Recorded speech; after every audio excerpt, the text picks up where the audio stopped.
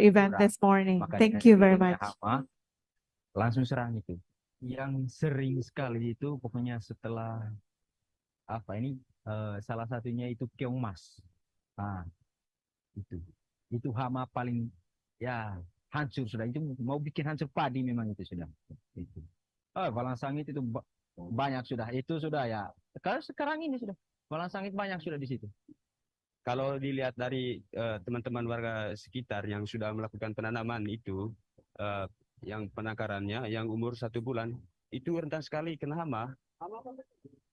Yang pertama adalah lerok. Lerok itu istilah Manggarainya itu serangan ulat dari bawah tanah. Ya, itu di umur 1 bulan, tidak tahu selanjutnya nanti. Mungkin di umur 2 bulan dia kena hama putih. Ya mudah-mudahan aja tidak. Keberadaan tambang pasir di sekitar persawahan dan pemukiman semakin meningkatkan kekhawatiran masyarakat. Aktivitas pertambangan pasir berpotensi memberikan dampak fisik lingkungan. Ladies and gentlemen, we would like to invite you to proceed to meeting room as we are about to start our event. Rusaknya akses jalan serta polusi udara. Perubahan iklim nyata berdampak pada lonjakan hama penyakit dan penurunan debit air persawahan padi. Petani di desa Kal belum mampu melakukan upaya adaptasi seorang diri. Keterlibatan para pihak menjadi keniscayaan untuk membangun resiliensi petani padi di desa Kal. Jadi pemerintah pusat perhatikan soal tanggap isu perubahan iklim. Bagaimana budidaya atau penghijauan kembali itu sepanjang dari bendungan Waimantar 2 sampai di sini, sampai di bak pembagian. Itu yang pertama. Kedua, soal pembangunan bertahap ini, karena banyak yang rusak saluran irigasi. Harapan saya untuk kedepannya, ya khusus untuk pemerintah Kabupaten Manggarai lah. Karena yang pertama, mereka tahu bahwa Satarmise ya 99% penghasilan utamanya itu kan dari sawah. Ya harapan kami untuk kedepannya ya, pemerintah cobalah bijaksana untuk melihat kondisi yang seperti kami alami di sini. Kalau misalnya bukan pemerintah sendiri yang terjun langsung melihat kondisi di sini, kan banyak pegawai PPL, apalagi kan di setiap kecamatan itu ada. Nah mungkin dari pemerintahnya kasih tahu untuk pegawai PPL-nya ya coba bisa langsung terjun.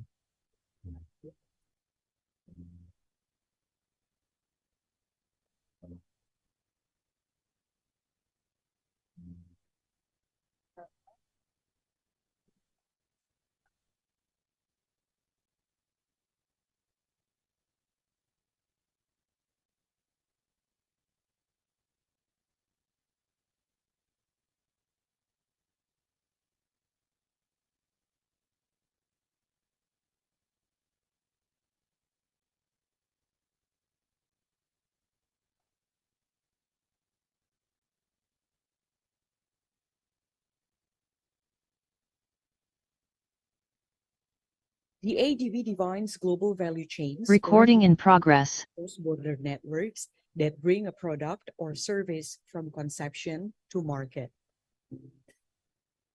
GVC is concerned with the process of converting inputs into outputs to produce more value. The value chain consists of upstream, basic R&D, design, logistics, middle, manufacturing, and downstream marketing, advertising, and customer support activities at the enterprise level. ASEAN countries 8, 7, 6, 5, 4, 3, 2, 1.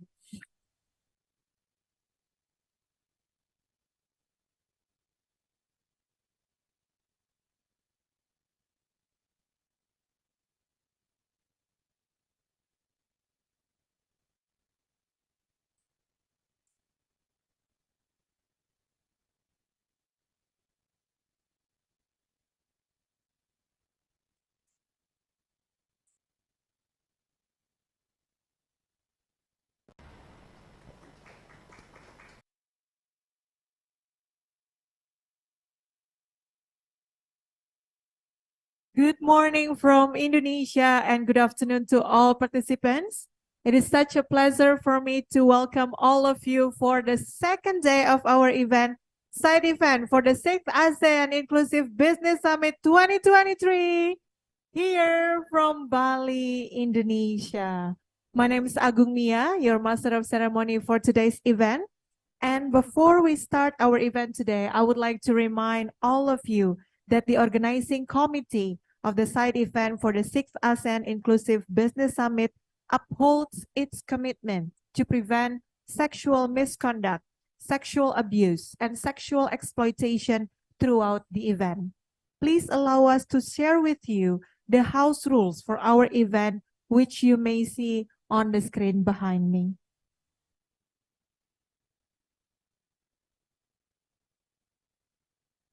Ladies and gentlemen, please always be reminded of these rules during the entire session of the event, as safeguarding is not only the committee's responsibility or participants' responsibility, but it is also everyone's responsibility.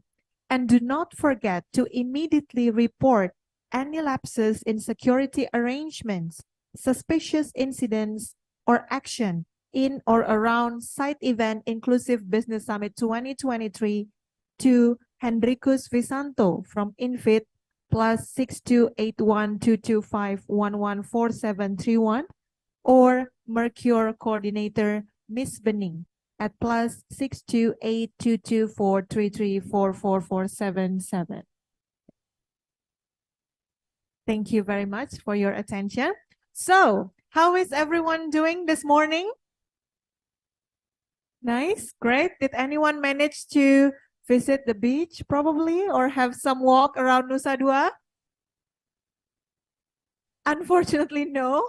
Perhaps later after our event today, okay?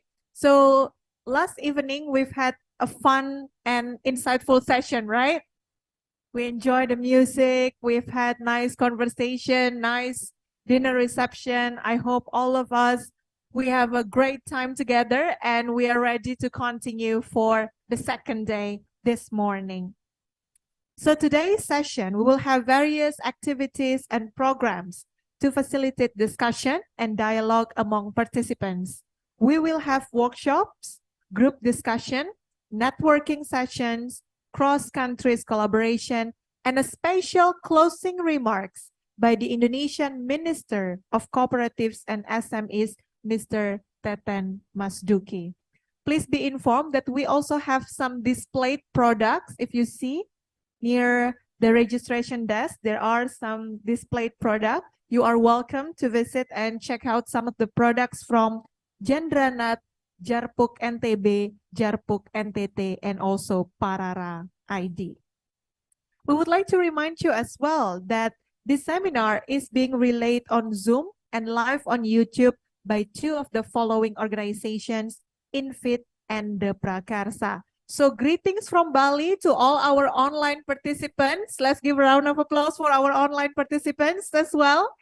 Thank you so much for joining this event virtually.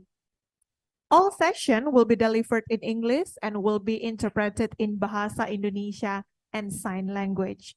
Ladies and gentlemen, please be noted that we have provided the interpretation feature on Zoom. You may click the button on your screen located at the right side with globe symbol, title interpretation, and then choose Bahasa Indonesia if you wish to translate. We also provide sign language interpreters. Bapak Ibu yang kami hormati, kami informasikan bahwa kami memiliki fitur interpretation atau penerjemahan. Jadi kami persilahkan Bapak Ibu yang mengikuti acara ini secara virtual untuk bisa klik di bagian layar di sebelah kanan bawah dengan simbol global bertuliskan interpretation. Silahkan di sana ada fitur penerjemahan dan bisa memilih opsi bahasa Indonesia sehingga bisa mengikuti keseluruhan rangkaian acara ini. Terima kasih. Ladies and gentlemen, we are still on this special event, the CSO site event for the 6th ASEAN Inclusive Business Summit organized by Oxfam in Indonesia, INVIT, Prakarsa, KRKP, and ASBUK, which aims to strengthen the engagement of civil society in inclusive business in ASEAN, and also to provide forum for knowledge exchange, sharing best practices, and consolidation of CSOs, government, and business sectors. Today, we will have three sessions. Session 3, with the topic of inclusive and responsible business in the agricultural sector, the impact of climate change, which will be facilitated by Ms. Lily N. Batara, People's Coalition on Food Sovereignty, or KRKP Indonesia. I can see, Bapak, you're so excited. Okay, you're here already. Thank you so much for being here. Ms. Chrissy Guerrero from Panen Raya Nusantara, or Parara. Thank you so much for being here as well. Mr. Makhal Bunagan, the Initiatives for Dialogue and Empowerment Through Alternative Legal Services, or IDEALS. Good morning. Thank you for being here. Mr. Budi Syahputra, Regal Springs, Indonesia. Good morning. Mr. Nguyen Hong Chuong from Oxfam in Vietnam. Thank you. Good morning. Also, as the moderator,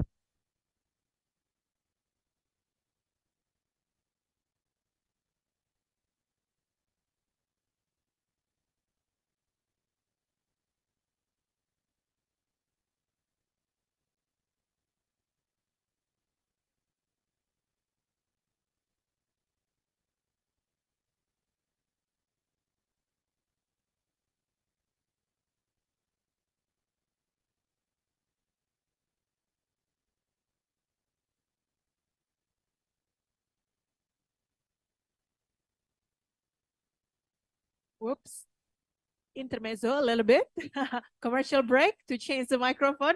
Okay, for the moderator, Mr. Ulil Ahsan from Ricolto, Indonesia is here with us. Good morning, thank you so much. And for session 4, with the topic of a multi-stakeholders approach in attaining inclusive economic growth, which will be facilitated by Ms. Indah Budiani, Executive Director, Indonesia Business Council for Sustainable Development. Good morning. Also, Ms. Amalia Falah Alam, Country Representative, CNV International. Welcome. Mr. Mahatma Windrawan, the Deputy Director of Market Transformation, Roundtable on Sustainable Palm Oil, or RSPO. Also, His Excellency Dr. Tan Monivan, Vice President of Cambodia Chamber of Commerce. Good morning. Welcome. Thank you very much for joining us this morning.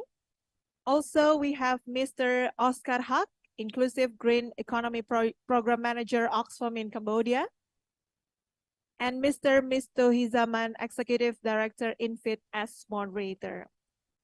There will also be a cross-country collaboration, which will discuss the way for us to foster concrete collaboration across countries to promote inclusive and responsible business in Southeast Asia and establish inclusive and responsible business network, which will be facilitated by Ms. Prameswari Puspadewi, Oxfam in Indonesia as session facilitator, and group facilitator by Ms. Sansar from Oxfam Cambodia, Ms. Ana Paula, Oxfam Timor-Leste, Ms. Lily N. Batara from KRKP, Ms. Alia from INFIT, and Mr. Muhammad Fardan from Oxfam in Indonesia. Ladies and gentlemen, please be informed that we will also have a session to hand over the CSO recommendation for the ASEAN Inclusive Business Summit to the Minister of Cooperatives and SMEs of the Republic of Indonesia, Mr. Teten Masduki. Well, let's give a round of applause to our speakers, moderators, and facilitators. Thank you so much. We are now moving on to our next agenda. We will start with the third session with the topic of inclusive and responsible business in the agricultural sector, the impact of climate change. The workshop will look at prospects for inclusive businesses in the agricultural sector. Best practices are exchanged among Indonesian and ASEAN actors in order to stimulate progress in the implementation of an inclusive and responsible business ecosystem in the agricultural sector. Ladies and gentlemen, join me in welcoming the moderator for today's session, Mr. Ulil Hasan from Rikolto, Indonesia.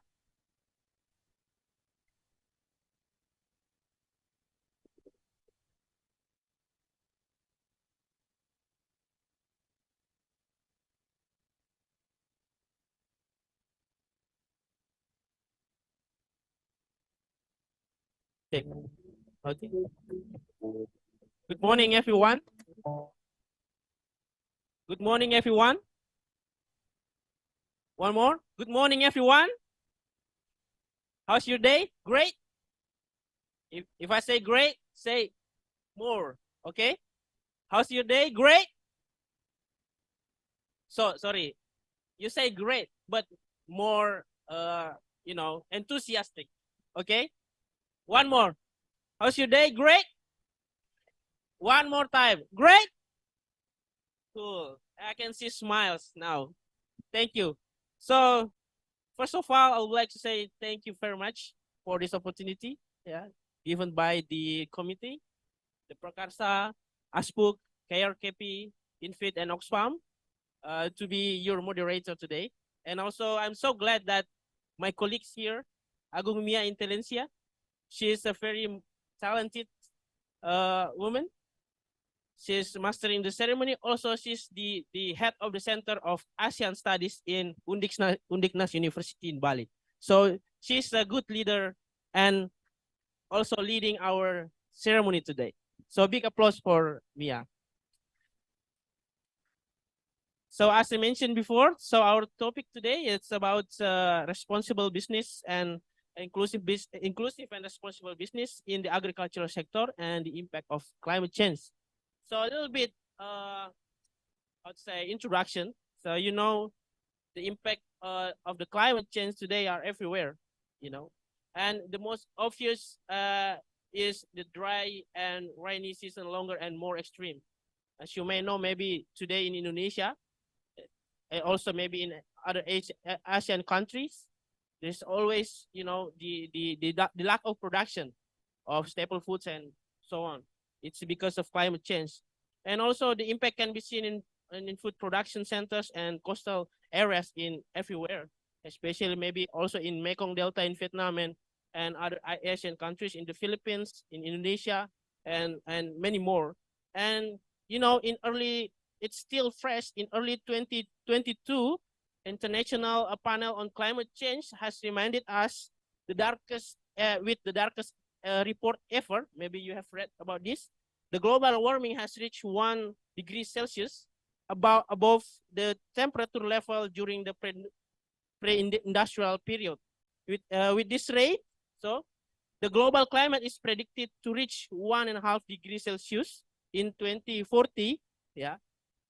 According to IPCC, the rise of global temperature has a self-amplifying mechanism. It means that if our global temperature has reached 1.5 degrees Celsius, then it will be exponentially increased. But this year, the very recent report from the UN, so we are under not global warming anymore. It's a global boiling because it has reached what IPCC predicted. It's earlier than they predicted. So this means that we need to tackle the climate change now. And the most impacted groups, are impacted by climate change is the vulnerable group: women, youth, people, small-scale producer, fishers, and also in agriculture sectors. So indigenous community as well, and those who are marginalized. And in reverse also, the current practice is very unsustainable. So in this session, our inspiring panelists discussions will share their experience in promoting inclusive business and how to tackle the climate change through what they are doing in their respective countries. So let's start our discussion by calling all of the panelists. First, I will call Ms. Lili Novianti Batara, the program coordinator of People's Coalition for Food Sovereignty, so KRPKP. This is a CSO that concern in food sovereignty and small-scale food producer and then aiming to realizing food sovereignty in Indonesia.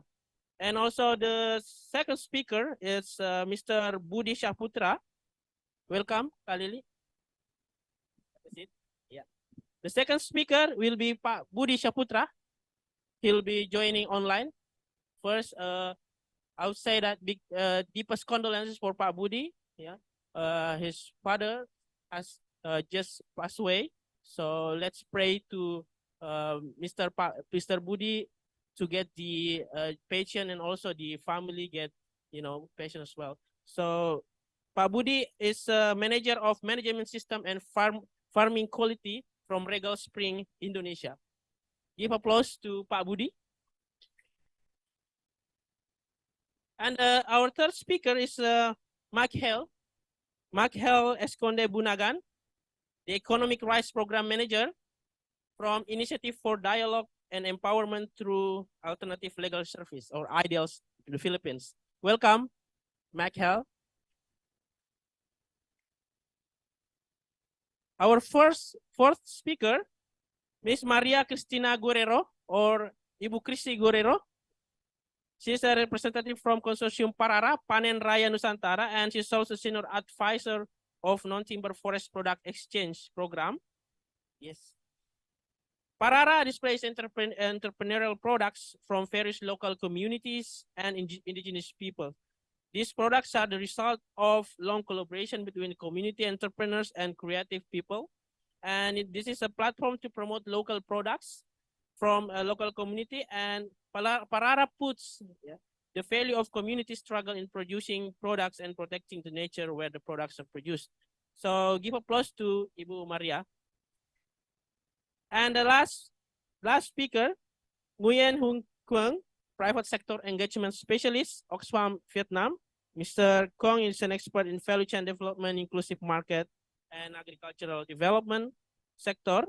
And he's an extensive experience also in regional development, including in Mekong Delta. And what he will share today is about inclusive business and climate change issues in Vietnam. Welcome, Mr. Quang. So again, give applause to our panelists, including Pak Budi in the online session. Okay. Okay, our panelists. So I will So I will give questions for the first speaker today. It's Miss Lili Batara. About what KRKP have been doing related to tackling climate change and also promoting inclusive business in Indonesia. So, Miss Lili, yeah. So, how do you think inclusive business can address climate change in the context of, if you have been working with the small scale producer in Indonesia as well. So, how do you see this issue? How can we promoting inclusive business to tackle the climate change? Yes. Thank you, Leo. Good morning, everyone. How are you? After a long discussion yesterday, and I believe that after we listen energetic music last night, we have a new energy for continue our discussion for today. Thank you, Lil, for the question. When we talk about the inclusive business, I would like to start with our perspective, maybe our same perspective of inclusive business. That the inclusive business is refers to a business approach that how involve low income or marginalized people as a partners in a value chains. Maybe I have one slide to show the scheme. Maybe the technical can help me. And this business also have how to share value, including the pure and marginalized people, by providing them access to market, access to finance, access to services, and how their livelihood opportunities become better and better. we are standing positions on the smallholders. And when we talk about how inclusive business can address climate change, we know that in inclusive business, who is the actor that the most impacted of the climate change is the producer, is the smallholder, farmers, fisher folk that depend on their livelihoods on the nature. And we have to consider of that.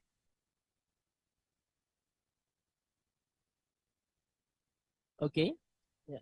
And I would like to show the data, maybe not in the screen, that in, like Ulil said, that in 2023 is a dry season in this year, particularly in August and September, according to the climate services, that the draw level is higher than previous years. Also, and according to the Food and Agriculture Organization that estimate El Nino could trigger drought in Asia Pacific. Southeast Asia also, Indonesia is one of countries that most affected of the drought. What does it mean for the farmers? It means this is a potential crop failure for their harvesting. I will give you some example for the rice commodity as our staple food. Based on previous KKP research that drought can decrease a rice production by around 10%. And if we assume that 2003, drought will have the same impact because we have a same El Nino in 2008 and 2009, then rice production in Indonesia in 2003 could be decreased around 5.48 million tons from 2002.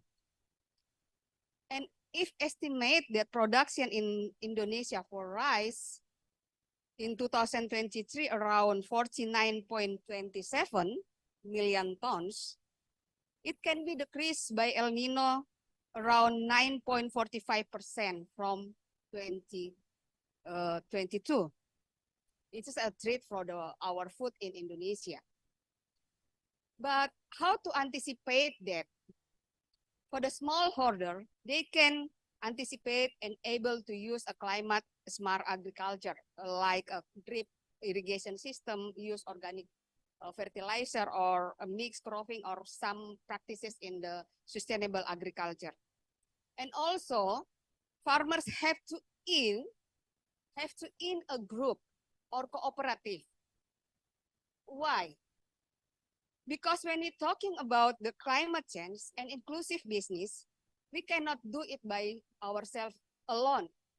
We have to collaborate with businesses through an institution, not only to strengthen our bargain, but also consolidating input and output from agriculture. So indirectly, emission issue by a smallholders will be reduced. Farmers and we cannot address climate change alone. We have to together to address this climate change in inclusive business. Not only farmers, but all actors in inclusive business.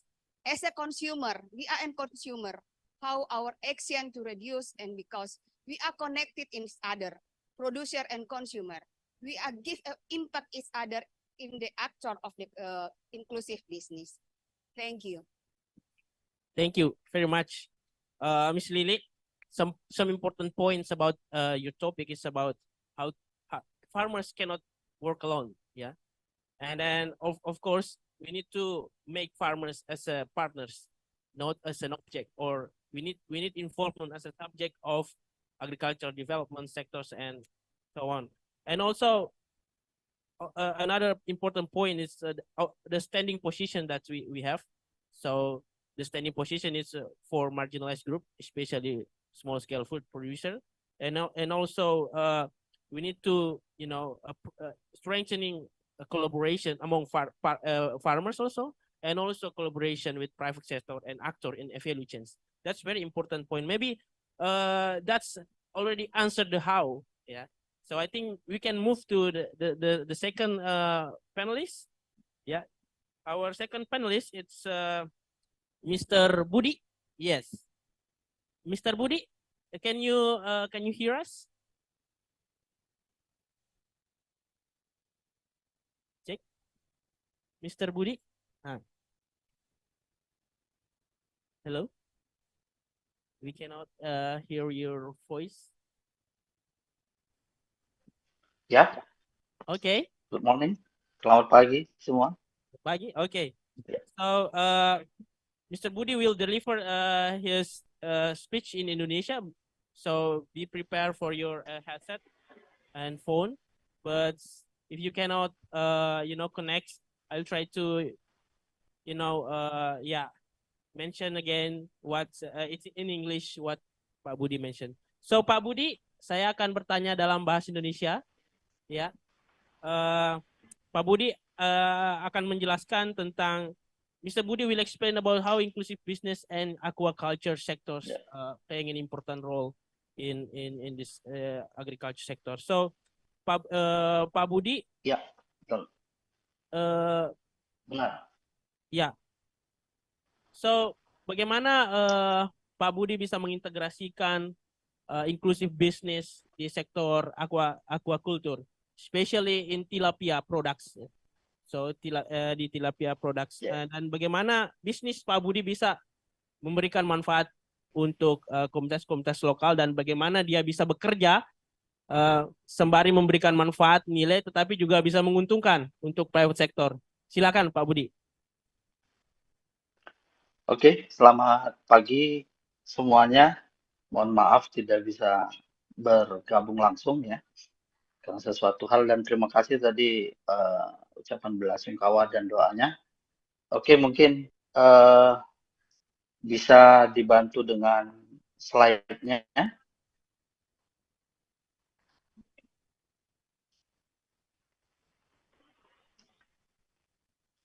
Halo? Bisa dibantu slide-nya? Oke. Sudah tampak kah? Sepertinya belum kelihatan. Oke. Oke, Pak Budi. Yap.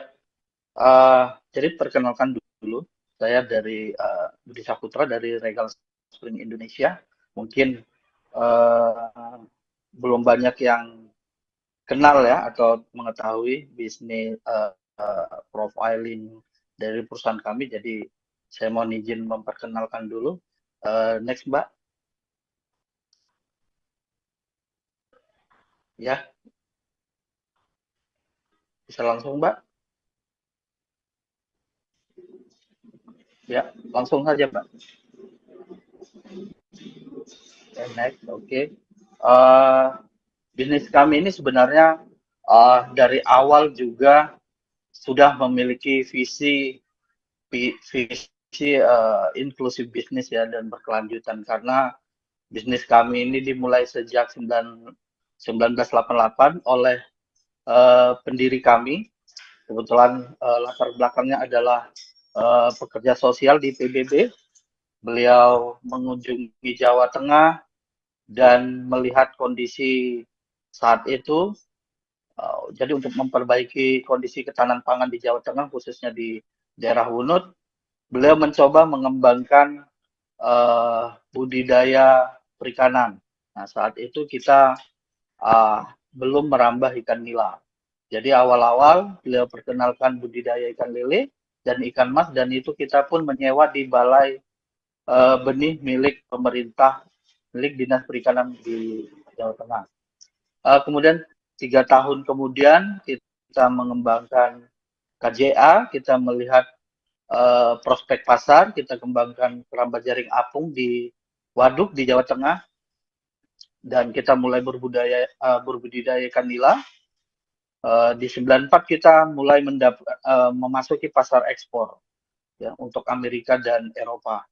Dan yang membanggakan, kemudian 1998 kita diundang untuk berinvestasi di Sumatera Utara, kemudian berbudidaya di Danau Toba tepatnya, dan 2012 kita menjadi perusahaan pertama di dunia yang mendapatkan sertifikasi ASC ya, Aquaculture Steward Council.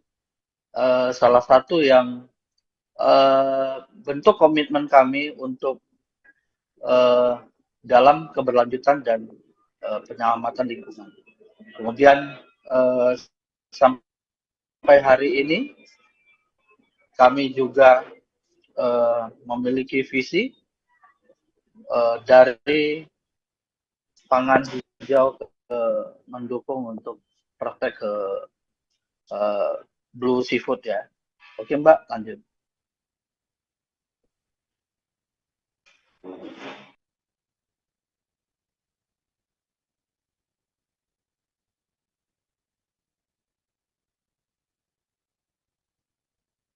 We cannot hear your voice, Pak Budi. Kita tidak bisa dengar suaranya Pak Budi. Oke. Oke. Ya. Iya. Produksi kami ini dalam setahun 26.000 sampai 30.000 ton ya. Dan kita dalam bentuk fillet ya, fillet tilapia, dan kita nomor 1 eksportir dari Indonesia untuk fillet dan nomor 2 dunia setelah China untuk produk fillet frozen. Yes. Jadi kita mempekerjakan 1.500 karyawan lokal dengan untuk di pabrik sendiri, dan di farming itu kita sekitar 500 orang lokal. Kemudian ada pekerja tidak langsung yang masuk dalam rantai operasional kami dalam pengangkutan, bongkar muat, dan kebersihan ya. Itu sekitar 3.000 orang. Dan penerima manfaat sosial di sekitar operasional kami sekitar 30.000 orang sejak kami berdiri. Lebih dari 30.000 orang. Oke. Next. Ya, lokasi kami di Indonesia, kami terintegrasi mulai dari penyediaan benih, kemudian pembesaran ikan, ya, Danau Toba. Nah, saat ini kami hanya ada di Danau Toba operasionalnya, sedangkan di Jawa kami sudah sudah tidak lagi beroperasi di Jawa Tengah. Kemudian kita memiliki processing plant juga, pabrik pengolahan untuk mengolah ikan-ikan segar kita dari Danau Toba menjadi fillet beku untuk dikirim ke pasar. Oke. Next. Ya, ini bentuk dari integrasi kami dari pembibitan, ya, pembenihan ikan, kemudian ada pembesaran di Danau Toba, proses panen, dan proses filleting ya di pabrik pengolahan, dan itu yang terakhir adalah bentuk produk kita yang saat ini beredar, termasuk di Indonesia. Oke.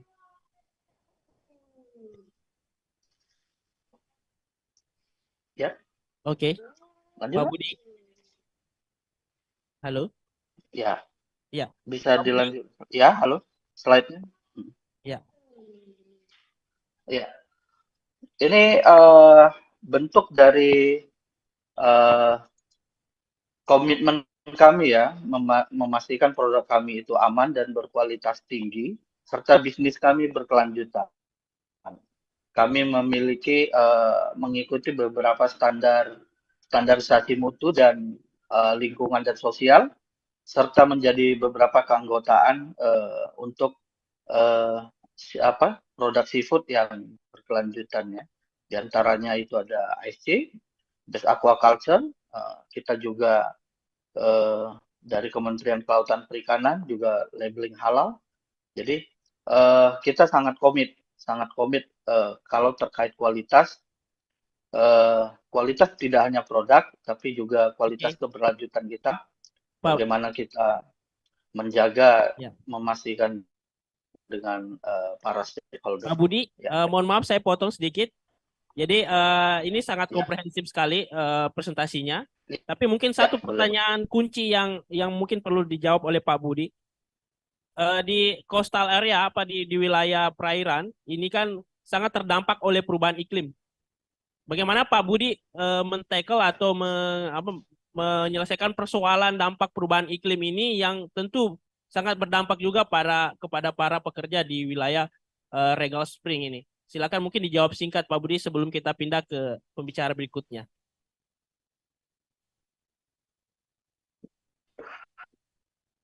Halo. Oke. Ya, please. Ya. Iya. Halo Pak Budi, bisa? Benar. Ya. Silakan Pak. Karena kita memang berada di perairan umum, jadi ya, halo, ya. Lanjut Pak, Ya, lanjut. bisa ya. Kita ada di perairan umum, tentunya sangat berdampak. Ya, tentunya kita sangat terdampak ya dengan adanya perubahan iklim. Apalagi kita ada operasionalnya adalah di perairan umum ya, tepatnya di Danau Toba.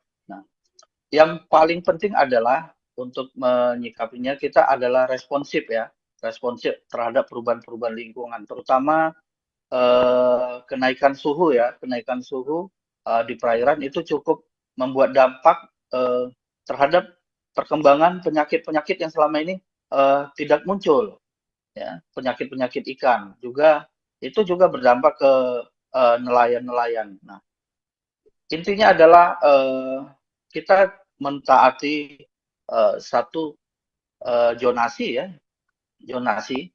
Kita harus taat terhadap zonasi, kemudian kita menggunakan pakan yang sangat ramah lingkungan, di mana kita atur kandungan fosfornya yang rendah, kemudian penggunaan raw material yang memiliki kecernaan yang bagus bagi ikan, karena sangat penting, khususnya di pakan. Pakan sangat menyumbang jika kita menggunakan pakan yang tidak ramah lingkungan terhadap perubahan lingkungan. Karena memang perikanan sangat sensitif terhadap isu-isu lingkungan. Baik. Oke, terima kasih Pak Budi atas penjelasannya. So, I'll try to explain or paraphrase a little bit about what we are discussing. Pak Budi explained the history of how actually Regal Spring established from the social empowerment program and then later to be a social enterprises that impacted more than 30,000 workers in Indonesia. And then in this business, how to tackle climate change issues. So it's very impacted by the climate change, especially when the temperature changings. So the rise of temperature can affect severely the fish. And then what Regal Spring done is to be responsive. Yeah, to be responsive if there is a temperature changing in the area, because this temperature changing can directly impact also the workers.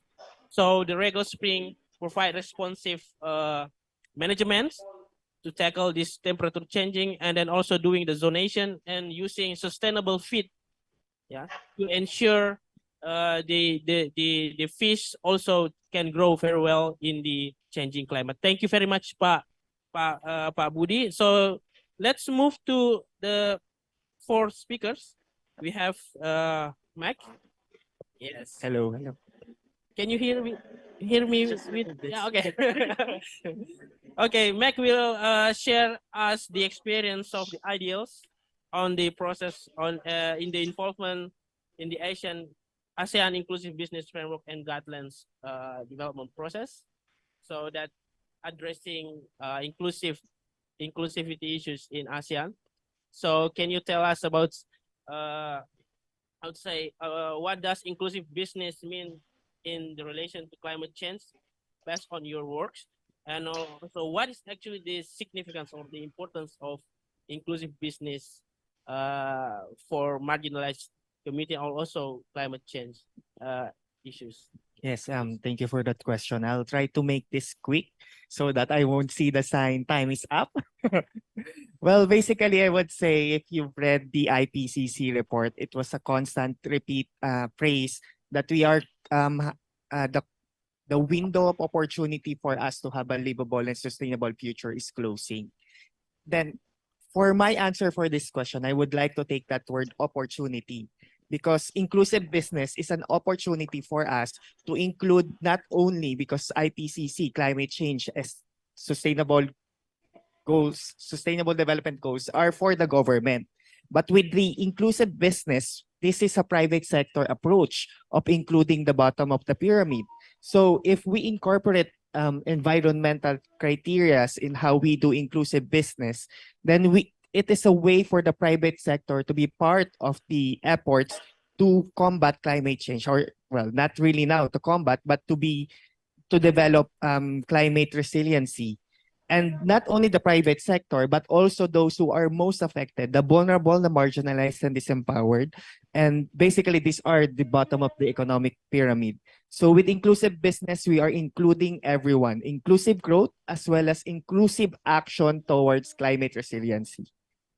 So I guess IB is a very important key in our efforts to become inclusive in our efforts to have a continuing healthy planet. Yes. Yeah, thank you very much. So it's important to take this inclusive business as an opportunity. Yeah, so and also including the environmental standards issues. Yeah. Yes, if I may just add, in inclusive business, we see that the impact is more heavy on social impact. And we often left out environmental impact. Although in the Asian guidelines for promoting IB in Asian member states, there was a mention about ESG, or environmental, social, and governance criteria, but still it was just once mentioned. So we're now talking about inclusive business in agriculture, and agriculture is one of the areas where inclusive business can propagate, can be promoted, because we have farmers, small landholders. If they form a cooperative or whatever form that they could have access, they could be better access to the market, international market, and have better opportunities. But then again, remember, we have this concept of sachet economy, where if we focus only on economic gains, we might be compromising environment. So I think it's about time that the next step would be to have a subcategory for inclusive business for agriculture with a heavy focus on climate resiliency, not just economic gain or social impact. So the point is we need to balance not only focusing on economic issues on the guidelines and framework, but also the social and environment and also inclusivity issues that we need to put in the guidelines. So it's kind of thank you very much, Michael, for very sharp points. So next, Ibu Christina or Chrissy? I should. Chrissy aja. Oh, Chrissy, Ibu Chrissy.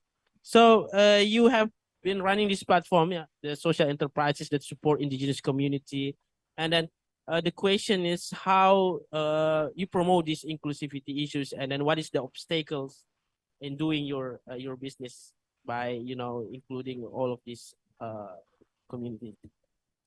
Thank you. Maybe I have 4 slides. Maybe I can answer some of the questions with the slides. But I'd like to begin by saying thank you to the organizers, to KRKP, ASPOK, INFID, Oxfam, and Prakarsa for this opportunity. As was mentioned, I represent the consortium of Parara. Parara stands for Panen Raya Nusantara, or the Great Harvest of the Archipelago. Indonesia is 17,000 islands and represents hundreds and thousands of cultures. And several NGOs, including one of the organizers here, ASPOK. I see Ibu Emmy. Hello, Ibu Emmy. Ibu Emmy is one of the active members of the consortium, which is 31 members. And also Ibu Ernie.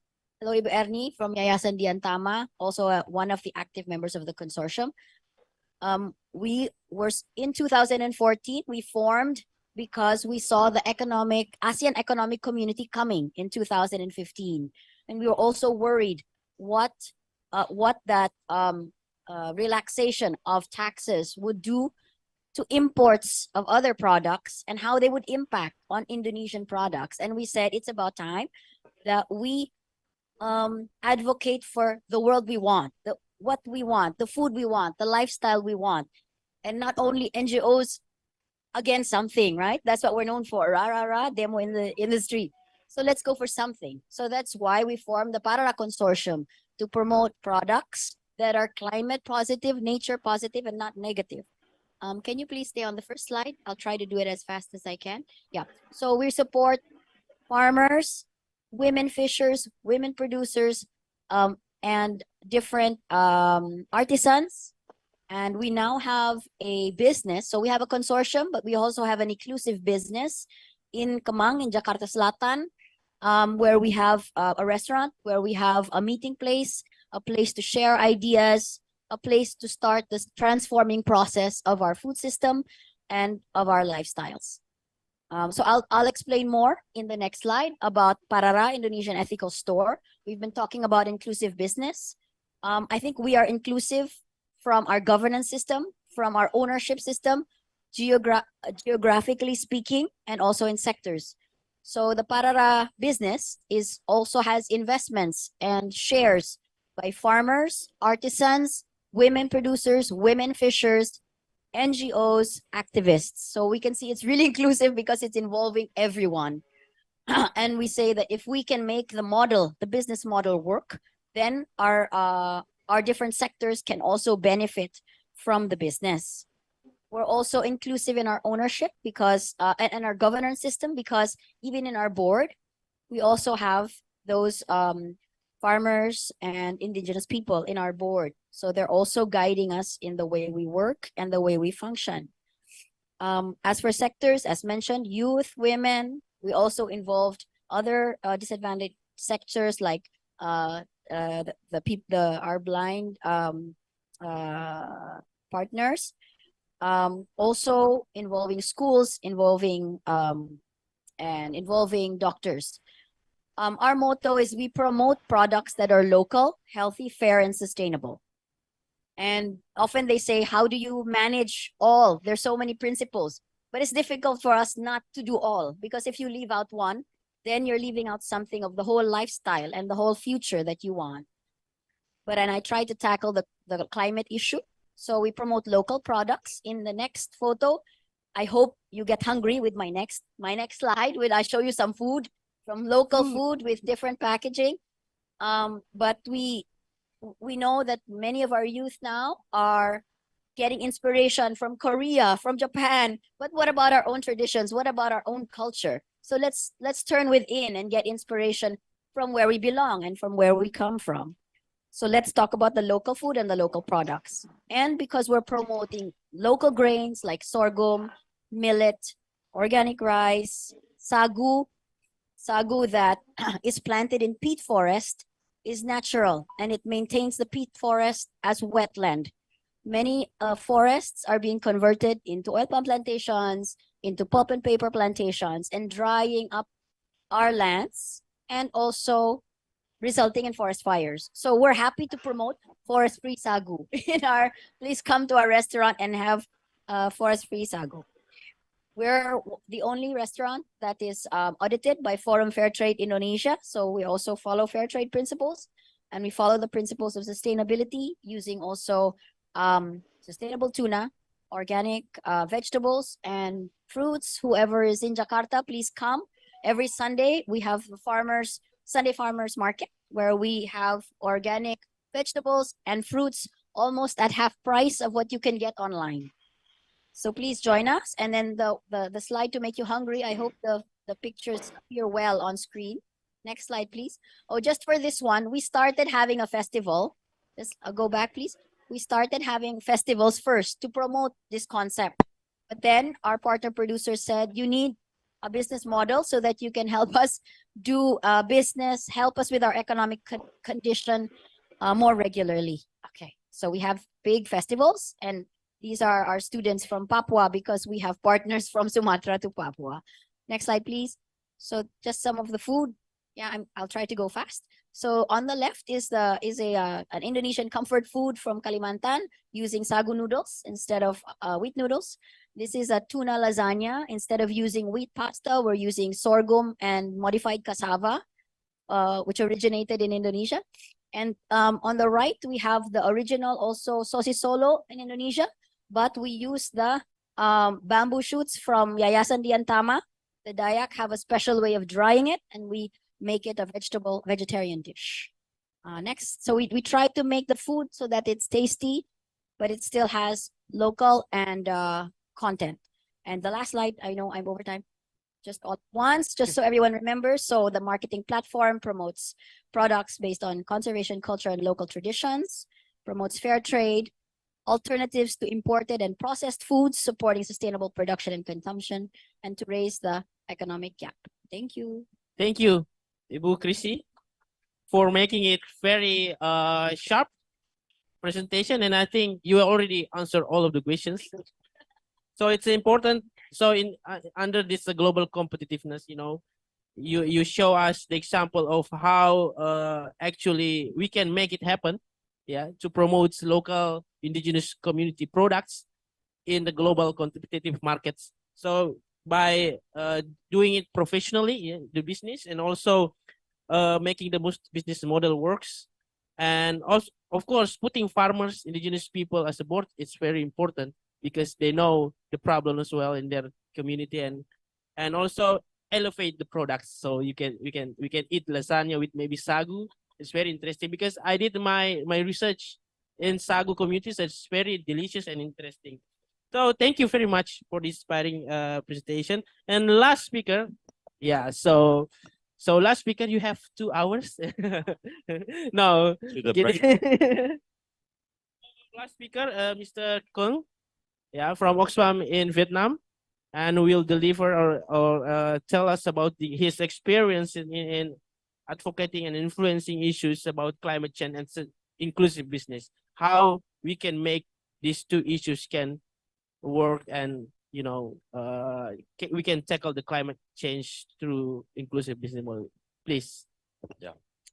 Thank you very much, and thank you the organizing team to inviting me to speak today. Talking about inclusive business and climate change, I think at the beginning, I come back to the point that Mac mentioned earlier, that the ASEAN Inclusive Business Framework mentioned very little about the ESG, for example, but not the climate change. But yeah, it seems that there is no correlation between the 2 concepts, inclusive business and climate change, but they do. Actually, they do correlate. I take also the word of opportunity as why we're talking about the inclusive business, because it's really linked the actors together in the value chain, in the supply chain, especially the people at the base of the pyramid, the poor or vulnerable people who owns the production, really link them or get them involved in the supply chain. So it's actually the collaborative approach. And for climate change, I think our speakers mentioned today, to tackle climate change, we cannot work alone. So collaborative approach is a means. And of course, I think we have to also look at the power or the, I would say, the strength of the business. Business, they have finance, they have agility, they also, they fast in solution, taking action, not like us, even NGOs or like Oxfams. We are sometimes slower than them. And many times, I think, slower than the business. So having the business engaged in this work, I think it's good. It's an opportunity for everyone, including also small-scale producers we're talking about. And I can share one experience from our project in Vietnam, that we work in the shrimp and rice sectors, that we, for the information, climate change, Vietnam is one of the top 5 most vulnerable countries to the climate change. And you mentioned about Mekong Delta, it's producing 50% of rice of the whole country. And if the climate change continue happening or impacting the areas, then we have serious problems, food security, for example, and many other problems. And the two key problems, the two key impacts of climate change is, the first one is sea level rise, and it really inundates the land of rice or agricultural production. It's very bad if we look at the future. So because of that, the sea level rise or salinity intrusion, then rice is not, or maybe in a very short term, it's no longer suitable crops. But it is stable food crops for Vietnamese. But it may be not suitable anymore because we have no fresh water, because we have the saline water intrusion into the areas. So what we did, we collaborate with of course with the small scale producers, but also with the private sector, with the business in stream sector, that we introduce what we call a stream rice rotated farming model. Means that the farmers, they have to convert from rice monocrop into stream and rice rotated cropping. That when they have fresh water, they can grow rice. But when they have the saline intrusion, then they have to go with the stream. And actually now there are up to 200,000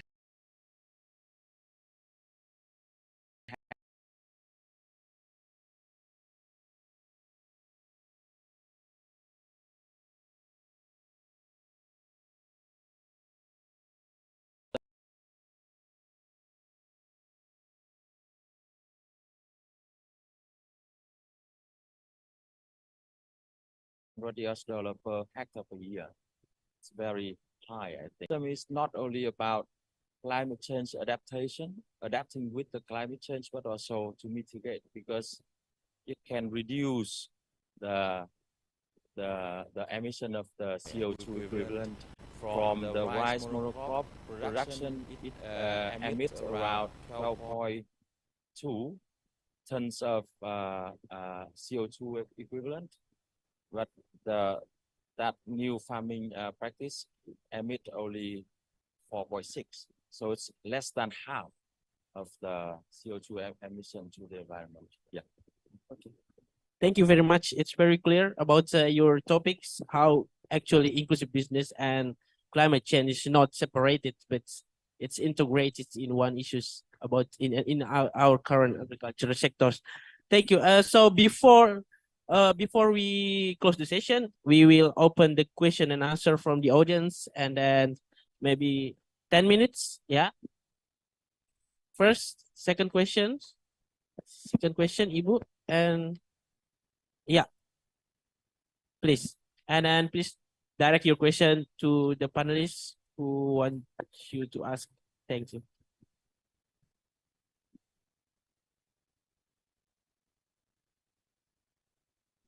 Yes. My concern is like sometimes the products, the local products is quite expensive, and it's hard to compete with the products from the other countries, maybe because of maybe the different reasons. So in order to maximize that, they use lots of pesticides and herbicides and in farmers, no? And these business corporations reach to these farmers directly, as you're right.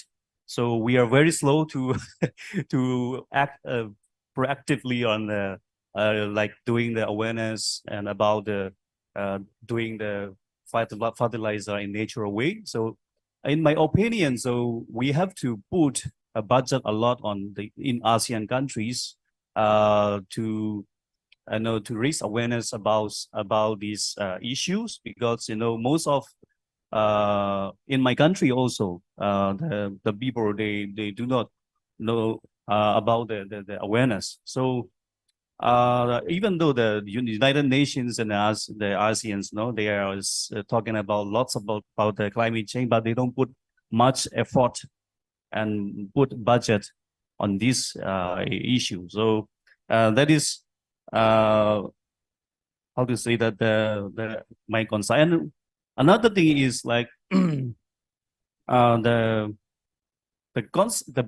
political willingness, and also the law and policies, and they should really how do you say that protect the farmer this business and to be more family more the climate change oriented. So the roles of the government and local authorities, how do you see that what is the importance, do you see the importance of the roles of the the local authorities and policies and laws can really improve the climate the inclusive business which is oriented to the climate change, no? And then it can reduce, no? So that is, anyone can answer.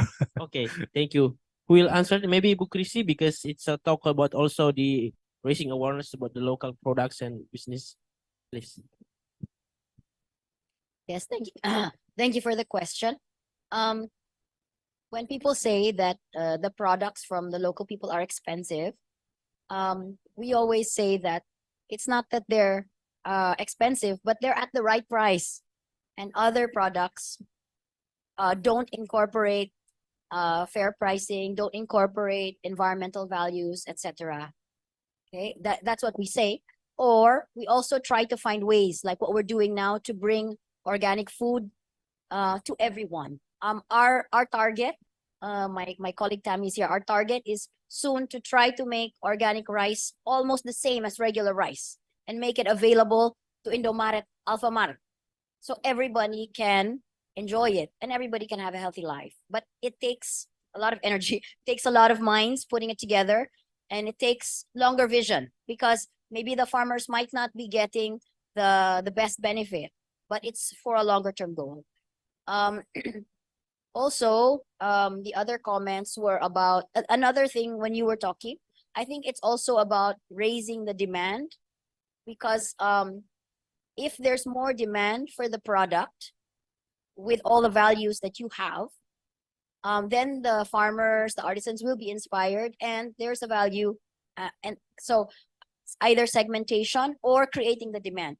Last June, I went with Aspuk, one of the organizers, to Sulawesi, South Sulawesi, because Parara also wants to expand to other islands. So the benefit of local, healthy, fair, and sustainable should not just be in Jakarta, but all islands. And there we were spreading this model, and there was a young producer who brought us his mushroom. He was making mushroom and making it a snack, right? And then, but he was still using some preservatives, where Parara, we don't use preservatives and chemical preservatives. And he said, oh, I have a variant where I don't use, and there's one woman who wants it. And I'm like, I'm the second woman who wants it. So please make it. So that's how you create demand. And for him, it's not so difficult. So creating demand, educating, finding the proper partners in the beginning, because as you know, it's expensive. Small producers can easily go bankrupt. So for us, we're working like with clinics, mother and children clinics who need healthy food for the mothers, for the breastfeeding mothers. We're working with schools who also want healthy food in the schools. I think working with government and local government is also important. Maybe KRKP can also explain, but I think in Indonesia, there's also a transforming food system process that's happening that tackles all the issues, including land degradation, but maybe. Yeah, maybe very short. Is policy and regulations really working in this case? The questions. It's not working actually. But I would like to say maybe our next slide to make it clear about how government policies can help us to in inclusive business, because when you ask how local authority can address the climate change, It can be because we according in Indonesia case there is a regulation from the local village. They have a budget 20% for the food sovereignty, and we can use that for the how to implement climate smart agriculture or business climate in agriculture. And for KRKP based experience, we organize a local authority to make some area, and they can put their policies on that in local and regions level. And with another NGO, we collaborate to push a government to make policies on partnership. It's a one of KRKP do how to make a safeguard for the smallholder, because we don't need to check about the inclusive business without to protect the smallholder with the regulation. Thank you very much. Very sharp. So you want to answer? If I Yes. may add, Okay. if I may just add. Yeah. Everyone wants to answer. So Yeah, okay. yeah. Please. Just to answer, the perceived higher cost of organic products. Right now, if you analyze the current issuances of countries as well as international bodies, you are seeing this trend of making it expensive for non-sustainable practices. So eventually, I guess we're moving towards that. Eventually, sustainable practices, organic products will be cheaper because a lot more costs would be imposed on those who are not going to practice sustainable methods and other things. And then with respect to local authorities, I think benefit of the doubt, they are doing things. They are passing laws related to climate change, related to agriculture. The private sector is following suit. The problem now is public awareness. As mentioned already, you have to create the demand so that the supply would be somewhat upscaled. So right now, public are aware about climate change, about climate resiliency, adaptation, mitigation, but they don't know how to participate. And one way of participating is, of course, consuming products that are promoting sustainability. Last from Mr. Kun to answer the No, that policy. what you mentioned about awareness on the impact of climate change, that's one of the challenge for business and also small scale producers, that they think maybe for a long time they think that that is investment for the future, because it has not happened to them, but actually it's not. Now they have to say invest for now, for the now, right? So it's the same like what we are talking about, responsible business. Before, people may say why we have to do business responsibly, right? But now, yes, there are requirements on responsible way of doing business. So that's why they also have to say now they have to invest for now, because the market is demanding the responsible products. So it's the same for climate change. Okay, thank you very much. The next questions, please, Ibu. We only have 5 minutes left, so I hope this is the last questions. Okay, thank you. I'm Romlawati from PEKA. PEKA is the national NGO focusing on empowering women head of a family in Indonesia. We already organizing more than 80,000 women in 27 provinces of Indonesia. And majority of them are farmer. Of course, there's from the marginal groups, farmer. So that's why I heard from your panelists, it's very inspiring. But this is thinking in my mind. I see that all of the objective of the business that you already mentioned is more focusing on exporting and selling the product to outside their location. Even though majority of the micro, small, and enterprise, including the PEKA members that we organize, is the marginal people with limited knowledge and skill in modern, of course, in especially for running the modern business.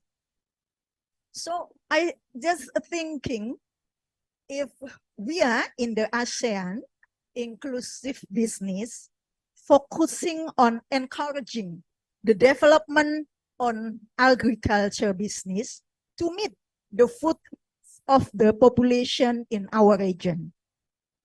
And it will contribute ASEAN independence, I think, because we're starting 5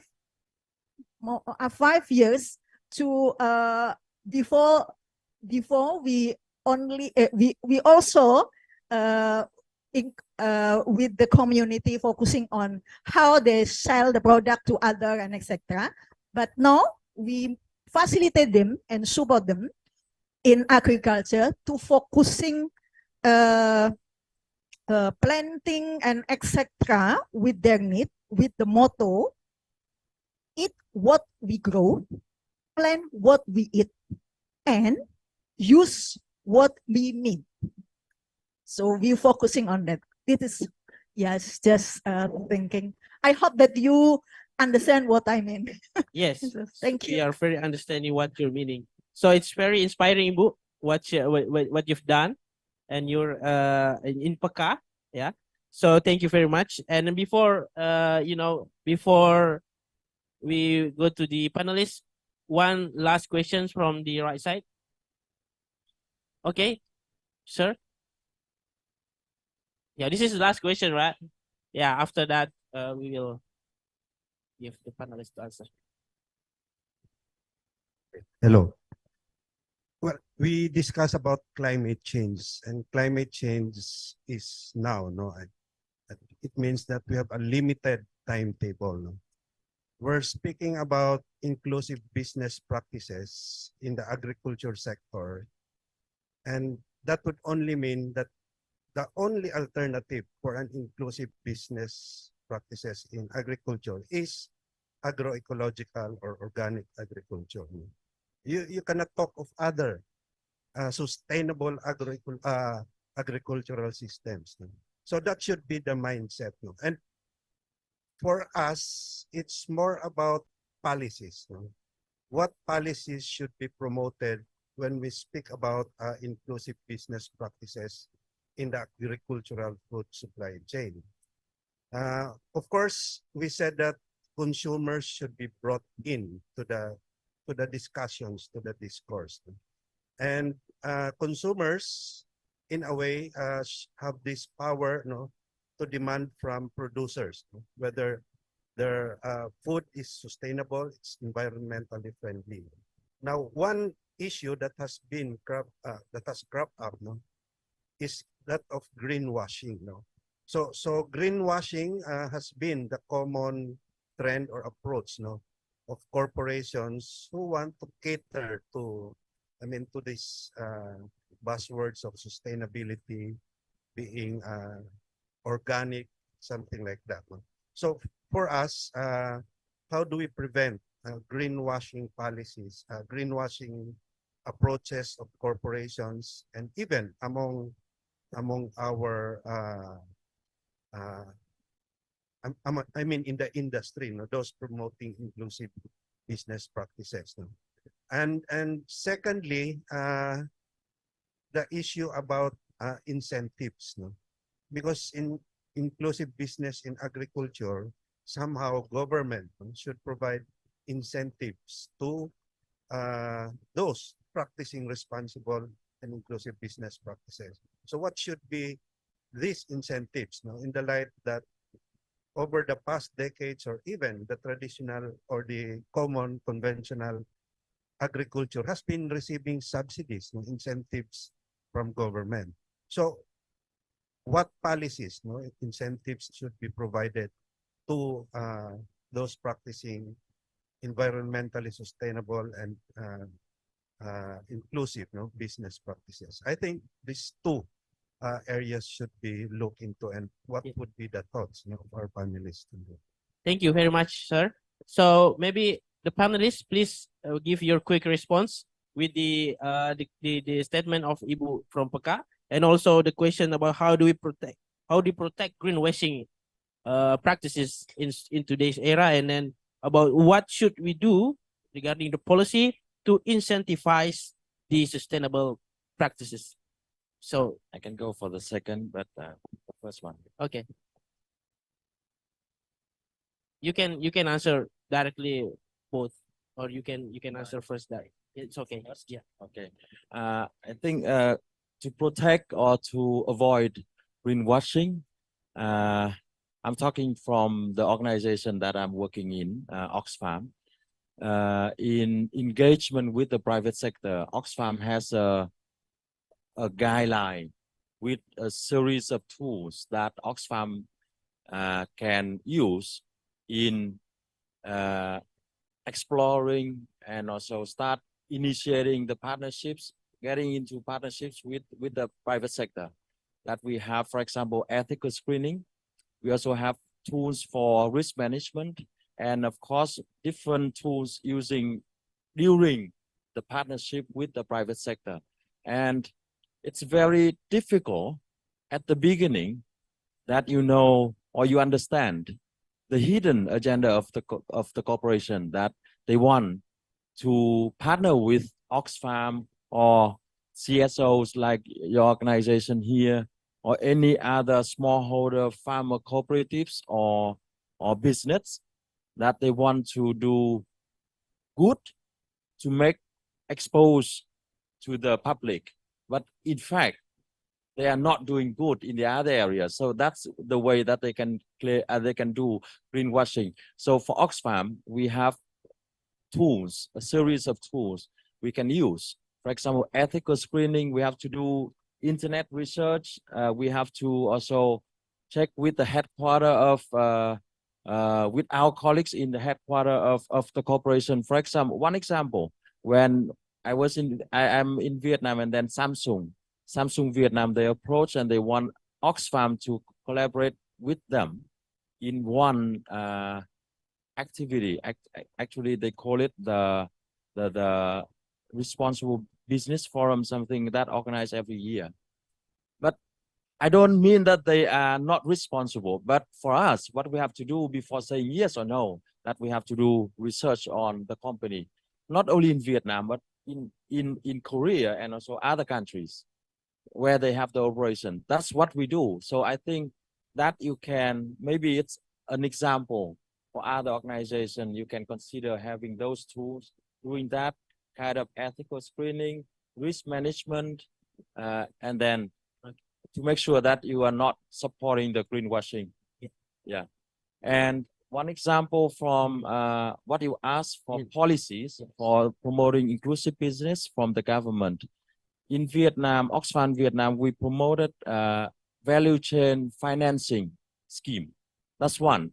That value chain financing is different from the loans from the bank. That always the bank requests for collateral from the small scale producers, but they hardly have it. Or normally they already have the loans from other banks. So the value chain financing scheme, it means that the private sector can be collateral, or they play the role as collateral for the small scale producers that they have contract with. So the farmers can access the loan through the private sector. That's maybe one example I think the government may consider to promote inclusive business. Yeah, thank you very much, Mr. Kong. Other speaker want to? Okay. Yeah. To add, I'll also respond to the second Maybe question. quick. First, yeah, I'll try. I was going to talk about ethics, but he handled that very well. I think two other points. One is consumer information and consumer networks. I think in ASEAN, maybe the consumer networks aren't as strong enough to really lobby, to get the good quality food and good quality agriculture. In Indonesia, a few weeks ago, we invited the youth because it was World Youth Day, and we invited a group called Health Heroes. They're young Gen Z, and they go out and they share information. They teach each other. Look at the label. This is what it means. You should know what you eat. And it's them, then they do all the TikTok together. So then they all get it. and they all want to be like them. So to find the way to communicate the information, but consumer information, consumer networks. Second is coordination with the media. I remember once I was invited to Laos. Anybody from Laos here? Lao PDR? Hello, good morning. I was asked by the beekeepers of the honey in Singkwang province. Very excellent honey, but the price is higher than the Thai honey that comes right from across the border. And they asked me, should I sell lower to compete with Thai honey? I said, no, you let me test your honey first. I brought it to Indonesia and tested it. That Thai honey, which was on the shelves, was not real honey. It failed in 2 categories, and the Singkwang honey was excellent, absolutely excellent. And so I said, this information you should bring to your government and to your media.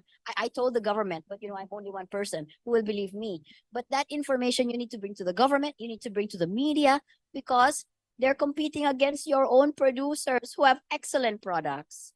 So that for me, consumer information and working with the media. Okay, thank you. Next. All right. I'll try to address the first one and the second one.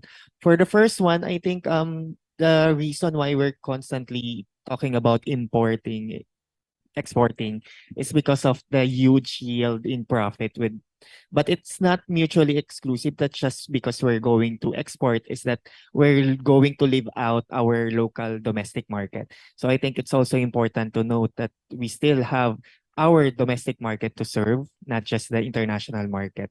For the second one, I think coming from a legal perspective, the government or the various governments can provide various fiscal and non-fiscal incentives, and among them would be, of course, some related to tax, some related to research and development support from the government agencies, and with respect to that's for sustainable practices, those organic farming, farmers, cooperative. For the greenwashing, aside from the government, the role of the CSOs in monitoring these companies is very important. So it's very important that we develop tools to determine whether a company is into greenwashing and have it visibly out there. So consumers would know who are the companies that are greenwashing, and then the government could reinforce the action by having it penalized criminally and with civil liability. So yes. Yeah. Last. Thank you. I want to address the first one. When we talk about the woman in farmers, based on our research with a Prakarsa and also, the woman farmers have not been taken into the partnership program. Only the Gapoktan is farmers group. It's men, namely men. That's why we need to collaborate maybe with PEKA to advocate change of the policy. Because how women involved in that policy, then women can receive a benefit or some access of finance and etc. It's our struggle right now, how to involve a woman and difable fisherwoman. It's a struggle to with PEKA, I think, and all stakeholders here, we can do that. Thank you. Thank you very much for all of the panelists. So before we end, let me quickly maybe summarize the points that we got from this workshop today. First, I think we need to, talking about inclusive business and climate change is about power relations. So we need to understand deeply the power relations that lies behind these issues, climate change and also inclusive business. And then second is we need to strengthen the collaboration among farmers and small scale producers, and also the collaboration between farmers organization also and the private sectors and business and all other stakeholders. And then educate, engage, create awareness. Engage means that Parara shows us that indigenous community farmers can be a board of this platform, and also make sure the participation take place. And then also promoting, for the private sector, maybe other stakeholder, promoting innovative management, such as maybe responsive managements in Regal Spring case. This also can benefit the the workers and also people or small scale food producer. And last is advocating in legal framework is very important, especially you mentioned also about the tools, many tools, for example, from Oxfam, maybe ideals that can be used to address the inequality in the legal, maybe national, maybe or international framework. So I think that's our learning point today. Thank you very much. It's not enough 1.5 hours, I think. So please discuss with our panelists after this. Thank you very much for your inspiring stories and workshop today. Thank you very much for the audience for your active participation. Thank you. Good morning. Thank you so much. Another round of applause to our speaker and moderator. Please remain on the stage because we have for our speaker and moderator, we would like to invite Ms. Hayu from KRKP to present the gift to our speakers and moderator.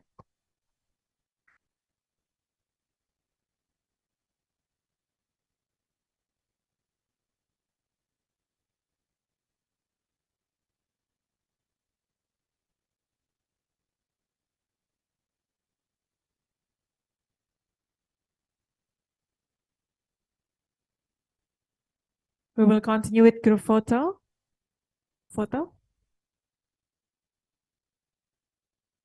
3, 2, 1. One more time. 3, 2, 1. Thank you so much for a very insightful and also engaging session to our honorable speakers and moderator as well.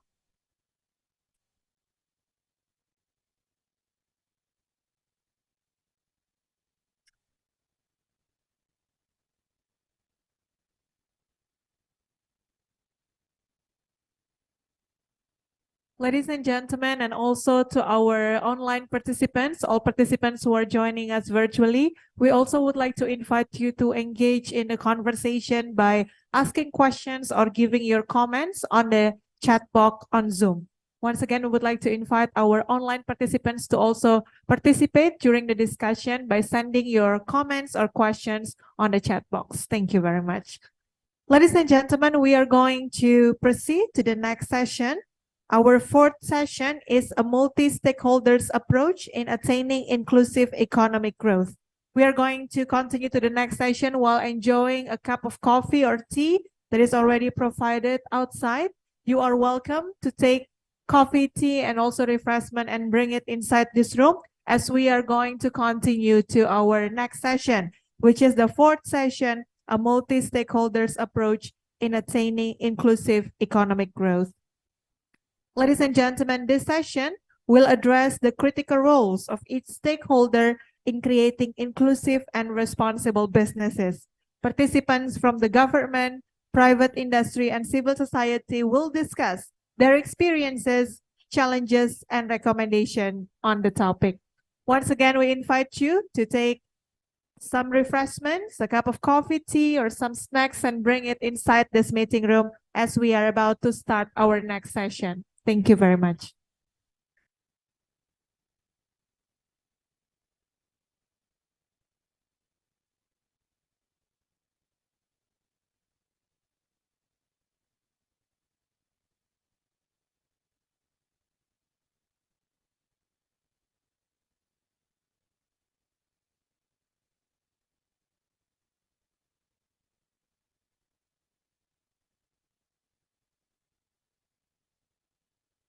The ADB defines global value chains, or GVCs, as cross-border networks that bring a product or service from conception to market.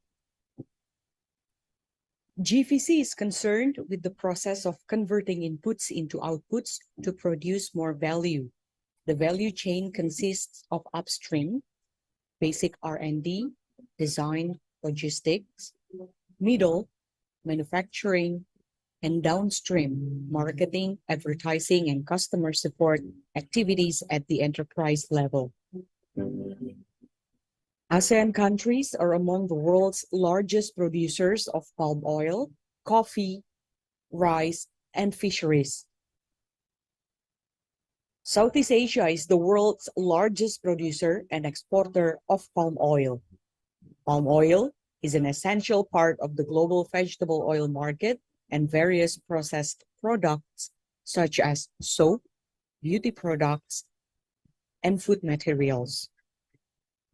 The largest producer countries are Indonesia and Malaysia. Two ASEAN countries, namely Vietnam and Indonesia, are prominent coffee-producing countries in the world.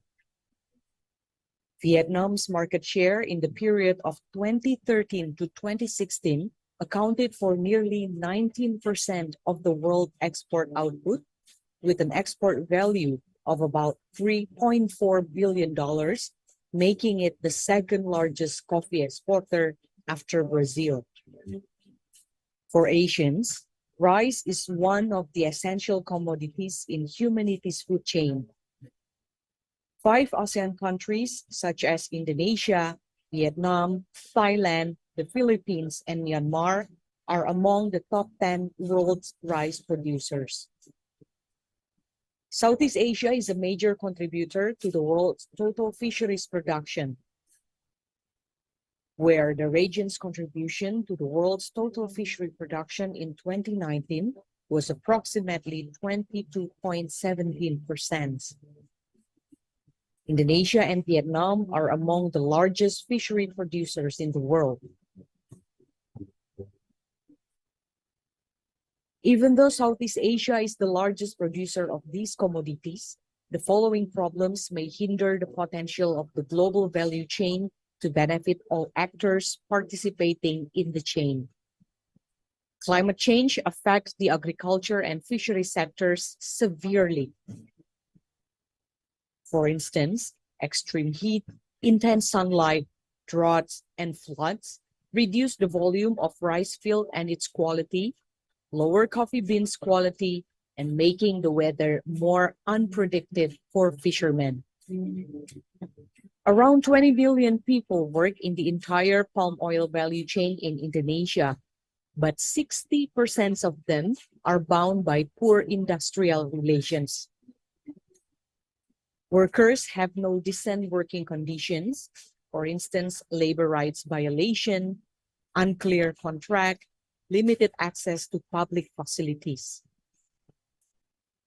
The environmental conditions where smallholders or traditional fishermen live generally have poor housing conditions, dense settlements, no access to clean water, and poor sanitation. Gender discrimination can also be seen from 2 aspects. First, gender-based discrimination, where women are marginalized in low-wage jobs. Additional family members, such as women and children, work but are not paid. Only the main workers, mainly adult men in the family, receive remuneration. Women's rights to menstrual needs, giving birth, and breastfeeding are also not fulfilled.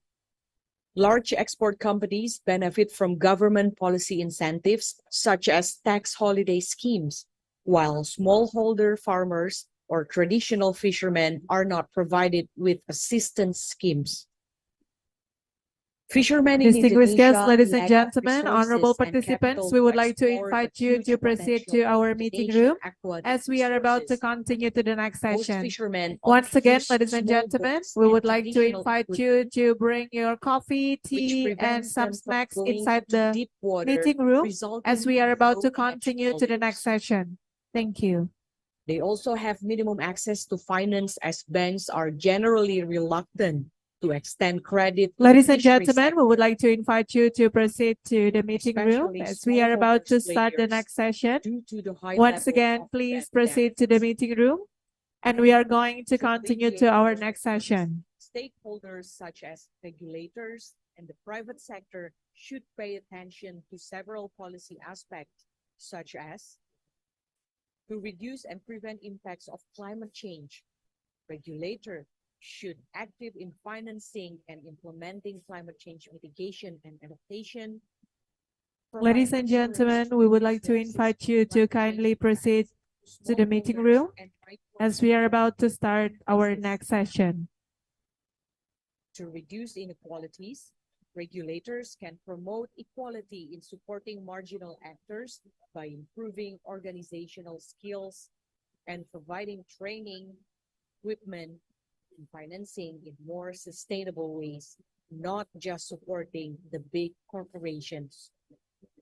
To alleviate labor rights violations in the agriculture and fisheries sectors, regulators. Ladies and gentlemen, please proceed to the meeting room, and we are about to start our next session.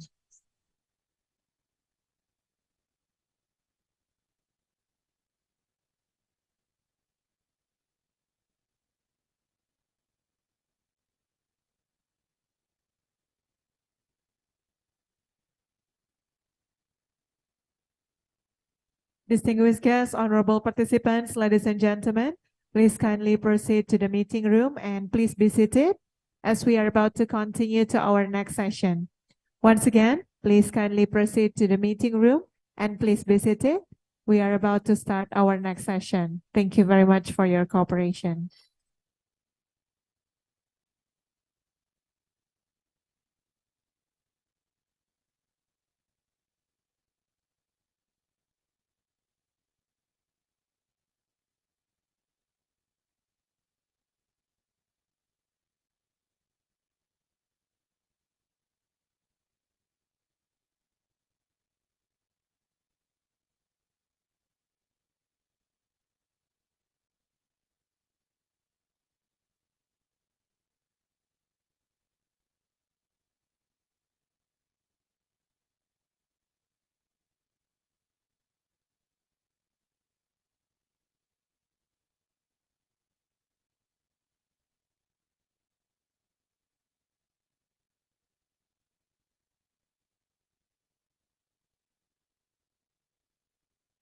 Ladies and gentlemen, once again, we would like to invite you to proceed to the meeting room and please be seated. We are going to continue to the next session.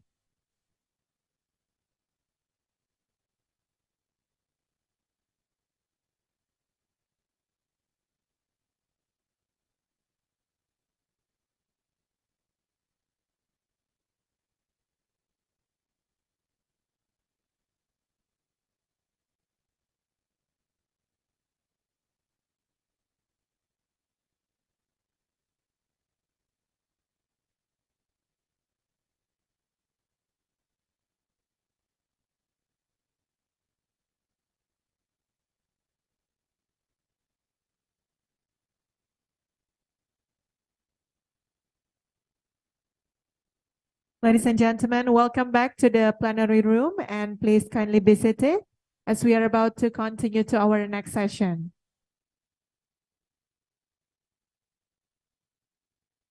Those participants who are still outside, we would like to kindly invite you to proceed to our meeting room as we are about to start the next session.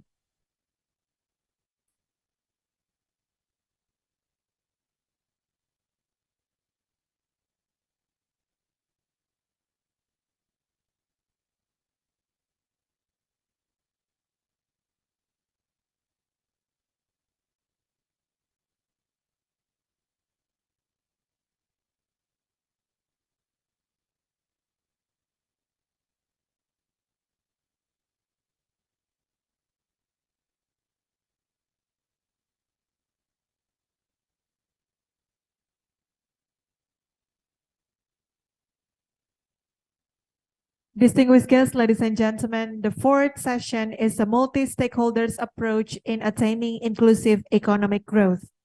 Please give a warm welcome to the moderator for this session, Mr. Misto Hizaman, Executive Director of INFIT.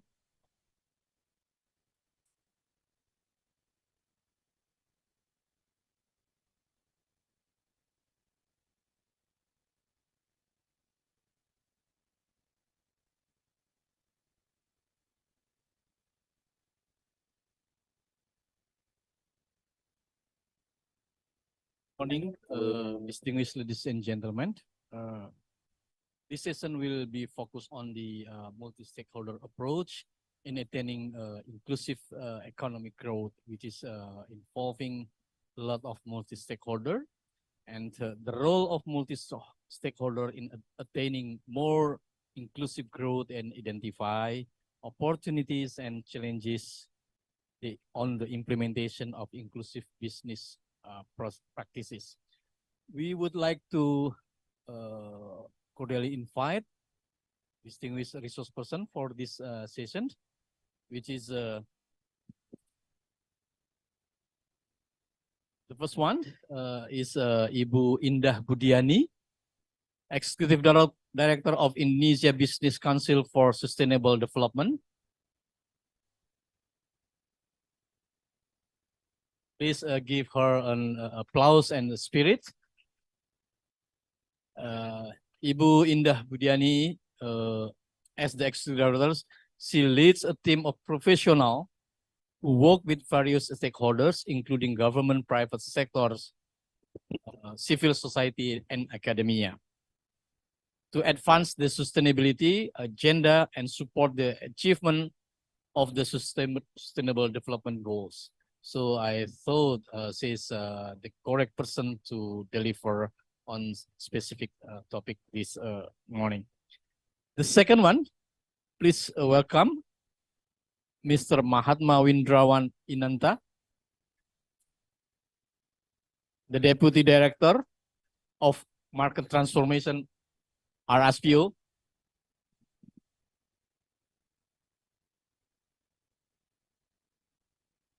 He is a competent sustainability and social responsibility specialist with a proven track record on handling sustainability challenge in the palm oil sector. And the third one, please welcome Ibu Amalia Falah Alam, Country Representative CNV International.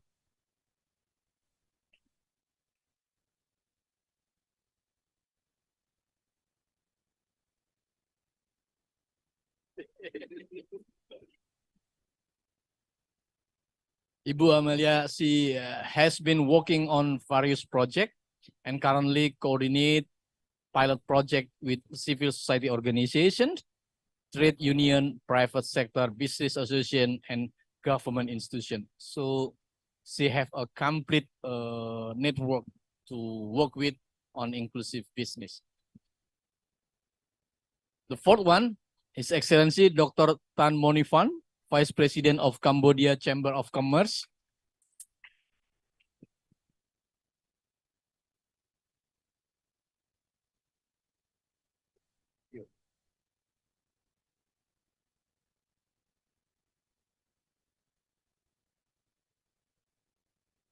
Dr. Tan Monifan is a respected figure in the Cambodian business community with active involvement in association since more than 20 years ago. So she have undoubted experiences and expertise as well. The fifth one, Mr. Oscar Hak, Inclusive Green Economy and Finance Program Manager of FAM in Cambodia. Please welcome.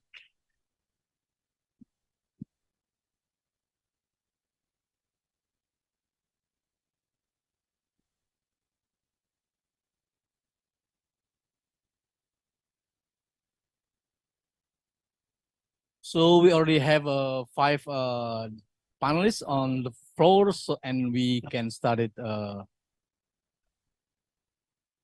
in a minute. And we would like to remind all the panelists that you will have 10 minutes to present. And I will remind you if you have talk time is nearly out of, we are out of time, and with 2 more minute reminder will be applied. So for the first time, I would like to ask Ibu Indah Budiani to deliver presentation. Your presentations, please. And we expected that you already received the information and the expected thematic or subtopic to be delivered for this session. Please, Ibu. Thank you very much, Bapak Moderator. Good morning, everyone. Assalamualaikum warahmatullahi wabarakatuh. So I have around 20 slides, but don't worry, I will make it fast because I only use it as my supporting slides as a visualization. So maybe just go to the second slide. So I will focus on business approach on this discussion. I represent Indonesia Business Council for Sustainable Development. For who don't know about IBCSD, maybe we can go to the next slides. We are a CEO-led association for Indonesian companies who are committed to promote sustainable development through economic growth, environmental balance, and social advancement. So we were established in 2010 with 6 companies, but now we are growing. Now we have 52 companies with 17 different sectors. So our mission is to accelerate the business leadership towards sustainable development. So you can see there are 2 logos. One is WBCSD. This is our parent organization. They are headquartered in Geneva, in Switzerland. And then we also have Indonesia Chamber of Commerce. So this is also our parent organization. So the Indonesia Chamber of Commerce initiated IBCSD in Indonesia in 2010. So on the next slide, you can see our networks. You can see that there are around 60 BCSD around the world. On the next slide. Next slide, please. So this is our network. So you can see that in ASEAN countries, there are also some BCSD. I know there are BCSD in Malaysia. We are quite close. Also in Vietnam, also in Thailand and Philippines. Yeah. So Indonesia is quite far behind because WBCSD was established in 1992, but in Indonesia, we just established in 2011. So on the next slide, this is our member. So you can see some logos that may be familiar with you. We have companies from banking industry, transportation like Garuda Indonesia.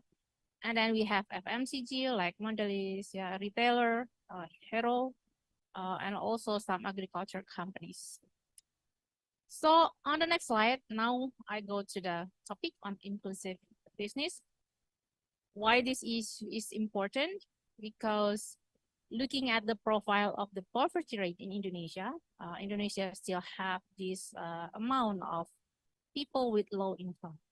So in March 2023, actually there is a graph in this slide. So in urban areas, there are 7 can we go back? There are 7 point something people living in the poverty rate, but in urban area, I think it's even more. In rural area, I think it's even more. Can we go back to the previous slide? Yeah, in village area, it was 12%.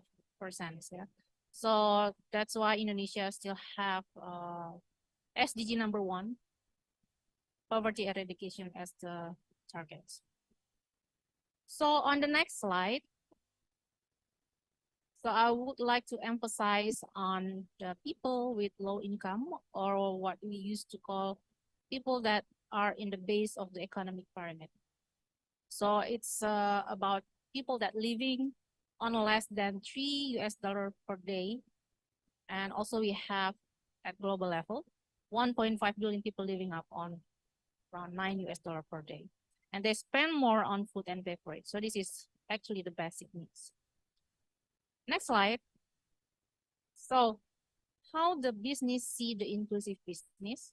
So they are aware that there is people who have lacked access to basic goods, services, and income generation. So this is, of course, a development challenges. But they also see this as a business opportunity. So remember that I come from the private sector point of view, yeah. So people always see the profit because they are profit oriented. So they see the low income people or women or other minority group as a business opportunity also. They can produce the goods or services that can meet their demands, and also they can engage the local labor to be part of their employee. And also they can provide energy, communication, finance, insurance, because the low income people need this. And they can also source raw material from small scale producers. And with this effort, they can increase the size of the low income collect, so they have more purchasing power. So if you look at the next slide, so this is how the private sector see the inclusive business. There are 4 types of approach that the business can engage the low income people. Actually, there are 4 boxes there. First is on the production side. Can we click the slide? I don't know why they don't appear. So so there are 4 boxes actually on how the private sector can engage. First on the design, and then on procurement, on manufacturing, and also the distribution. So on the next slide, I would go one by one. First on the design. So on the engage the low income in product design. So the company needs to identify first who are these people and what are their needs. So it can be a potential market for the companies. So this can address the low income groups and also disabled people.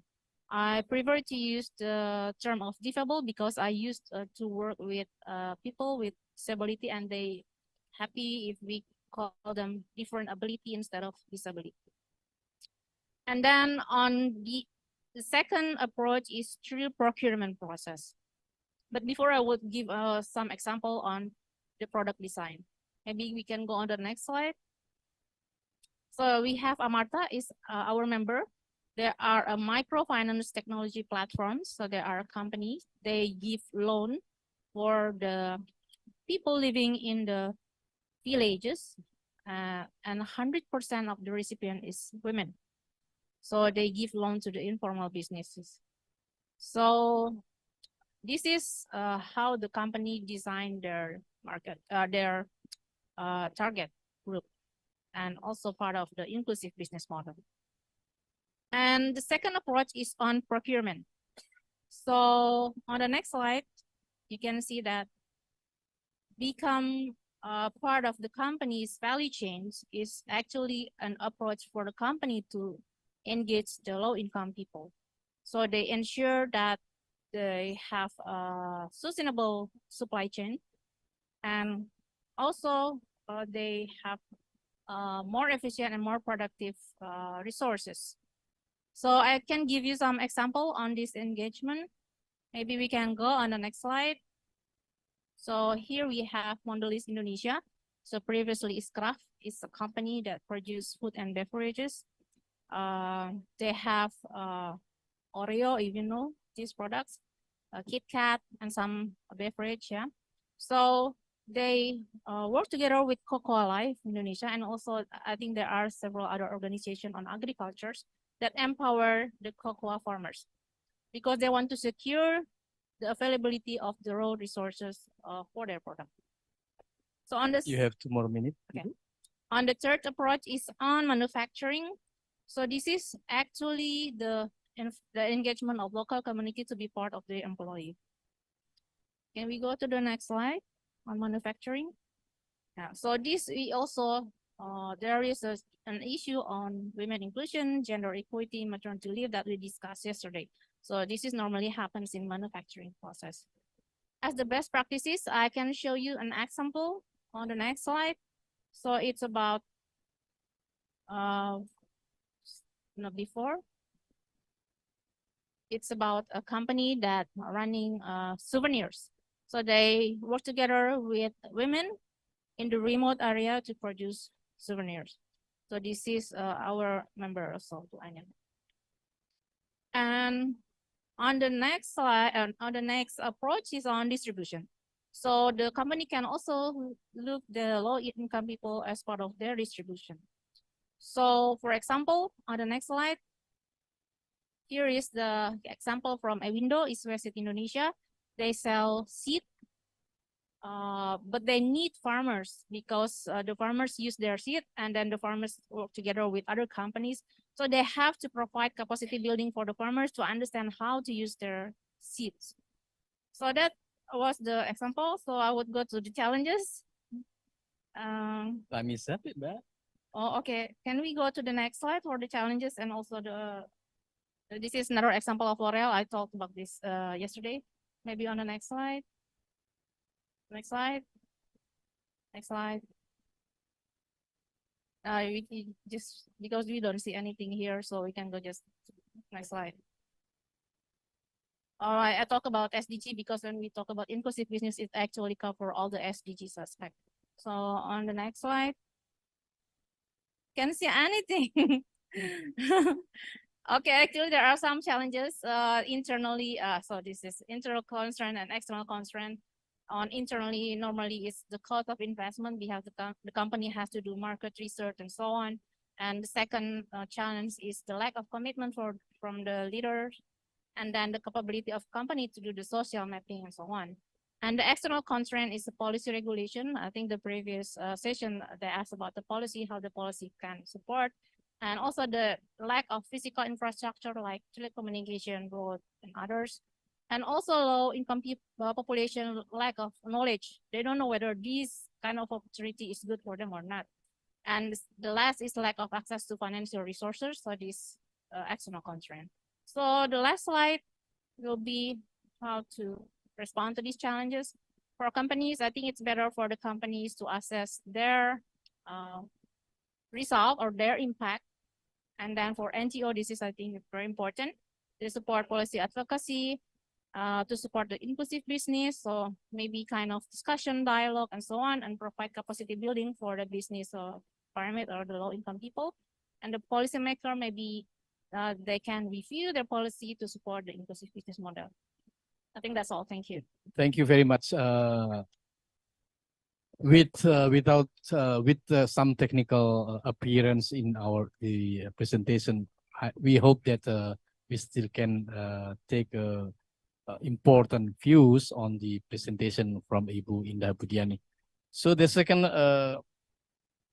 panelist will be Pak Mahatma Indrawan.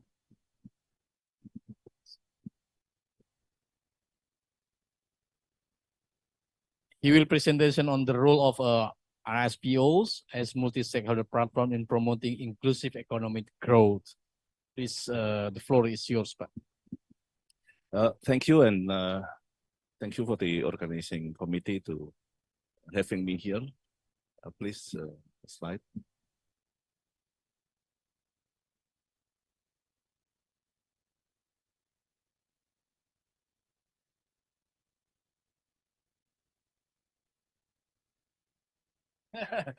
Okay, while waiting, I thought we can give applause to Mr. Mahatma.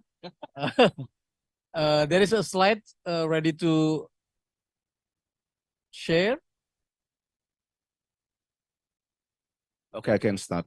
Okay. With introduction. RSPO has been around for almost 20 years. Oxfam is among the first member of RSPO back in 2004. So my presentation will be what is really RSPO, what is the multi-stakeholder that we have in our approach, and some of regulation. And this is some standard in our certification that in connection with the inclusive business. So you can see, and I will have pictures rather than words, because there's a saying that pictures tell 1,000 words. So, you know, but if we don't have my presentation here, I cannot say anything.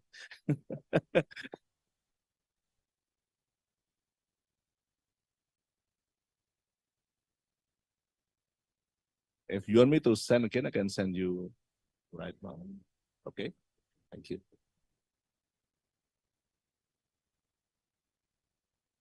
All right, technical difficulties. So, thank you. So our tagline now is a global partnership to make palm oil sustainable. So everybody here is very welcome if they want to become our member and contribute to our effort to make palm oil sustainable. So just come to me or text me, contact me, and we can discuss. So next. In 2004, RSPO was established.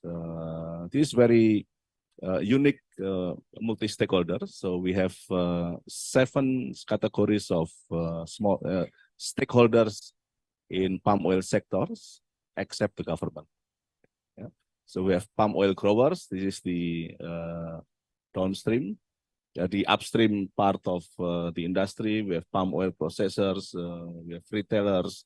We have bank and investor that we discussed the green financing yesterday.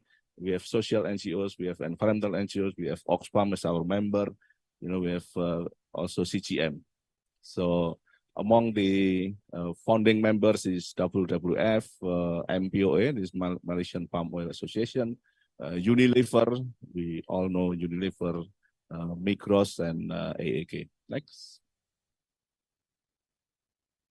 This is our impact up to last year, so December 2022.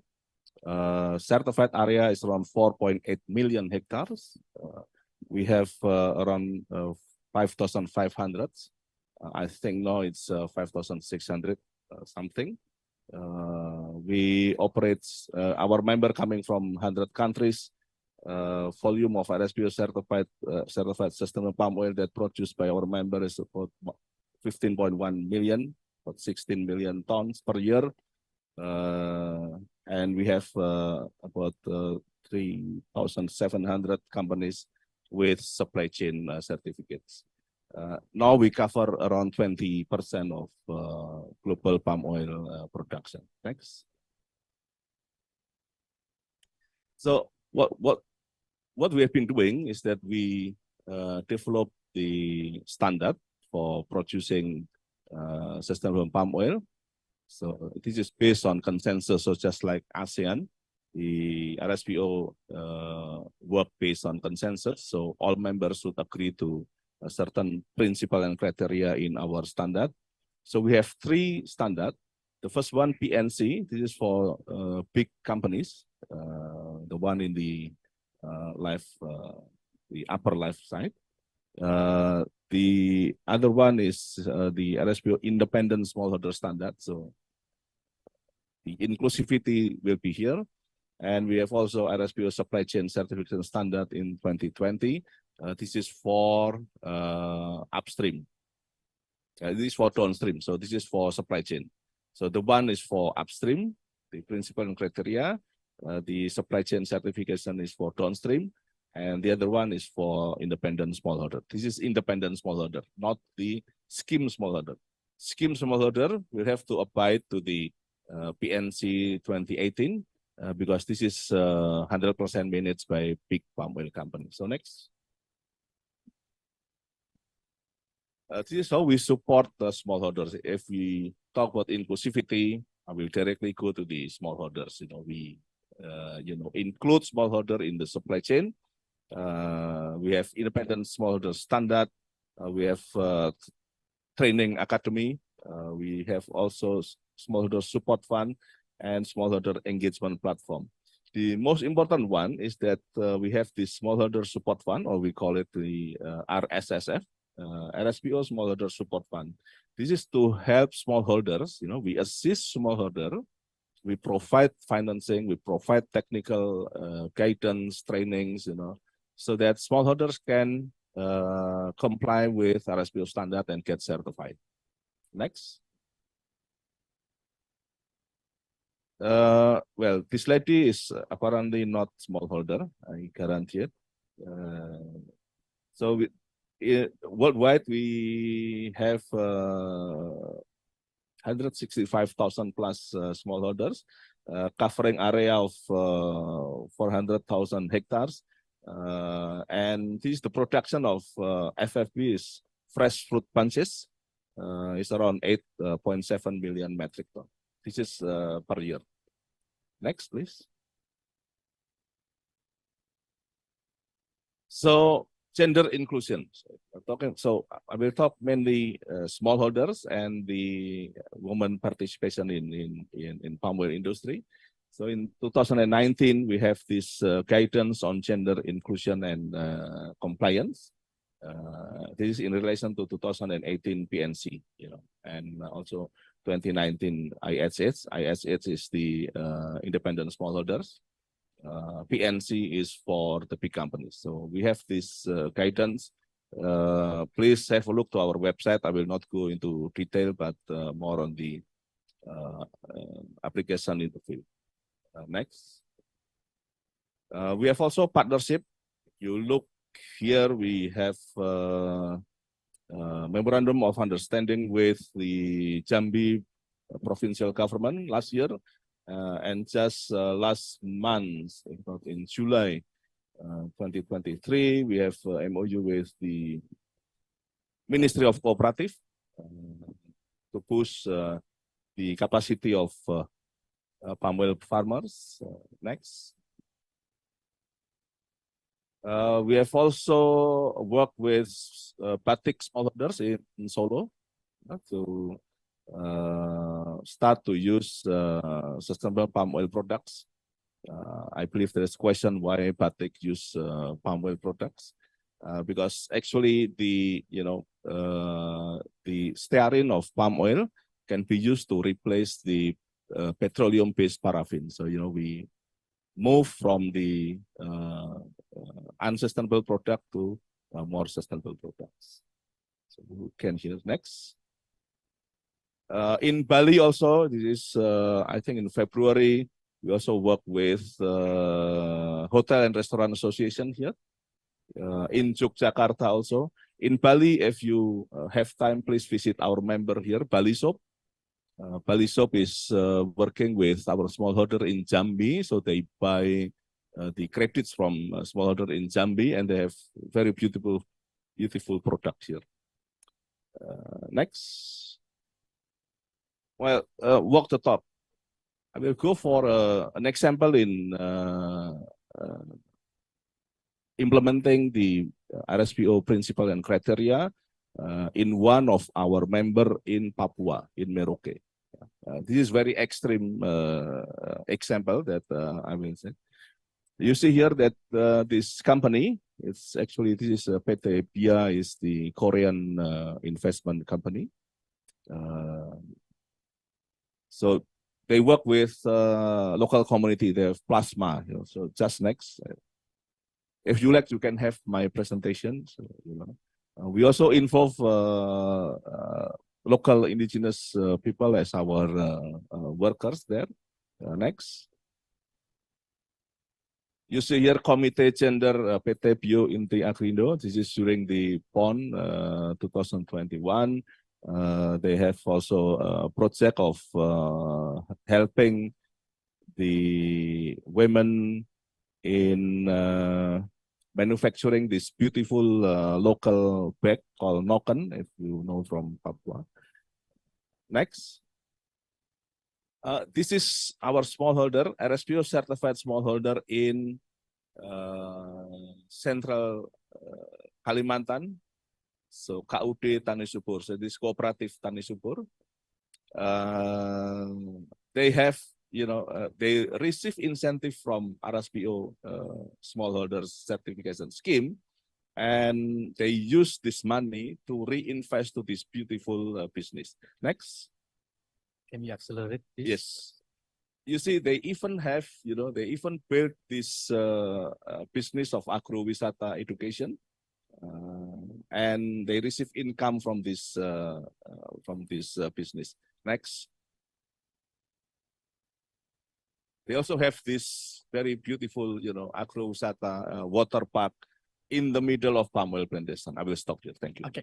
Thank you very much, Pak Mahatma, for a beautiful presentation with a good sample, and the title is inspiring. Walk the talk. And we would like to continue with go to the Cambodian. So we have from the region, Mr. Dr. Tan Monifan, Vice President of Cambodia Chamber of Commerce. Thank you. You have Very good. presentations, sir? No, or we don't have. I think Okay. we just Okay. brief. Yes, our- please. Floor Good is morning, yours. everyone, and Morita also speaking here, and also participant here, and also member to join our online session as well. Let them brief a bit, about the role and responsibility about the Cambodia Chamber of Commerce in Cambodia to support IBs in Cambodia or Indonesia as well. Yeah, Cambodia Chamber of Commerce, we have about 5,000 members in our Chamber of Commerce. So we work very closely with our provincial Chamber of Commerce as well. And beside this, I think I can say only one country we have a very good connection and work very smoothly with related associates in Cambodia.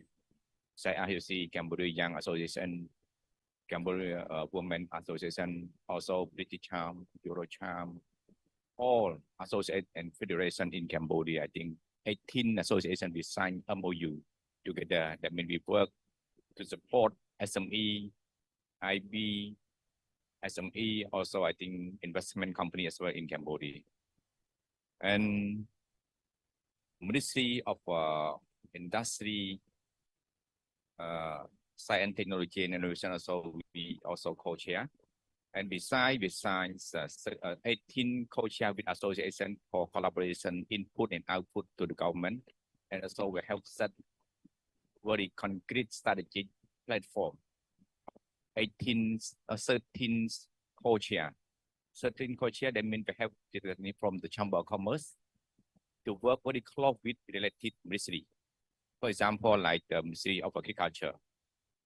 Is the one of in charge of co-chair agriculture with the minister. All the concern from private sector, especially SME company as well, we can raise direct to the minister. What will be concerned? And also we have 13 co-chair. It's a very active minister, work with very close with Cambodia Chamber of Commerce. Well, I can say it's a very good platform to support IB business in Cambodia as well. And also the 13 co-chair, maybe sometimes we cannot solve all the problem. And also we set like every 3 months working with the related co-chair. And so we have changed 2 times in a year for business forum with we call public-private forum with the Prime Minister as well. I think maybe on July on next month, I think 4 to 7 September, maybe we accompany with our new Prime Minister to join us in summit in Indonesia as well. Yeah, in the process of the 13 co-chair with the private sector, I think beside the law and regulation, sub-degree or any practice or any regulation as well, maybe you can have a chance talk to the Prime Minister what you concern. Prime Minister can decide thing over the law, or I think maybe everything related to the private sector that we are concerned. Yeah. And beside this, Cambodia we have very new law, new investment law as well. Also we set a new policy or AIP, Agriculture Industry Park. But actually, my company also we do the farmer business as well. We also apply for CPO as well. Yeah, we export every year, CPO to overseas. Yeah, that's why I think Cambodia is a good platform to support private sector. Also, the link to the ASEAN as well. For the new government, I think we want I think we just like new election, the new blood and new generation led by the young generation as well. I think maybe we have a good chance. So we have come up with a new investment law, so IDP 2015-2025. So the new concept for AIP designed by corporate, and then we have a lot of support. I think maybe Oxfam also is one of the support, especially startup technology, as industry, particular as well. And then so we have many different sectors to support financial, technical. You see, USAID, yeah, CHETRO, GIZ is one of support. Especially we have 2 banks in Cambodia to support financial as well, to support IB or maybe ESME in Cambodia. Very low interest rate like agriculture, rural development bank, SME bank also support financial, especially support all the startup in Cambodia. We try to reduce import, I think currently we can say like 70-80% we import product, with the Cambodian government try to reduce import finished product by provide incentive for the new platform IDP, also AIP platform, provide all tax incentive. The previous one, I think if investment company, you can apply to qualify investment project. I think all product you in special economic zone, you will get tax incentive, tax holiday from 6 to 9 years. But the new platform we call AIP, Agriculture Industry Park, you can produce in the AIP zone, also you can get tax incentive as well.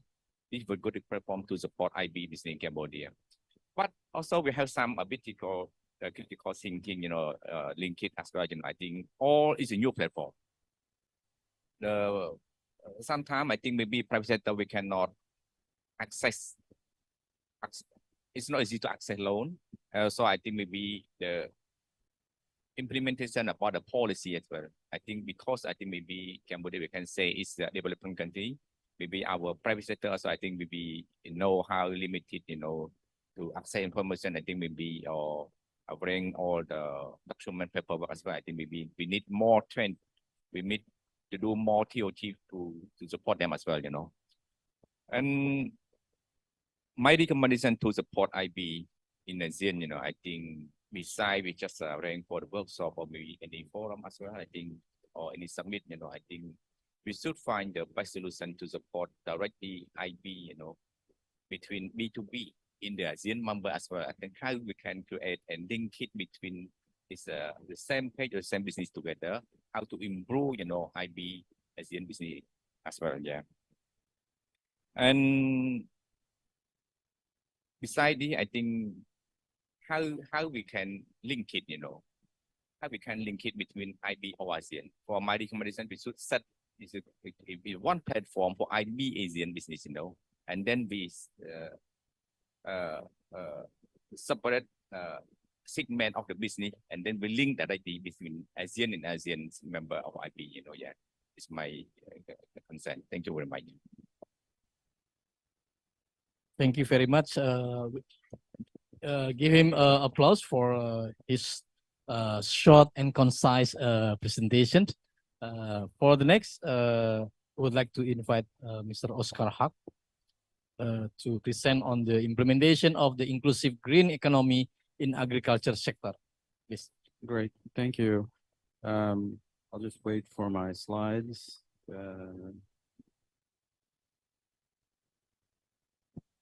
Okay. You have presentation, sir? Yeah, I sent it through, so I'm not sure where it is. But I can start. So in Cambodia, Oxfam has 3 major programs. First one is called Natural Resource Governance, works on extractive industries. Second one is called Inclusive Green Economy. That's what I'll talk about today. And the third one is called Voice for Change, which works on social protection, this area. So today I'll just focus on inclusive green economy. Next slide, please. So essentially, if you go back to 2015, there was a focus on green economy, but there was not a focus on inclusion. So this is sort of a combination, and the idea is an economy that's low carbon, it's efficient in terms of production and also consumption. It's a big aspiration, but that's sort of where we're coming from. Next slide. The Inclusive Green Economy program does work on multi-stakeholder initiatives in Cambodia. So we have a private sector approach. We work on agriculture, we work on renewable energy, we work on water and sanitation from a market systems approach. The Inclusive Green Economy works on sustainable businesses, which, for example, circular business. It works on inclusive business, which uses the public-private partnership model. It also has a focus on bottom of the pyramid because that's very important for us. We do have a gender lens approach. We can discuss this a bit later, but we work on the cross section of economic justice, gender justice, and climate justice. Next one, please. Next slide. Some examples of projects we work on. Impact SME project that basically is a project where we work exclusively or primarily on inclusive businesses and impact generating businesses. It's a partnership between Oxfam, Ministry of Economy and Finance, Khmer Enterprise, business development providers such as Platform Impact, and we support about 30 small medium enterprises with technical advisory, access to finance over the next 3 years. We have another project called Foster, which works on basically on the impact of climate change in the Mekong, supporting with water sanitation, education, and livelihood. We also work on multi-stakeholder initiatives, such as the Sustainable Rice Platform, as an example. Next one, please. These are Oxfam investment vehicles. One is called the Enterprise Development Program, which supports micro, small, and medium enterprises in different countries.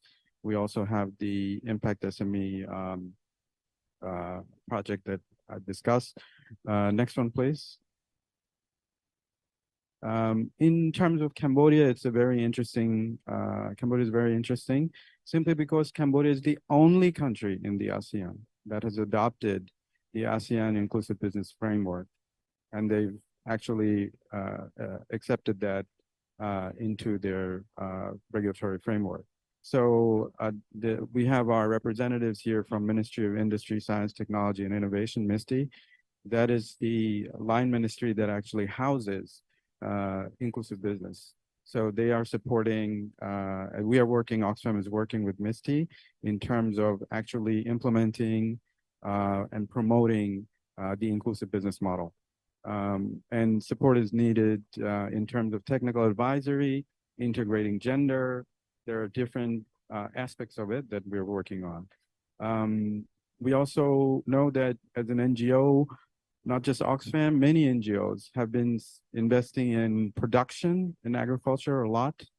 However, there's been a neglect, not neglect, but there's a lack of awareness in terms of market access. So market access is an important component. So we're working with One Village, One Product, supporting them in terms of linking small scale producers to markets in very hard to reach communities in the Tonle region in Cambodia. It's actually a nationwide project. Next one, please. Okay, these were the questions. We have 2 questions. I'll answer the first one. And my colleague San, who is the project manager for the Impact SME project, will tackle the second question. So first question was, what are the implementation challenges for the Inclusive Green Economy Program? So we have many challenges, of course, but I'll focus on a few. For example, in the public-private producer partnership model, the private sector actually provides equity to members of the agriculture cooperative. So they can be owners. The idea is that they would take ownership and be more, towards being more professionalized. However, no one understands the concept of equity. To them, it's just a piece of paper. So there's a need there that we support in terms of financial literacy. So it's we see the idea is great, but implementation has a lot of challenges. Of course, gender integration for the private sector. Actually, if not for Oxfam or other NGOs, it's difficult for the private sector that's focusing on production to actually integrate that into, actionable activities. It's not that the private sector doesn't want to, because they are very impacted by women in their supply chains. Example, rice value chain. There are millions of women working in the rice supply chain. So Oxfam's role in terms of supporting the private sector and integration, beyond just events and a lot of rhetoric, with tools and training. That's also where we need more support and capacity. Multi-stakeholder initiative like the Sustainable Rice Platform. Now, this is also interesting because it's the private sector can't sell sustainable rice, so they're stuck with products, and they have buying contracts with the farmers where they've paid a premium price. So the development sector may be pushing sustainable rice, but the private sector doesn't see sales, which impacts the producers at the bottom. So this is a challenge that we're also, trying to work with. What is the, other, what are the other solutions, basically? So that's question for me, and I will hand over to San. San is the project lead for the ISME project. All right. Next slide, please. Okay, so thank Oscar for the introduction, and the question is basically about how inclusive green economy program have strengthened women position, and that start from Oscar, the program manager. So he can answer the question, but he want to share that as a woman, I would take a role to do this as well. All right, so come to the question. Just back to the slide. The question, I would like to address it by giving you a brief context of how women's is a lot of challenges that women face in Cambodia. So that is from the context that we work to support many women entrepreneurs from Impact SME project. We work to support 30 SMEs, providing them technical advisory, and we notice that they face many challenges. It's many around social norms that has been stop them from doing their work or operating their business. So it's that simply from there's a lack of support from their family, from their husband. So specifically when the woman mentions that she wants to open a business, I will show you the story later that how that impacts the women entrepreneurs we work with. And all right, that also linked to the language barrier she faced, because in the business world we use a lot of the English as a main communication language. So this is another barrier for her. So all of this the lack of support from the family and the language barrier, it affects the confidence level of the women. So there's agency, more agency the women entrepreneurs need. That also with the confidence level, I would like to share as well, some entrepreneurs we work with, it is the business is co-owned by both the couple, husband and wife, but usually wife knows all the operation, but the one who when it comes to the event, when it's public relation activity, it's the husband who do all the work. So the woman is at the back behind, because it's about the confidence. And one main thing that I would like to share is about the care work. Care work, we talked a lot about care work yesterday, and women, they do all of those things, and while they also need effort to do the business or operate do the business. So that divert her attention from business. So it comes to the end that the women entrepreneurs need a very adapted technical support. She needs more support than the husband does. All right, I try to give me 2 more minutes. I try to wrap it up. So that's basically go to how we support them. The next slide. So as Oscar mentioned, we have various services that we provide to those women entrepreneurs. We have the very hands-on program, the technical advisory we provided to them over 1 year support, to help them integrate the impacts land into the business model, to help connect with investor. We start from A to Z, introduce them to investor, and also helping them to discuss the deal with them as well, with the investors. And we have provided the coaching and mentoring session, or also help them with the pitching, how they can best prepare their pitch deck to talk to investors. We also work on the building the entrepreneurial ecosystem like Misty that Oscar mentioned earlier, to All right, to highlight women entrepreneurs in the inclusive business space. Yeah, and that can be highlighted through the last year ASEAN 5th Inclusive Business Summit, where we work with Misty to publish the study around how IB can address women economics empowerment. And this year, again, we are working on unpaid care work, like how IB has the potential to address unpaid care. All right, so just last slide. I don't think we have time to go through the impact story of this woman. She is a very outstanding, brilliant women entrepreneur. Last year, she was also in the ASEAN Inclusive Business Summit presenting her challenge in business and how her journey herself. She helps herself to become now a nurse and also a founding CEO of Match Mobile Healthcare, while also helping many women integrate in the business and also provide a service to help address unpaid care, like provide the care work services to elderly people, also provide home nursing service. So through all that service, she helps somehow solve unpaid care issues through her inclusive business model. You can read more, like you just go to Oxfam Cambodia website and tap in the Pirum journey to address unpaid care, and you can read it in detail. Yeah. So thank you. That's all. Thank you very much for additional information. And our fifth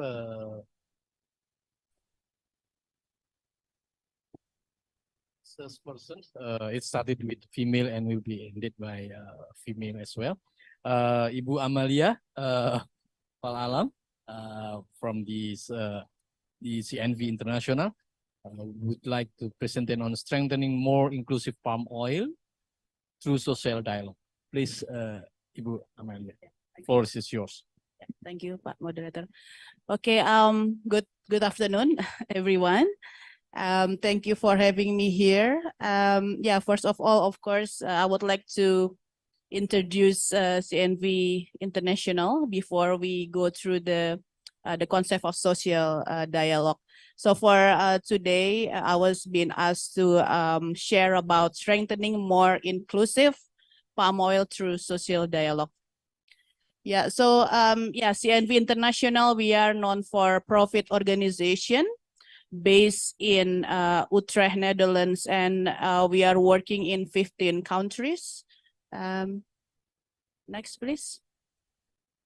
Yeah, we are working in 15 countries in Asia, Africa, and Latin America. And particularly in ASEAN, we are working in Indonesia, Cambodia, and Vietnam. Yeah, we are in Indonesia focused in palm oil and also in garment sector. So basically, because yeah, we are like under labor union in Netherlands, so our focus, of course, to improve working condition. Next. Yeah, so the main topics of our work, actually there are 4. First is social dialogue, which is today's topic, and then gender, youth employment, and international responsible business. In addition to that, we are working in several sectors. Next. Yeah, so we are working in cashew, especially in Africa, and then textile or garment in ASEAN. Yeah, we are focused in textile, and then we also focus in mining in Latin America, and also sugarcane also in Latin America. But here in Indonesia, we have currently 3 active projects in palm oil. And because Pak Awin is here, so CNV is the second labor union as RSPO member. So the first labor union is our partner, Hukatan, SBSI, that we pushed to be RSPO member about 3 years ago. And then 1 year later, CNV also decided to be a RSPO member. And currently we already have 3, ya, Pak, ya? 3 labor union in in RSPO, and yeah, because we just 3 between or among 5,600 members, so so we are very much like minority in RSPO. So yeah, so if you know, like you are like social NGO and labor union, so I would like to marketing RSPO, please join RSPO, because of course we need more people to work in sustainable palm oil. Next. Okay, so we start with the theory first, yeah, definition of social dialogue. So what is social dialogue? So if you can see here, ILO have their definition. Social dialogue is all forms of negotiation, consultation, or simply exchange of information among representative of government, employers, and workers on issues of mutual interest related to economic and social policy. And what is the objective? You can see here, there is like inclusive economic development, right? So the objective is sustainable and structural improvement in working condition through consultation with the result of inclusive economic development. So I think if you can see here, the inclusive economic development is very much related with social dialogue. Next. Okay, so this is the social dialogue triangle. So if you see from the bottom, the yellow triangle, so what happening on the ground is usually the simplest or most simple thing of social dialogue is exchange information, yeah, exchange information, and then consultation, and then bargaining at the top. And of course, we would like to get the bargaining. So bargaining in the industrial relation will come to the PKB, Perjanjian Kerja Bersama, or collective bargaining agreement, or collective labor agreement, CLA. And if you want to see, or if you want to verify audit or assessment, so you can see, so I put some the verification, like collective agreement, CBA, yeah, attendance list, minutes of meeting invitation, and structure of bipartite committee at company level. So that means of verification. Okay, so after this, I would like to show you the example or the result of social dialogue by playing the video, 2 minutes video. Imagine a world where Shri would have enough maternity leave. Imagine a world where Luis could talk to his boss about his back injury. Imagine a world where Keela has enough colleagues to give all her students the attention they deserve. Today, we live in a world with about 3 billion workers. The truth is, not everyone is happy. The problem we face is not only about evil bosses, not just about suppression, discrimination, or a lack of respect and trust. It is a matter of talking, constructive, respectful dialogue. We call it social dialogue, a continuous dialogue between workers represented by trade unions, employers, and the government, based on respect, listening, and a fair discussion about each other's interests, focused on a greater common goal: good labor conditions and a better future for their country. A dialogue in which trust and transparency play a crucial role.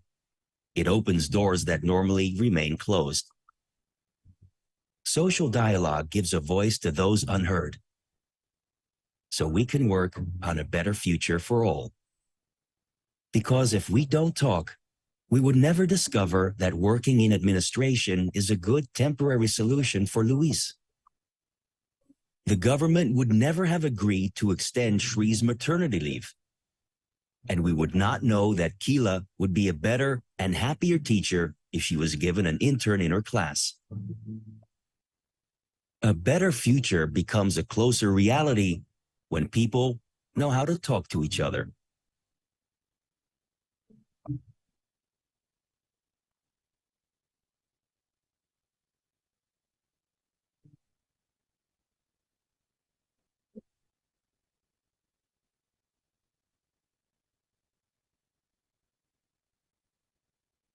Okay, next.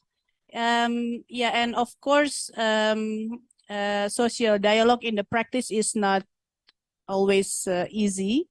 Yeah, because yeah, we need maybe next slide. Because we need enabling environment here. So like independent labor union, freedom of association, and also communication and negotiation skill of the parties, of the company management, of the labor union, mutual trust, and sometimes to convince management, labor union needs data or evidence and knowledge about the substance that they will discuss. And then of course sometimes if the parties cannot doing social dialogue by themselves, we need skill independent facilitator. Next.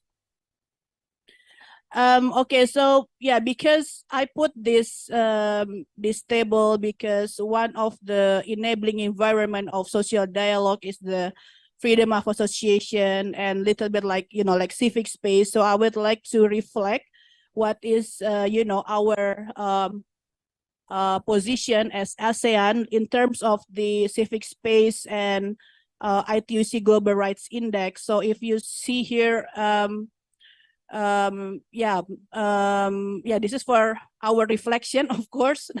Yeah, if you see here, I think like, yeah, it's like, like 50% or 50% of, like countries in ASEAN, I think still in the red, yeah, red, and then, or like, like rating 5, 5 min, 5 minus, 5 plus, something like that. So yeah, so I think this is our, big homework. And then if you see the left, the civicus, I think it's related with the civic space. That's also, I think, involve all of your work as CSO. And the right side is more like labor union. Yeah, this is like labor union rights. That unfortunately, I think, a lot of like still in rating 5, except for Singapore and Vietnam, which is 4. I think like better than the 5. Next. I think this is also for reflection. There is one good what they call it, research. So this is what they said about bottom of pyramid population. What is the causes? So I think this is like a root causes why the BOP population is there.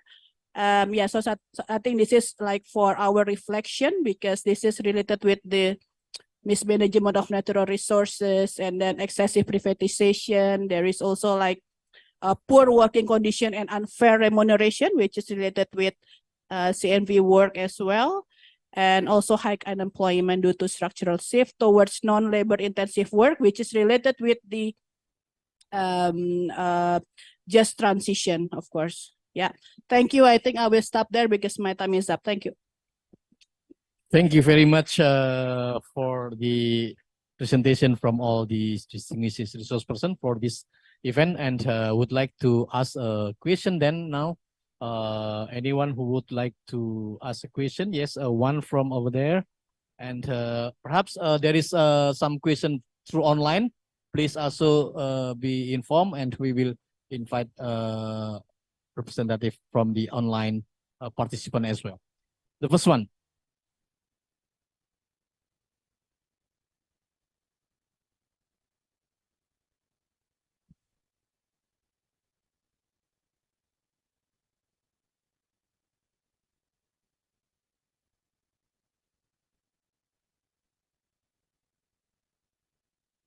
Okay. I thought the microphone was disabled. So, my name is Rina Prasarani. I'm from the Indonesian Association of Women with Disabilities, for advocacy and awareness raising. My question is, I think, aimed to the first speaker, but not limited to other speakers, if it is also related. So, we were, hearing about the wonderful things that you have done, and also the engagement between the your works and also a person with disabilities, and also how the product is affordable to the low income community. So we're a bit curious about how you do that, and it is only the numbers that you're gather from the indicator that you get from doing the works you've done, or you're really into the deepen the perspective of disability within your company, because this is very important on so the work of our things, that whatever we do is will be better if we do it like giving a full insight of diversity, which is also related to gender equality, disability, and social inclusion. From our experience and perspective, we have done a lot of trainings to either the governments or the private sectors, and also other organizations who would like to have a disability perspective. And from their response is usually that they thought they know about the disability itself, but when they go through the training, they said that they a lot of things that they haven't known before, like the phrase that you have said, people with disabilities is they like to be called mention the ability rather than the disability.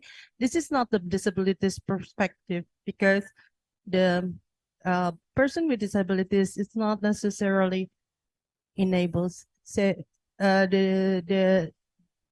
the interaction between their disability and the environment, whether it is accessibility or people perspective towards them, is the one who failed them to exercise their basic rights in equal basis. So I would like to know more about that, and also how many person with disabilities within the works is engaged as a decision maker or as consultant. Thank you. Thank you. The second one. Yes, from the back one. Yes, please. Next to the cameraman. Wait, after that, and then Ibu Eri after that. Yes,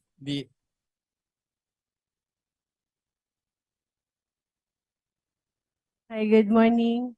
I'm Mercedes Faustino. I am the President and CEO of KFI Center for Community Development Foundation located in Zamboanga City, particularly in the Philippines, Mindanao. Now, this is my first time engaging in European Bangsamoro agri-fisheries.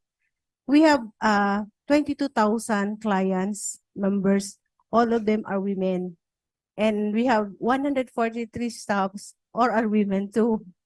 Now, in my experience, we have so many successful women partners in their own business.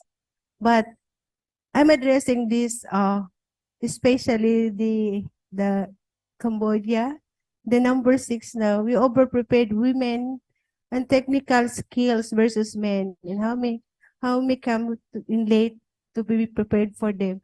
Especially in my experience, more of we call our member as nanay.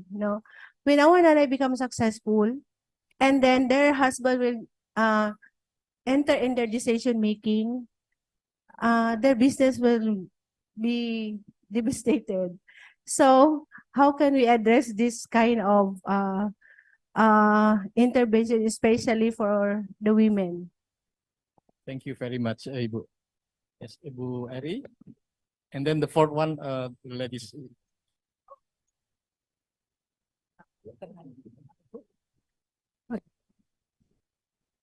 Thank you for the opportunity. My name is Eri. I come from the ASEAN Solidarity Economic Council. It is nice to hear with this theme that we have carried in these workshops. That means these sessions with the multi-stakeholders engagement. Yeah. So as we know, the most difficult, as has been shared by the last ladies, that the social dialogue in the implementation is not simple as written as a theory. Now, but this is the important in the multi-stakeholder approach. Yeah, that means the social dialogue has to be occurred. My questions will goes to the Oxfam from the Cambodia. It's interesting to have the project or pilot project on supply chain on rice production. So as you know, in rice productions, that means we will work with the small farm. And then, as we know, small farmers mostly equal with as well less informations, as well low education and so on. And then my questions: if you want to have the social dialogue, if there is asymmetric informations, asymmetric capacity, how can your project deal with this? Yeah. Because you have to bridge between the corporate and the small farmers. If the situations with all this gap in the social conditions, how do you deal with this? Because without the symmetric informations, then the farmers always will have the lower bargaining positions to the corporate. Because my questions will go whether this cooperation will goes to the mutual agreement or more vertical agreement between the corporate and the farmers. So, and then in the end, how could you deal with this? Try to leverage this informations of the farmers. And then I'm sure in many projects, you will provide the facilitations to the community. So that means it will more cost for the productions. Then who will bear this cost? You will put it into the cost, and then that means there is a consequence in the business that your price of product will be as well higher than the commercial corporate who doesn't follow this supply chain, yeah, inclusive supply chains. So this is my question. Thank you. Thank you, Ibu Eri. And the last one? Oh, the ladies behind Ibu Eri. And then the fifth one, yes, please. Yeah, my name is Linda from Transformasi untuk Keadilan Indonesia, TUK Indonesia, and I will speak in bahasa. Sebelumnya saya minta maaf menyampaikan ini kepada RSPO karena beautiful materi yang tadi disampaikan itu tidak seindah prakteknya di lapangan. Kami di TUK Indonesia itu melihat bahwa RSPO justru tidak memihak kepada masyarakat. Hal ini dibuktikan dari keputusan RSPO menolak laporan warga Krunang and Tapang di Kalimantan Barat setelah 11 tahun berproses dengan alasan tidak memiliki bukti. Yang kami bayangkan seharusnya RSPO ini bisa lebih bijak dengan mengupayakan proses-proses dialog dalam menemukan titik tengah untuk penyelesaian kasus konflik lahan ini. Terima kasih. Terima kasih, Mbak Indah. Selanjutnya. Terima kasih. Thank you for the time. My name is Nyoman Sumarta, and I'm a social entrepreneur from Bali. And I would like to ask a question about the value chain of rice. Similar with what Ibu Eri asked, but in different, little bit different aspects. So I would like to ask about what is the best COGS that you can achieve on the ground, cost of goods sold. of the rice? Because this is very important. So, and how is the price structure of that?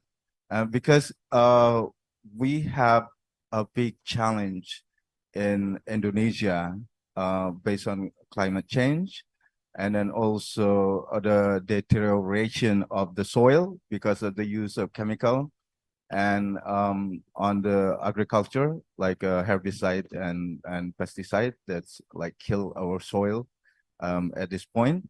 So, and also first is the CO gas, and two is what is the biggest challenge? So we would like to like share and exchange experience. So we would like to have a lot of information from you guys in Cambodia, and that it will be great to for us here also in Bali. Thank you. Thank you very much. Is there any question from online participant? No. Okay. Okay, the last question.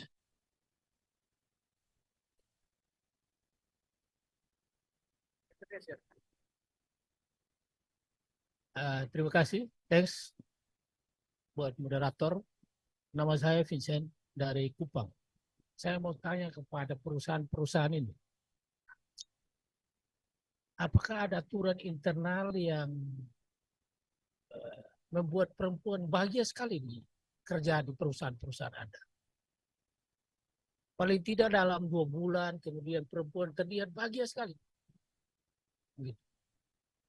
Jadi tentang kesehatan reproduksinya, bagaimana menangani kekerasan terhadap perempuan di hutan, ya perusahaan-perusahaan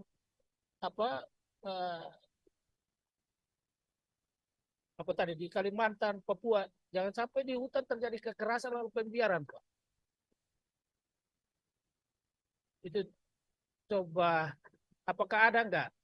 Coba kita juga mau kerjasama bukan karena program menuntut kita kerjasama, tapi tanpa nilai, ya kita juga harus melihat itu. Ini bukan soal untung rugi. Ini soal kebersamaan, keberlanjutan, dan keadilan. Terima kasih. Saya kembali. Thank you very much. Now I would like to send the mic to Ibu Indah Budiani to respond to the first question about the gender equality, social inclusion, and etc. So Ibu, please, the floor is yours. You have 3 minutes then. Okay, thank you very much. So responding to the first question, IBCSD works through 4 approaches. First is through increasing awareness, including the capacity building. Secondly is through project development or piloting. Third, through policy advocacy. And lastly is about research. So talking about disabled people and also gender equality, based on my observation, it's still on the awareness level. So we don't have any pilot project or advocacy work or research on that topic. So this shows that actually the awareness level of the Indonesian company is still low. And that's why IBCSD tried to push this issue to the members company. So once we had a program together with our members in TESA Group, we have a program providing leadership skills to the disabled people. So it was 2 days programs, but until now we're still monitoring the continuation or the impact from these leadership programs. And then answering the terminology of disabled people. Yeah. So it's actually not a consensus in formal discussion or dialogue. It's more on the fluid conversation between me and my colleagues who is people with different ability at that time. We were in the same training, which is journalism training. So he explained that we actually prefer to be called as disabled because we don't very comfortable if the people call us like disabled because we are people but with different ability. So based on that very fluid conversation, I think we should also hear what they feel. I think that's more respectful to them. But of course, I also understand. I think even ILO use the disability as the terminology. What else? Do I answer all? I thought it's already include all the question from Ibu that about the terminology of disability and different ability have a specific different aims and purposes. We acknowledge the different capacities rather than lack of capacities in specific situation. Can I add more on that? So this is also for all who is hearing this event. So person with disabilities is not necessarily someone who doesn't have any ability. That is one point. And all people has different ability. That is for sure. So if you said that the people with different abilities, it means that we all are people, and people have different ability. But person with disabilities is having a form of disability, and in the interaction, the interaction with the environment, whether it is accessibility or people's perspective on them, can cause unequal basis for exercising their rights. So person with disabilities might have the same ability as you are, but person with disabilities can also have different level of ability. For example, I'm blind. If you give me a material in text book, then I cannot read. But if you give me a format in Braille or audio, I can access the information in different way, not different ability, in different way. So the ability is to access the information. So it can be same with you. You can access it, the ability is to access. I can access to the material with audio or either audio or Braille format, and you can access, you have the ability to access the information with your visual side. So that is person with disabilities. But the culture of the person with disabilities is also, affected by the brain programming of the society, that person with disabilities for years is seeing as a defect object or just a object of charity. So they don't see that. So this also affect the way of thinking of the person with disabilities itself, especially to those who doesn't, working in an activist for the rights for the person with disabilities. But that's all right. I mean, for that person, we might can call them whatever they want to, but in a formal event like this, I would say we say the formal term for that. So the Convention on the Rights of Persons with Disabilities is already adopted by the United Nations in 2006, and Indonesia and some other countries has also ratified that, and the term is person with disabilities. Thank you. Thank you very much, Ibu, for your further clarification and information. It's much appreciated. And then we going to the second. Thank you. I think my answer led to question 2 also. Yes, to question equality. 3. Yeah, I think maybe in the related to women's empowering, also with price control in Cambodia as well, Cambodia market, I think maybe another, I think we have to Oscar. Yeah. Yeah, I think it's a good question, I think everywhere, I think we talk about the gender, I think, yeah.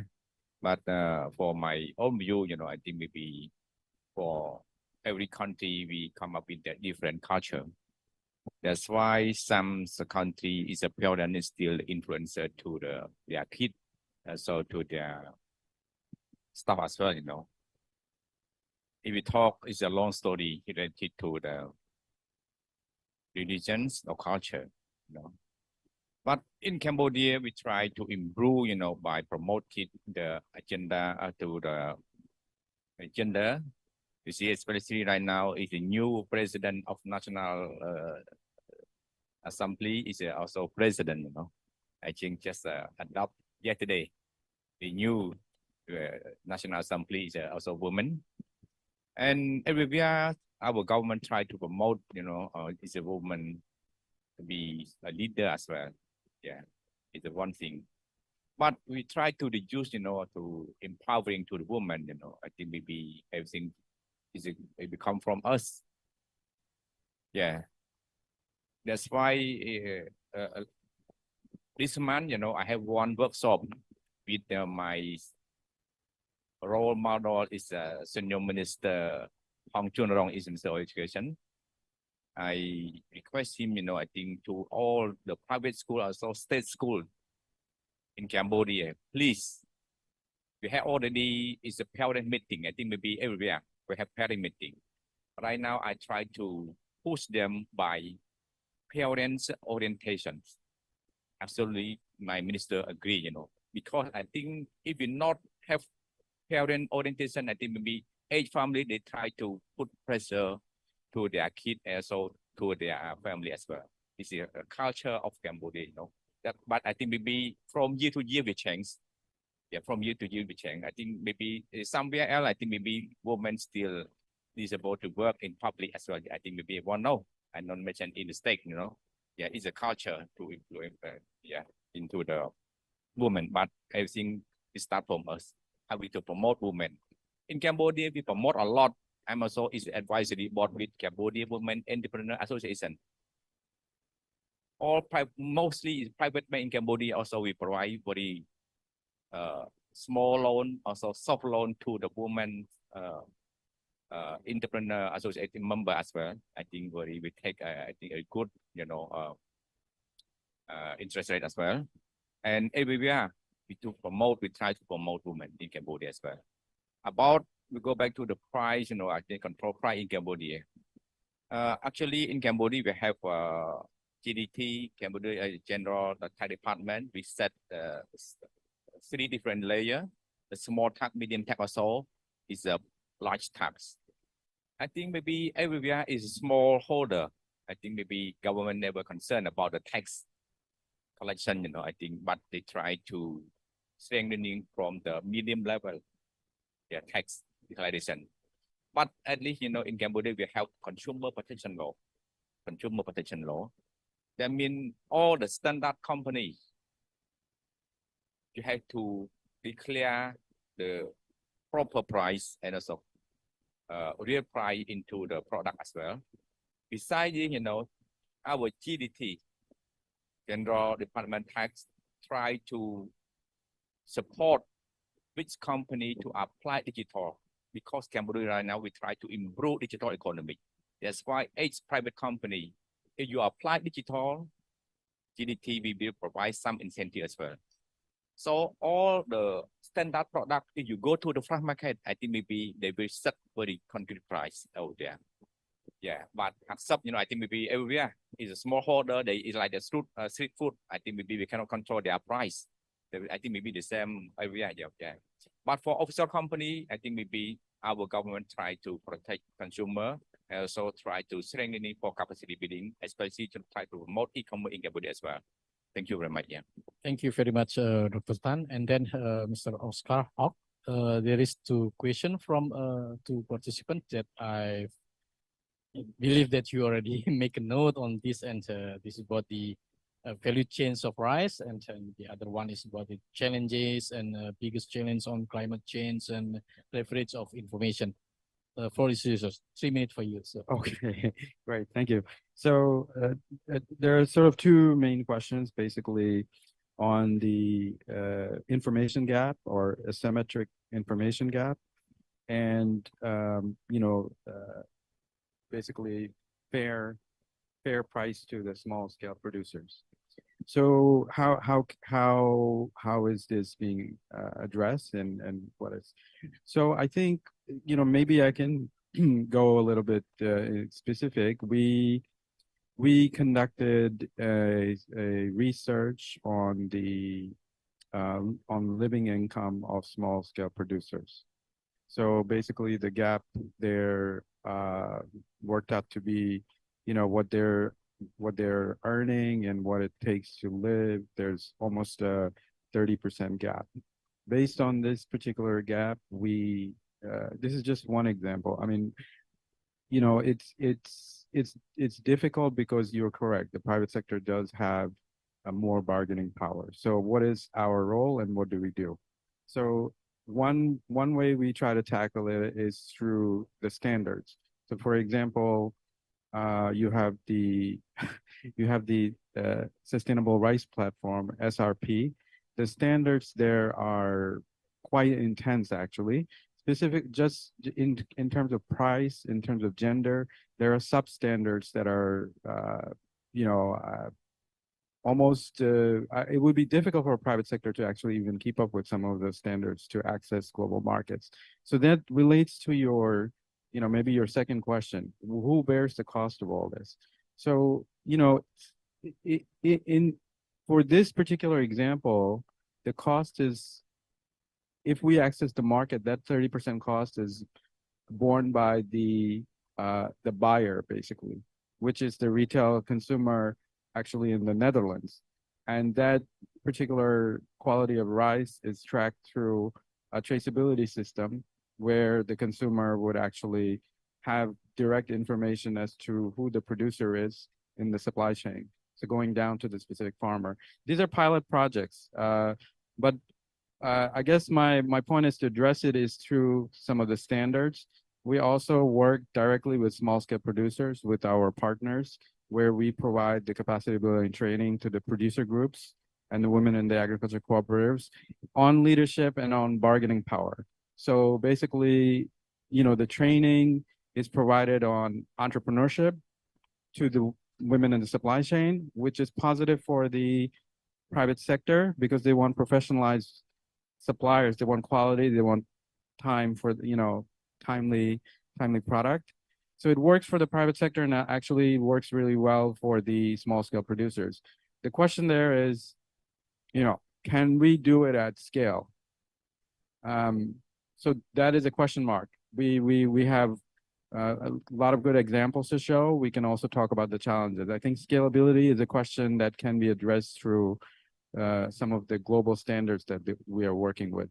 So hopefully I answered your question. I'm not sure, but work in progress.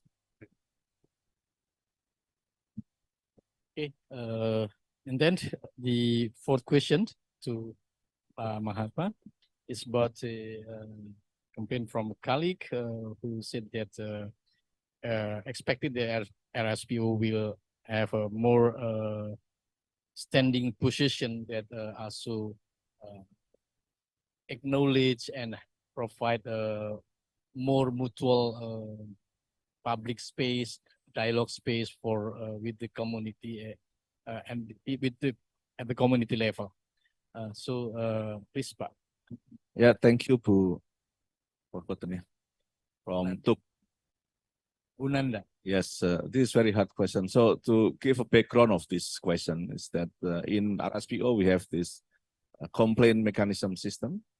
So if any of you, you know, has a complaint to RSPO, to member of RSPO, you can log a complaint through our system.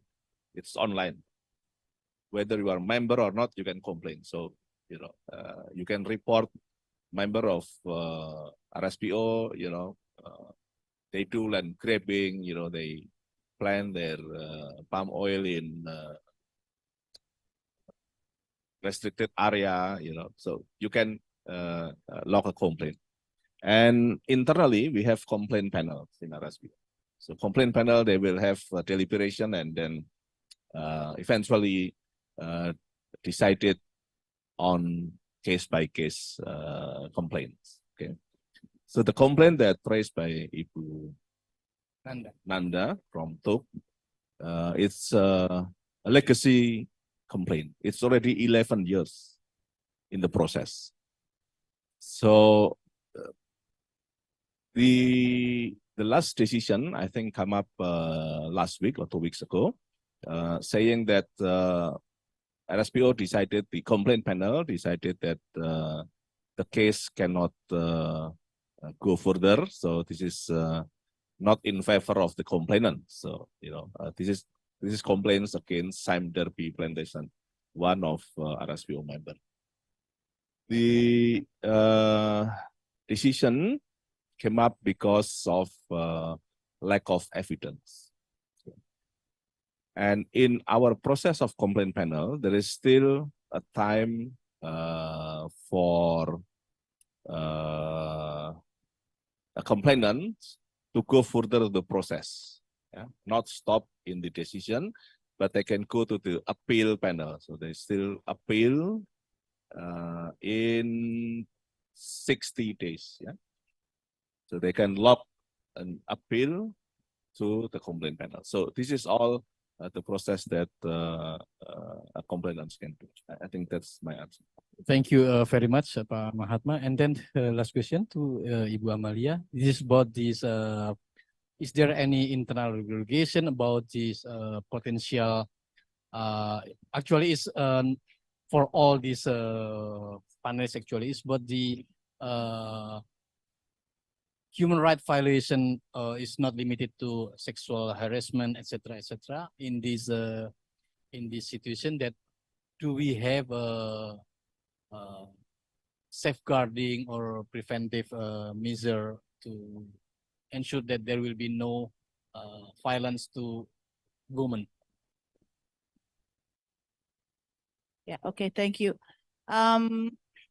Yeah, so I think if we can, the question about how to prevent sexual harassment at the at the workplace, right? Okay, so I think if we can use or borrow the process in human rights due diligence. So I think the first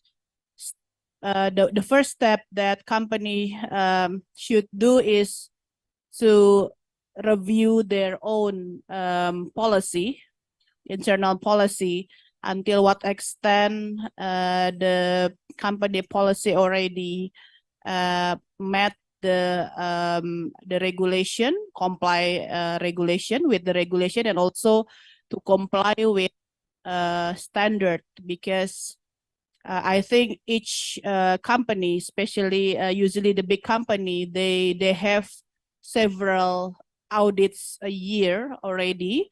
So they need to identify which in the variables or indicator in the audits already already accommodated in their internal procedure, internal company regulation. So that's the only first step.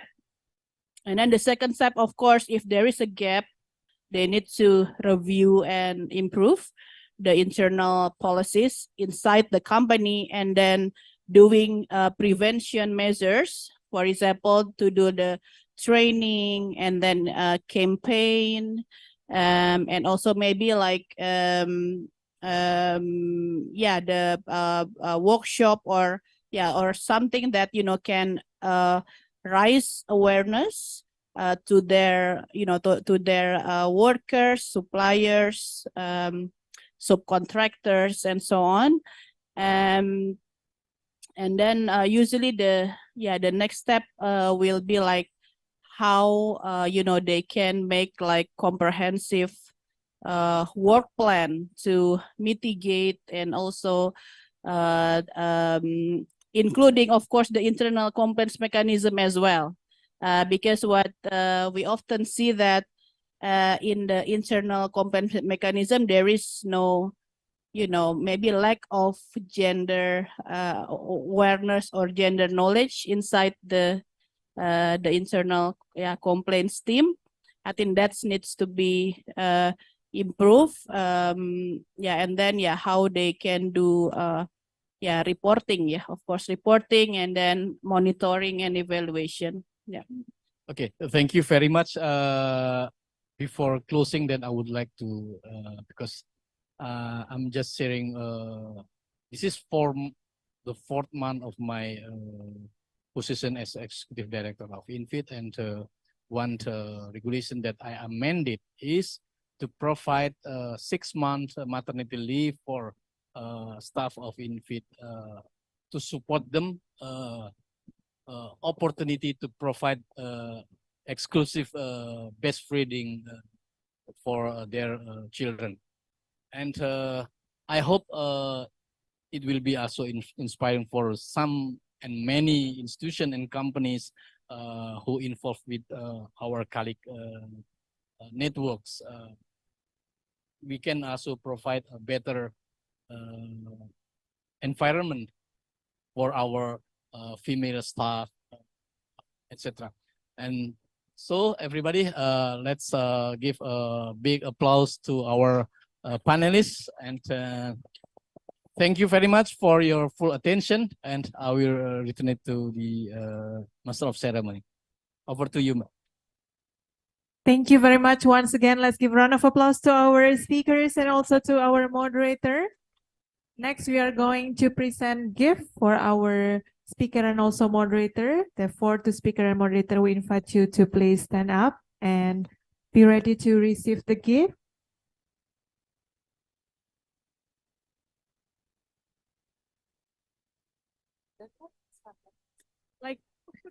We would like to invite Mr. Fardan to present the gift to our speakers and also our moderator.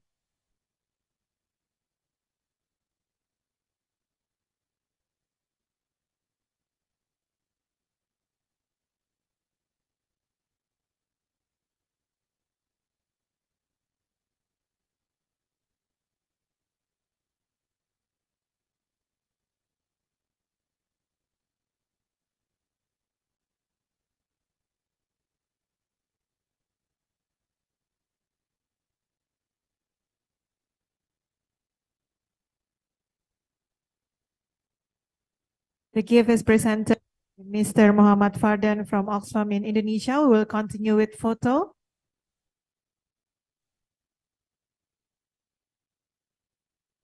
Three, two, one. Enough? Okay. Thank you so much to our speakers and also our moderator for a very insightful session.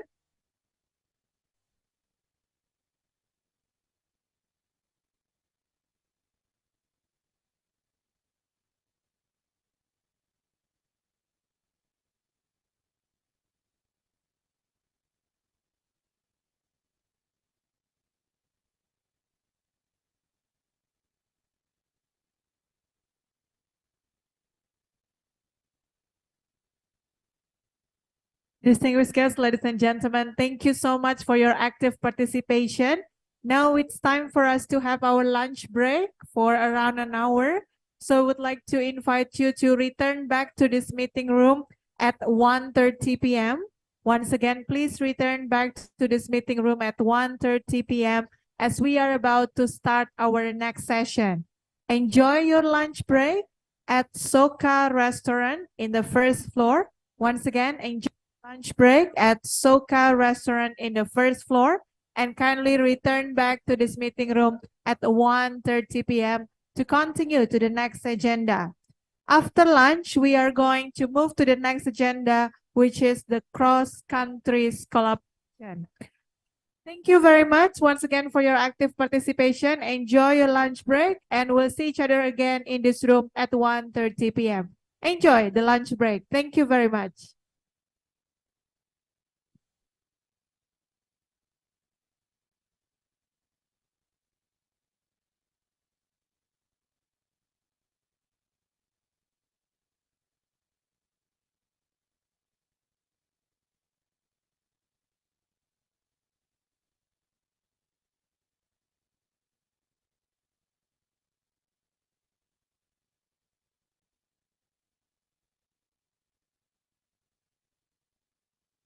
The ADB defines global value chains, or GVCs, as cross-border networks that bring a product or service from conception to market. GVC is concerned with the process of converting inputs into outputs to produce more value. The value chain consists of upstream, basic R&D, design, logistics, middle, manufacturing, and downstream, marketing, advertising, and customer support activities at the enterprise level. ASEAN countries are among the world's largest producers of palm oil, coffee, rice, and fisheries. Southeast Asia is the world's largest producer and exporter of palm oil. Palm oil is an essential part of the global vegetable oil market and various processed products such as soap, beauty products, and food materials. The largest producer countries are Indonesia and Malaysia. Two ASEAN countries, namely Vietnam and Indonesia, are prominent coffee-producing countries in the world. Vietnam's market share in the period of 2013 to 2016 accounted for nearly 19% of the world export output, with an export value of about $3.4 billion, making it the second largest coffee exporter after Brazil. For Asians, rice is one of the essential commodities in humanity's food chain. 5 ASEAN countries such as Indonesia, Vietnam, Thailand, the Philippines, and Myanmar are among the top 10 world's rice producers. Southeast Asia is a major contributor to the world's total fisheries production, where the region's contribution to the world's total fishery production in 2019 was approximately 22.17%. Indonesia and Vietnam are among the largest fishery producers in the world.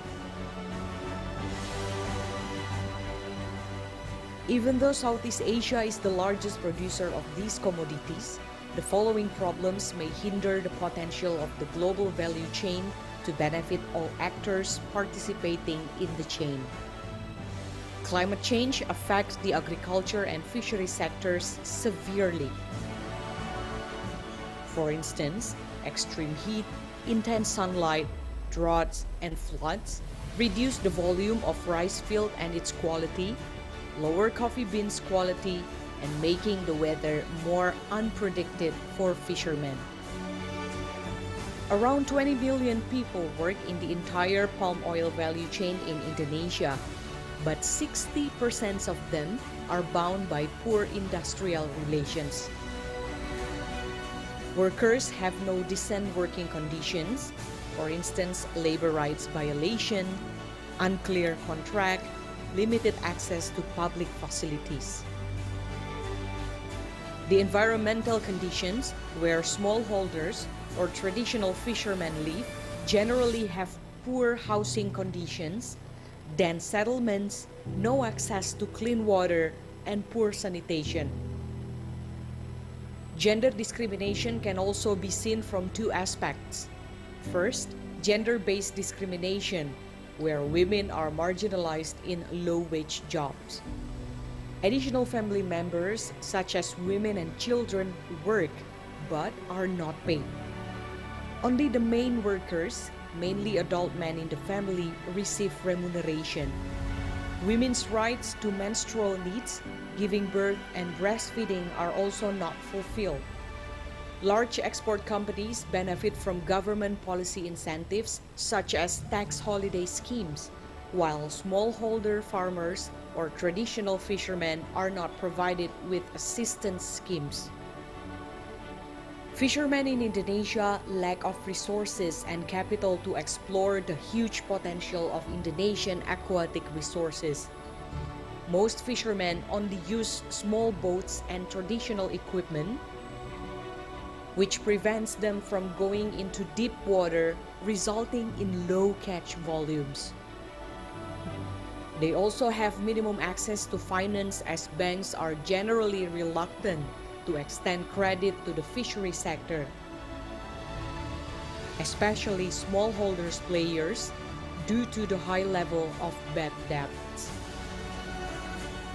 To alleviate those problems, stakeholders such as regulators and the private sector should pay attention to several policy aspects, such as to reduce and prevent impacts of climate change.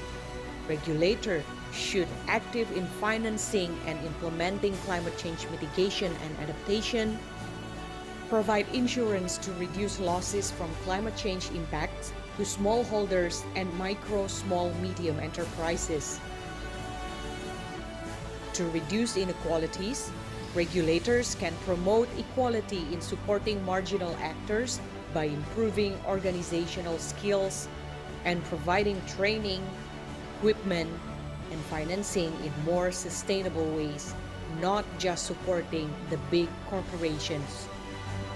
To alleviate labor rights violations in the agriculture and fisheries sectors, regulators should consider regulating and monitoring standard wages for informal workers involved in GVC in all supply chains, improving law enforcement on forced labor and child labor.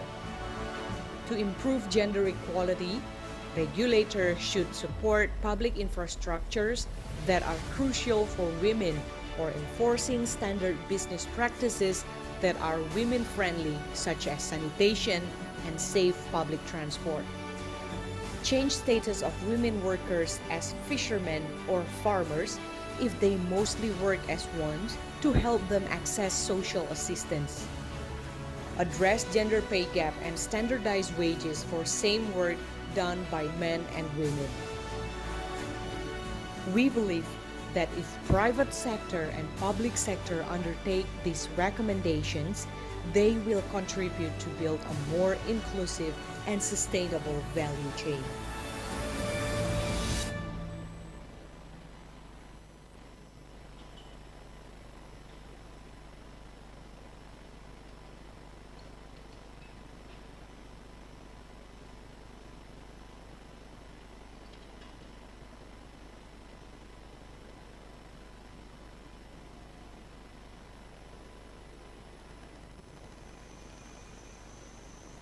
Some days look like this, but most days look like this.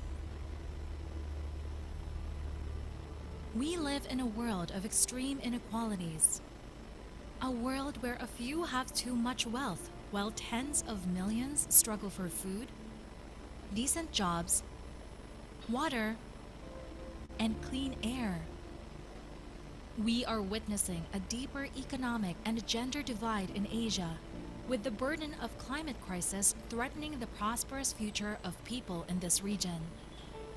Despite enjoying rapid growth, majority of Asians have been left behind.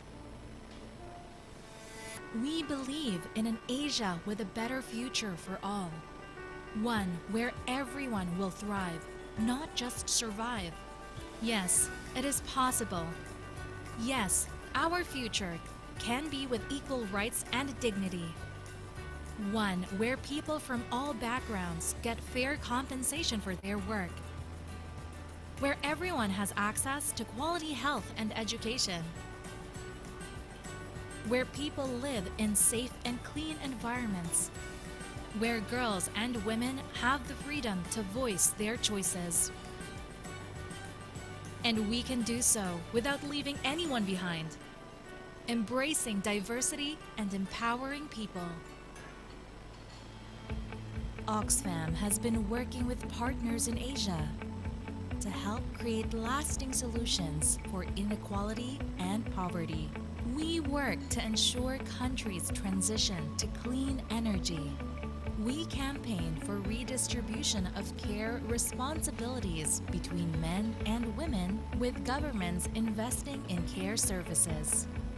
We consult indigenous groups to develop sustainable ways to use natural resources.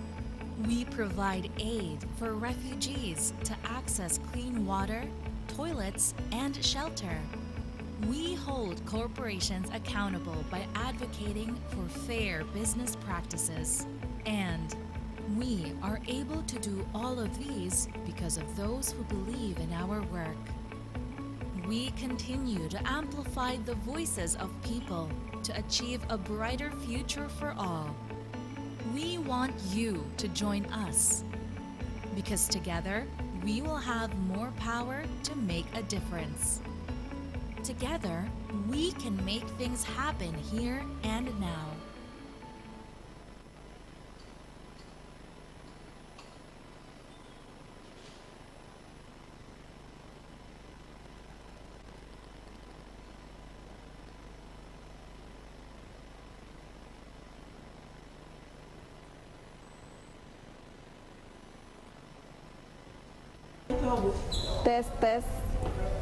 Tes. Banyak sekali manfaatnya bagi saya. Membuat saya berani berbicara. Biasanya itu saya tidak berani. Sekarang saya berani, biar Ibu Gubernur saya juga datangi untuk berbicara. Setiap pekerja pasti ada tantangan.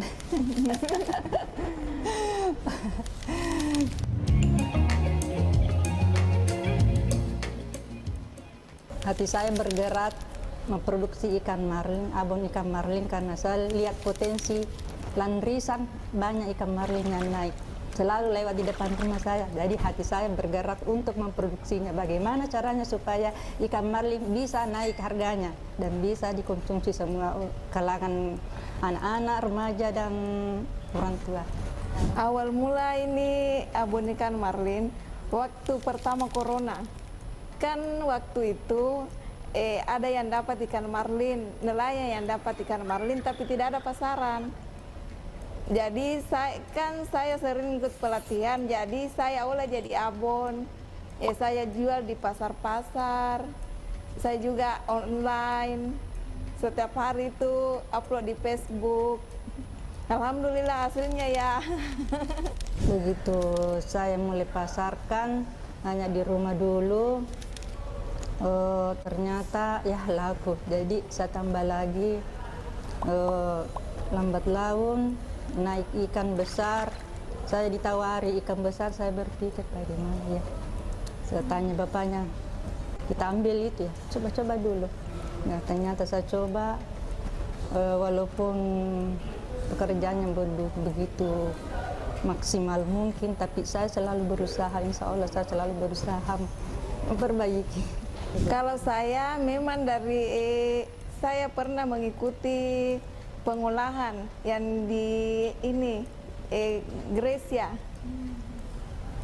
Pertamanya abon ikan banden, tapi saya olah itu ikan marlin. Kan ini ikan marlin tidak ada pasarannya waktu corona, jadi saya olah jadi abon.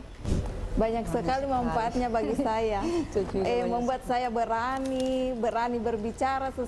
Biasanya itu saya tidak berani. Sekarang saya berani, biar Ibu Gubernur saya juga datangi untuk berbicara. Sangat-sangat membantu keuangan. Ini jajanan anak-anak setiap hari sangat membantu.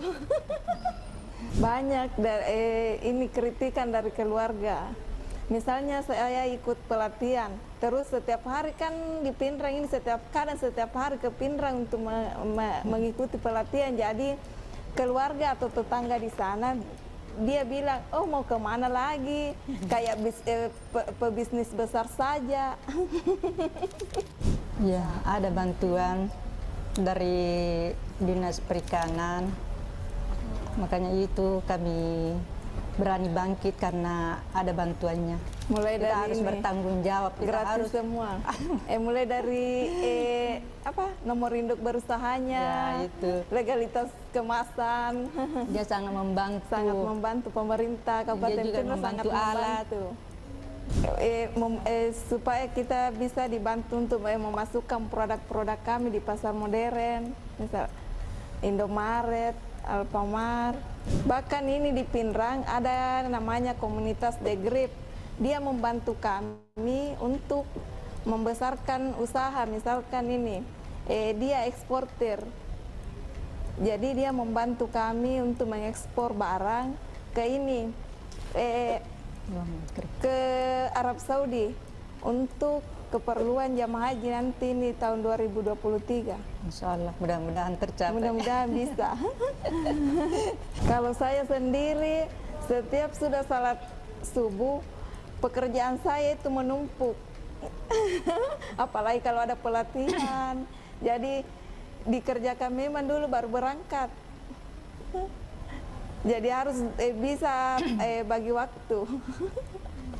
Kalau suami saya itu, dia sangat ini, biasa pekerjaan saya dia yang kerjakan.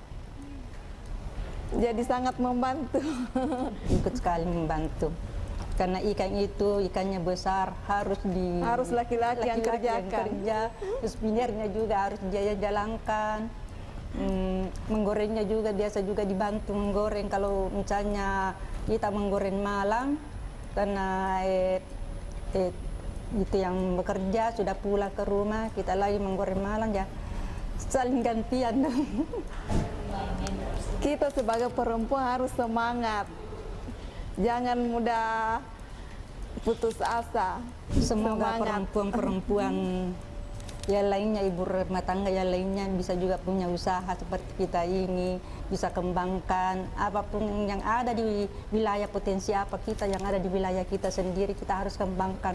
Kita ini sangat berterima kasih kepada pemerintah dan juga ini dari PT Atina dan Gresi seluruhnya, ya Gresi, Ospan yang sangat membantu kita.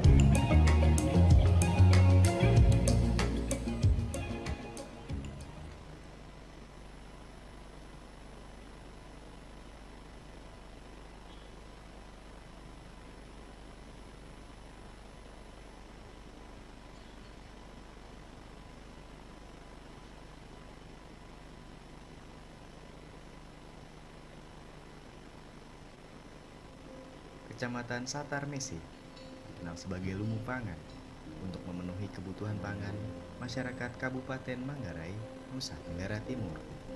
Desa Tal salah satunya yang telah lama menjadikan padi sebagai tumpuan ekonomi.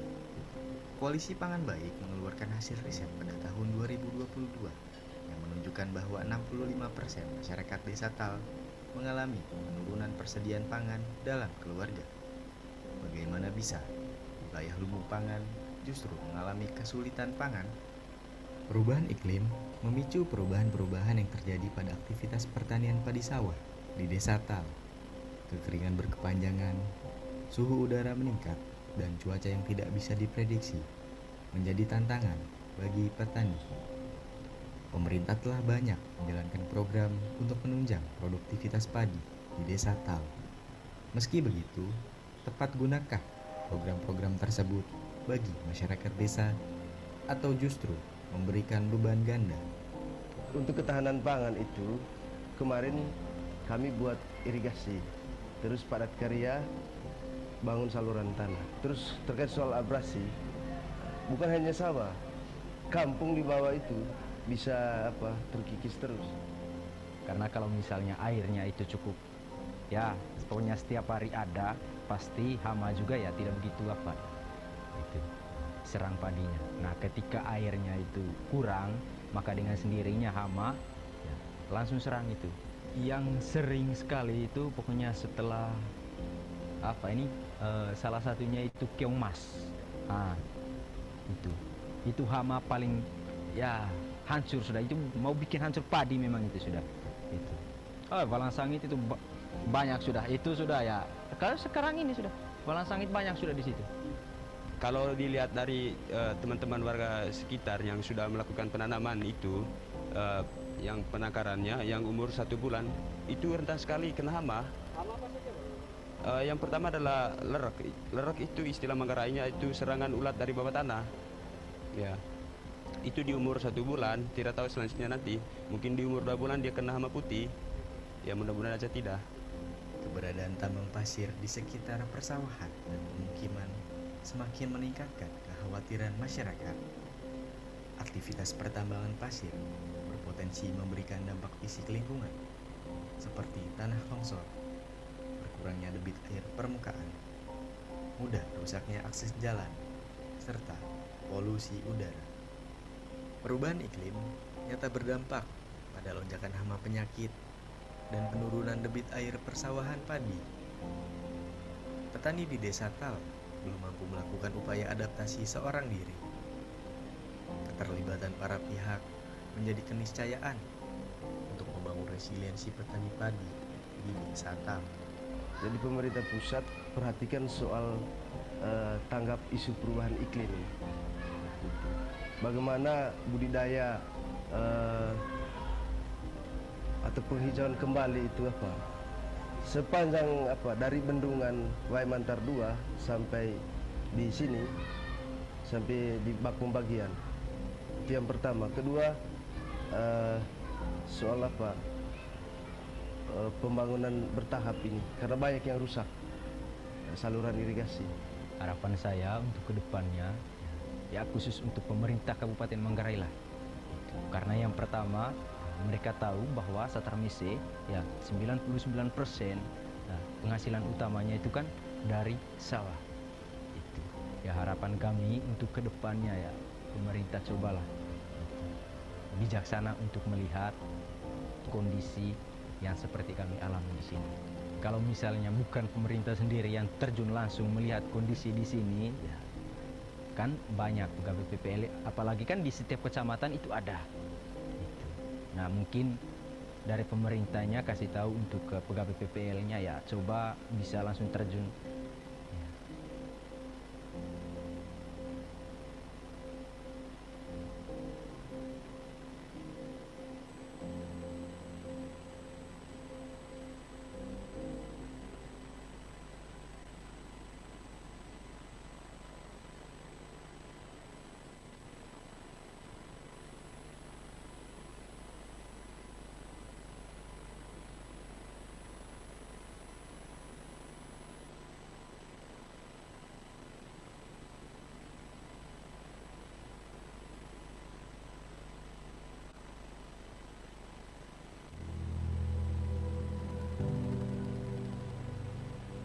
The ADB defines global value chains, or GVCs, as cross-border networks that bring a product or service from conception to market.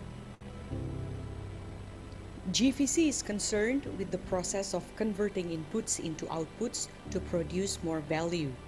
The value chain consists of upstream, basic R&D, design, logistics, middle, manufacturing, and downstream, marketing, advertising, and customer support activities at the enterprise level. ASEAN countries are among the world's largest producers of palm oil, coffee, rice, and fisheries. Southeast Asia is the world's largest producer and exporter of palm oil. Palm oil is an essential part of the global vegetable oil market and various processed products such as soap, beauty products, and food materials. The largest producer countries are Indonesia and Malaysia. Two ASEAN countries, namely Vietnam and Indonesia, are prominent coffee-producing countries in the world. Vietnam's market share in the period of 2013 to 2016 accounted for nearly 19% of the world export output, with an export value of about $3.4 billion, making it the second largest coffee exporter after Brazil. For Asians, rice is one of the essential commodities in humanity's food chain. 5 ASEAN countries such as Indonesia, Vietnam, Thailand, the Philippines, and Myanmar are among the top 10 world's rice producers. Southeast Asia is a major contributor to the world's total fisheries production, where the region's contribution to the world's total fishery production in 2019 was approximately 22.17%. Indonesia and Vietnam are among the largest fishery producers in the world.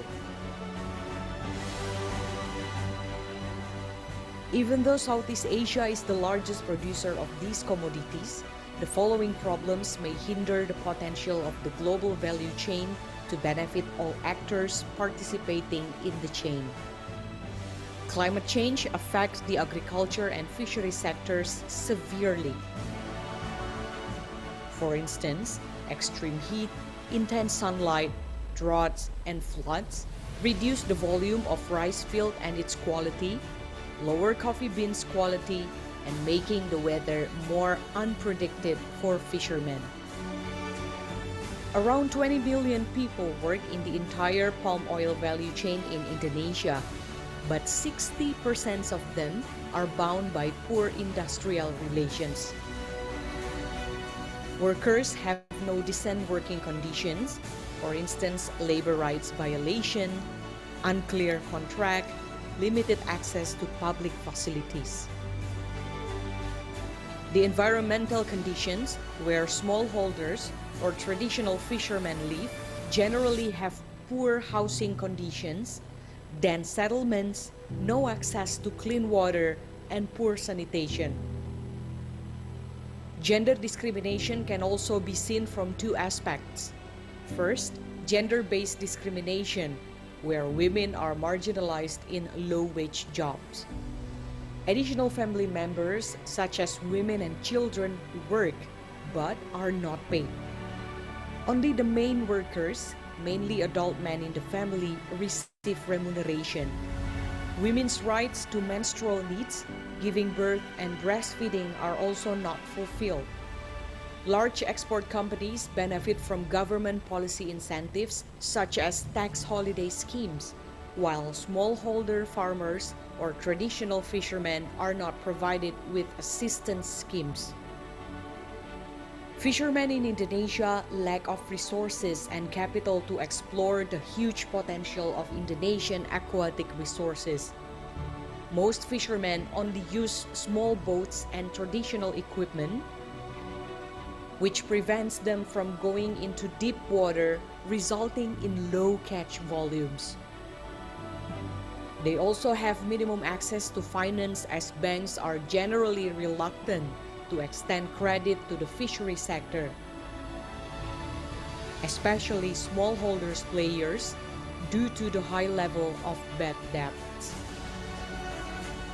To alleviate those problems, stakeholders such as regulators and the private sector should pay attention to several policy aspects, such as to reduce and prevent impacts of climate change.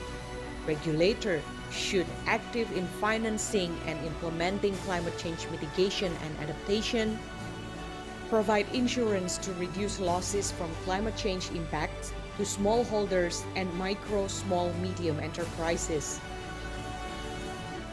To reduce inequalities, regulators can promote equality in supporting marginal actors by improving organizational skills and providing training, equipment, and financing in more sustainable ways, not just supporting the big corporations. To alleviate labor rights violations in the agriculture and fisheries sectors, regulators should consider regulating and monitoring standard wages for informal workers involved in GVC in all supply chains, improving law enforcement on forced labor and child labor. To improve gender equality, regulators should support public infrastructures that are crucial for women or enforcing standard business practices that are women-friendly, such as sanitation and safe public transport. Change status of women workers as fishermen or farmers if they mostly work as ones to help them access social assistance. Address gender pay gap and standardize wages for same work done by men and women. We believe that if private sector and public sector undertake these recommendations, they will contribute to build a more inclusive and sustainable value chain.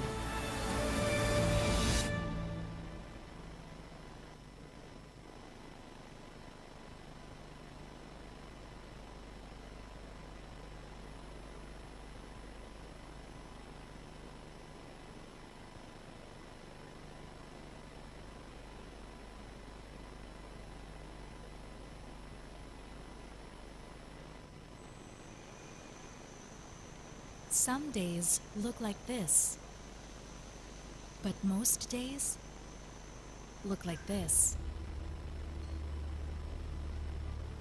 We live in a world of extreme inequalities, a world where a few have too much wealth while tens of millions struggle for food, decent jobs, water, and clean air.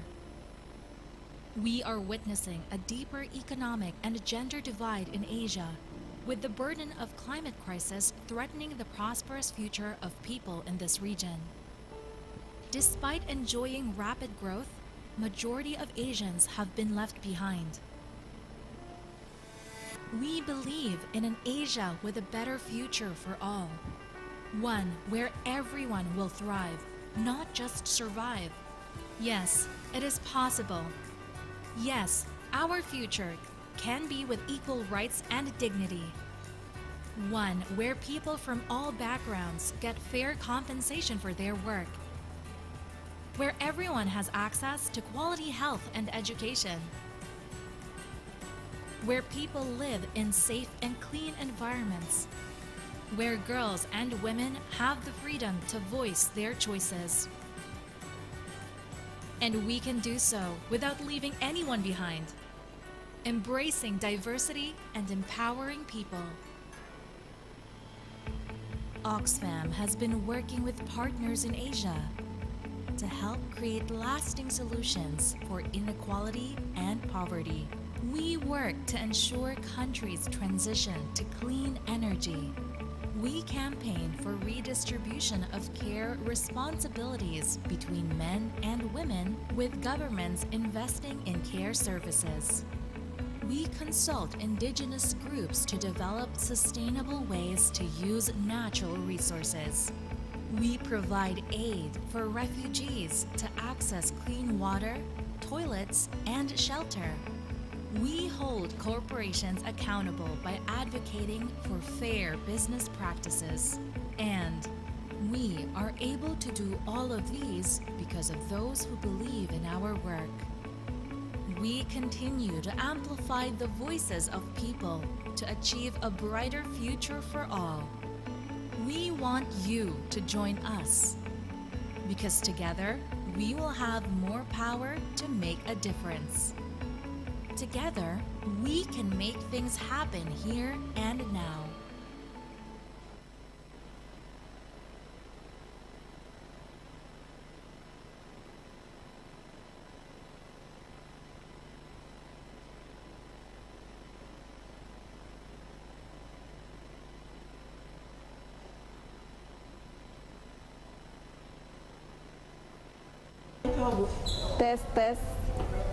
Tes. Banyak sekali manfaatnya bagi saya. Membuat saya berani berbicara. Biasanya itu saya tidak berani. Sekarang saya berani, biar Ibu Gubernur saya juga datangi untuk berbicara. Setiap pekerja pasti ada tantangan.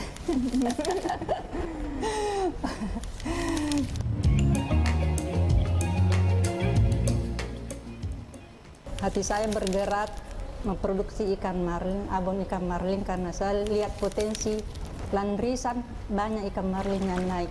Selalu lewat di depan rumah saya, jadi hati saya bergerak untuk memproduksinya. Bagaimana caranya supaya ikan marlin bisa naik harganya dan bisa dikonsumsi semua kalangan anak-anak, remaja, dan orang tua.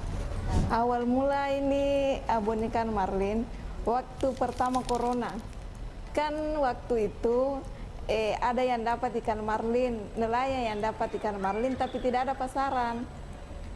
Jadi saya sering ikut pelatihan, jadi saya olah jadi abon.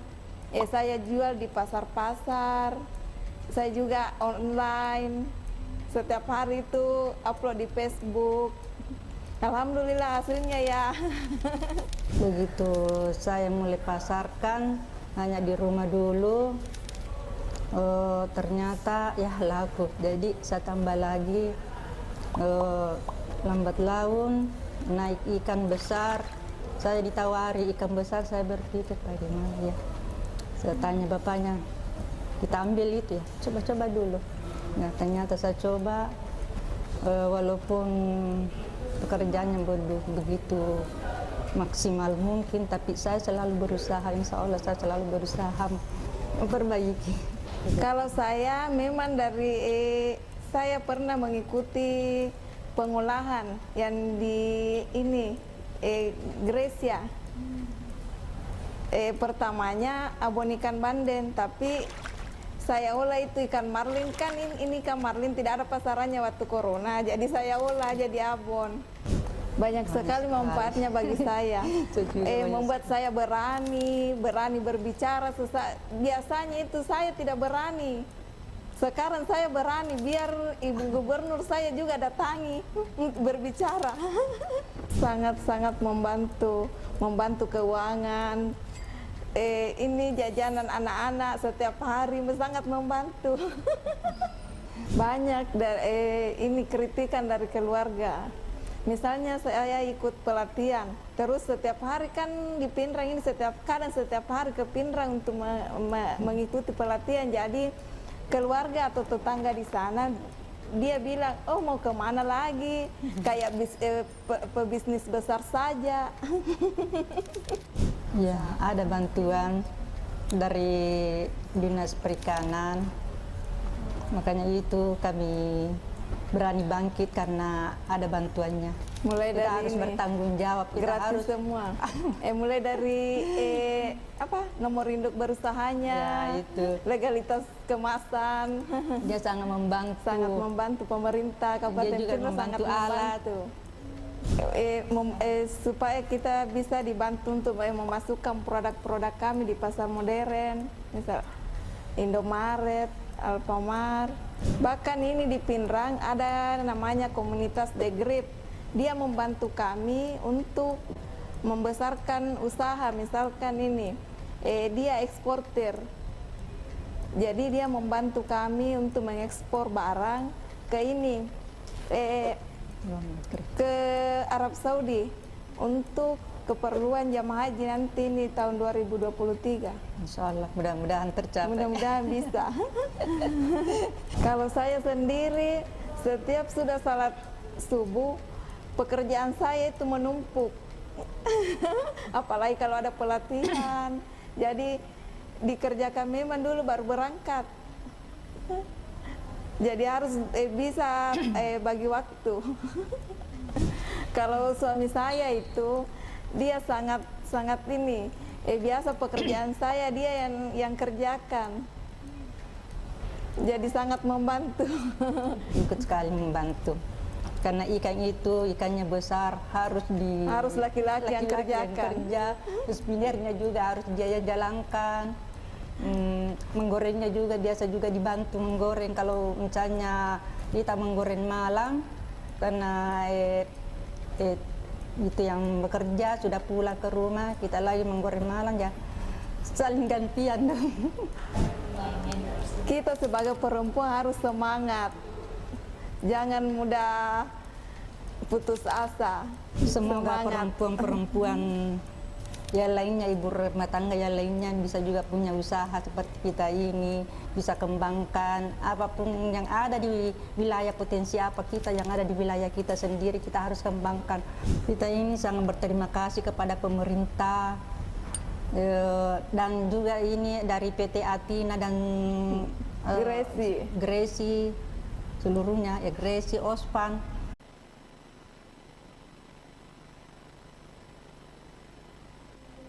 Kecamatan Satar Mese dikenal sebagai lumbung pangan untuk memenuhi kebutuhan pangan masyarakat Kabupaten Manggarai, Nusa Tenggara Timur. Desa Tal salah satunya yang telah lama menjadikan padi sebagai tumpuan ekonomi. Koalisi Pangan Baik mengeluarkan hasil riset pada tahun 2022 yang menunjukkan bahwa 65% masyarakat Desa Tal mengalami penurunan persediaan pangan dalam keluarga. Bagaimana bisa wilayah lumbung pangan justru mengalami kesulitan pangan? Perubahan iklim memicu perubahan-perubahan yang terjadi pada aktivitas pertanian padi sawah di Desa Tal. Kekeringan berkepanjangan, suhu udara meningkat, dan cuaca yang tidak bisa diprediksi menjadi tantangan bagi petani. pemerintah telah banyak menjalankan program untuk menunjang produktivitas padi di desa Tal. Meski begitu, tepat gunakah program-program tersebut bagi masyarakat desa atau justru memberikan beban ganda? Untuk ketahanan pangan itu, kemarin kami buat irigasi, terus padat karya, bangun saluran tanah. Terus terkait soal abrasi, bukan hanya sawah, kampung di bawah itu bisa terkikis terus. Karena kalau misalnya airnya itu cukup, ya pokoknya setiap hari ada, pasti hama juga ya tidak begitu itu serang padinya. Nah ketika airnya itu kurang, maka dengan sendirinya hama ya, langsung serang itu. Yang sering sekali itu pokoknya setelah salah satunya itu keong mas. Nah itu hama paling ya hancur sudah, itu mau bikin hancur padi memang itu sudah itu. Balang sangit itu banyak sudah, itu sudah ya. Kalau sekarang ini sudah balang sangit banyak sudah di situ. Kalau dilihat dari teman-teman warga sekitar yang sudah melakukan penanaman itu, yang penangkarannya yang umur 1 bulan itu rentan sekali kena hama. Yang pertama adalah lerek. Lerek itu istilah Manggarainya itu serangan ulat dari bawah tanah. Ya. Itu di umur 1 bulan, tidak tahu selanjutnya nanti. Mungkin di umur 2 bulan dia kena hama putih. Ya mudah-mudahan aja tidak. Keberadaan tambang pasir di sekitar persawahan dan pemukiman semakin meningkatkan kekhawatiran masyarakat. Aktivitas pertambangan pasir berpotensi memberikan dampak fisik lingkungan, seperti tanah longsor, berkurangnya debit air permukaan, mudah rusaknya akses jalan, serta polusi udara. Perubahan iklim nyata berdampak pada lonjakan hama penyakit dan penurunan debit air persawahan padi. Petani di desa Tal belum mampu melakukan upaya adaptasi seorang diri. Keterlibatan para pihak menjadi keniscayaan untuk membangun resiliensi petani padi di desa Tal. Jadi pemerintah pusat perhatikan soal tanggap isu perubahan iklim. Bagaimana budidaya atau penghijauan kembali itu sepanjang dari bendungan Waimantar 2 sampai di sini, sampai di bak pembagian. Itu yang pertama. Kedua, soal pembangunan bertahap ini, karena banyak yang rusak saluran irigasi. Harapan saya untuk kedepannya ya khusus untuk pemerintah Kabupaten Manggarai lah. Karena yang pertama mereka tahu bahwa Satar Mese ya 99% ya, penghasilan utamanya itu kan dari sawah. Itu. Ya harapan kami untuk kedepannya ya pemerintah cobalah bijaksana untuk melihat kondisi yang seperti kami alami di sini. Kalau misalnya bukan pemerintah sendiri yang terjun langsung melihat kondisi di sini, ya kan banyak pegawai PPL, apalagi kan di setiap kecamatan itu ada. Nah mungkin dari pemerintahnya kasih tahu untuk ke pegawai PPL-nya ya coba bisa langsung terjun.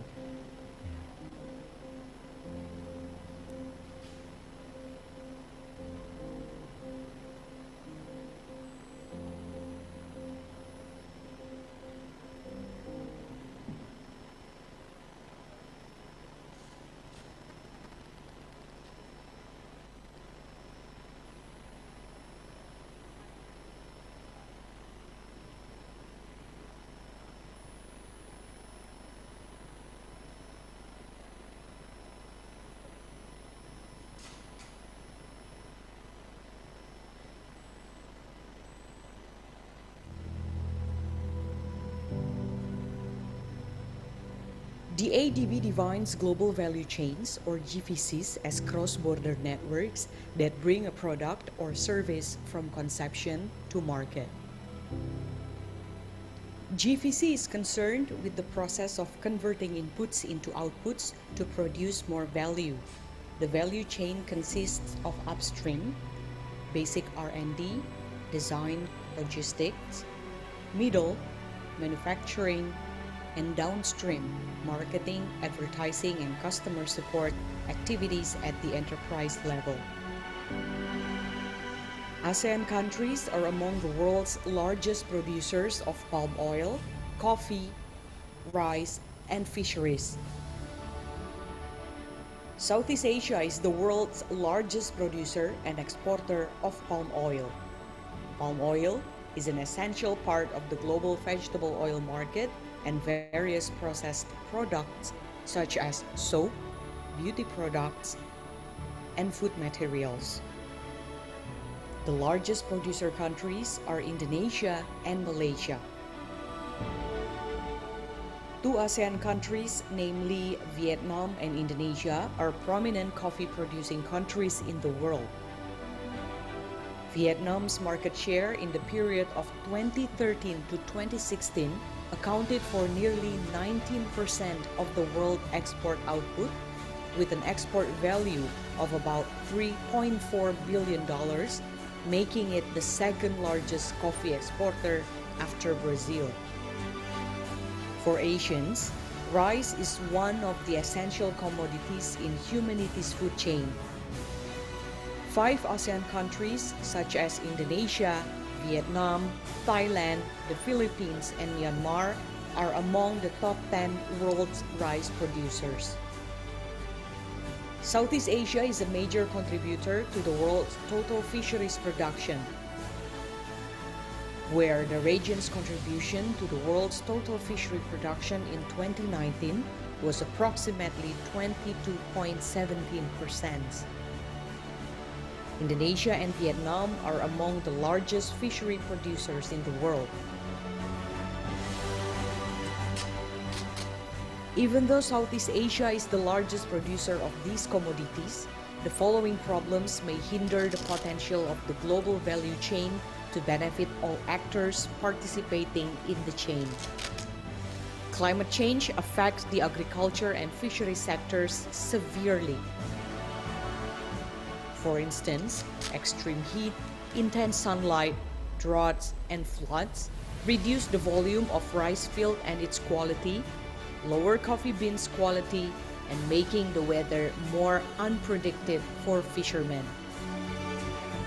Around 20 billion people work in the entire palm oil value chain in Indonesia, but 60% of them are bound by poor industrial relations. Workers have no decent working conditions, for instance, labor rights violation, unclear contract, limited access to public facilities. The environmental conditions where smallholders or traditional fishermen live generally have poor housing conditions, dense settlements, no access to clean water, and poor sanitation. Gender discrimination can also be seen from 2 aspects. First, gender-based discrimination, where women are marginalized in low-wage jobs. Additional family members, such as women and children, work but are not paid. Only the main workers, mainly adult men in the family, receive remuneration. Women's rights to menstrual needs, giving birth, and breastfeeding are also not fulfilled. Large export companies benefit from government policy incentives such as tax holiday schemes, while smallholder farmers or traditional fishermen are not provided with assistance schemes.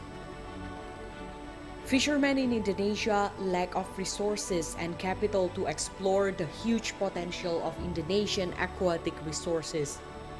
Most fishermen only use small boats and traditional equipment, which prevents them from going into deep water, resulting in low catch volumes. They also have minimum access to finance, as banks are generally reluctant to extend credit to the fishery sector, especially smallholders players, due to the high level of bad debts. To alleviate those problems, stakeholders such as regulators and the private sector should pay attention to several policy aspects, such as to reduce and prevent impacts of climate change. Regulator should active in financing and implementing climate change mitigation and adaptation. provide insurance to reduce losses from climate change impacts to smallholders and micro, small, medium enterprises. To reduce inequalities, regulators can promote equality in supporting marginal actors by improving organizational skills and providing training, equipment, and financing in more sustainable ways, not just supporting the big corporations. To alleviate labor rights violations in the agriculture and fisheries sectors, regulators should consider regulating and monitoring standard wages for informal workers involved in GVC in all supply chains, improving law enforcement on forced labor and child labor. To improve gender equality, regulators should support public infrastructures that are crucial for women or enforcing standard business practices that are women-friendly, such as sanitation and safe public transport. Change status of women workers as fishermen or farmers if they mostly work as ones to help them access social assistance. Address gender pay gap and standardize wages for same work done by men and women.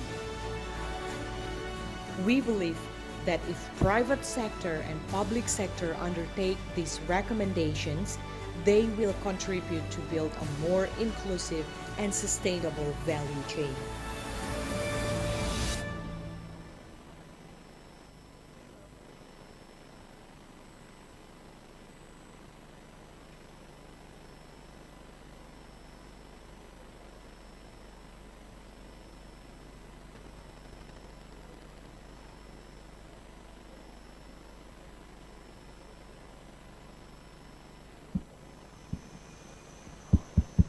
Some days look like this, but most days look like this. We live in a world of extreme inequalities, a world where a few have too much wealth while tens of millions struggle for food, decent jobs, water, and clean air.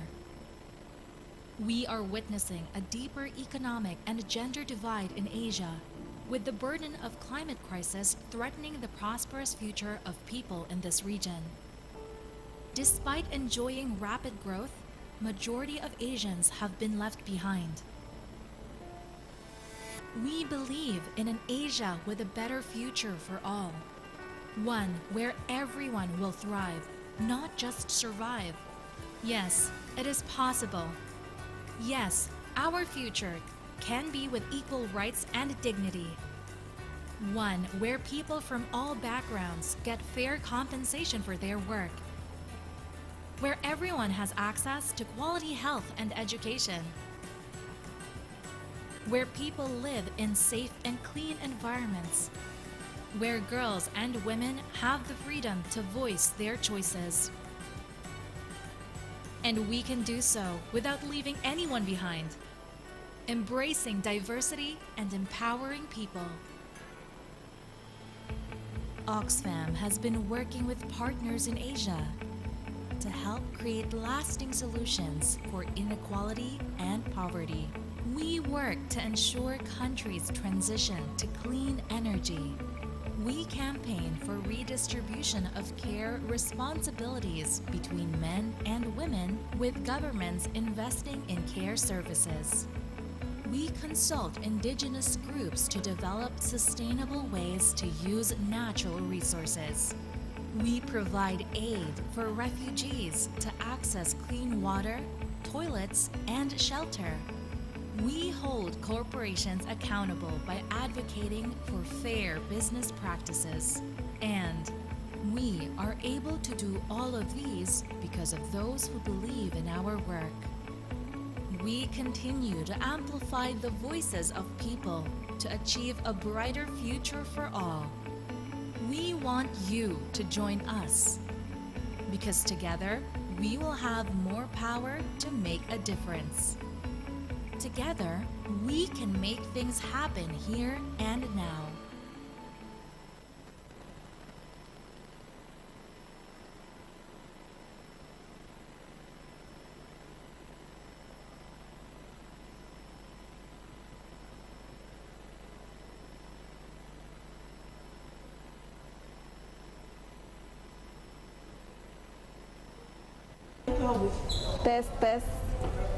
Tes. Banyak sekali manfaatnya bagi saya. Membuat saya berani berbicara. Biasanya itu saya tidak berani. Sekarang saya berani, biar Ibu Gubernur saya juga datangi untuk berbicara. Setiap pekerja pasti ada tantangan.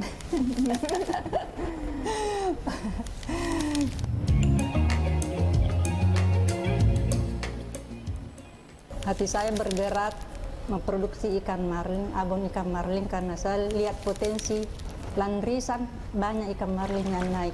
Selalu lewat di depan rumah saya, jadi hati saya bergerak untuk memproduksinya. Bagaimana caranya supaya ikan marlin bisa naik harganya dan bisa dikonsumsi semua kalangan anak-anak, remaja, dan orang tua.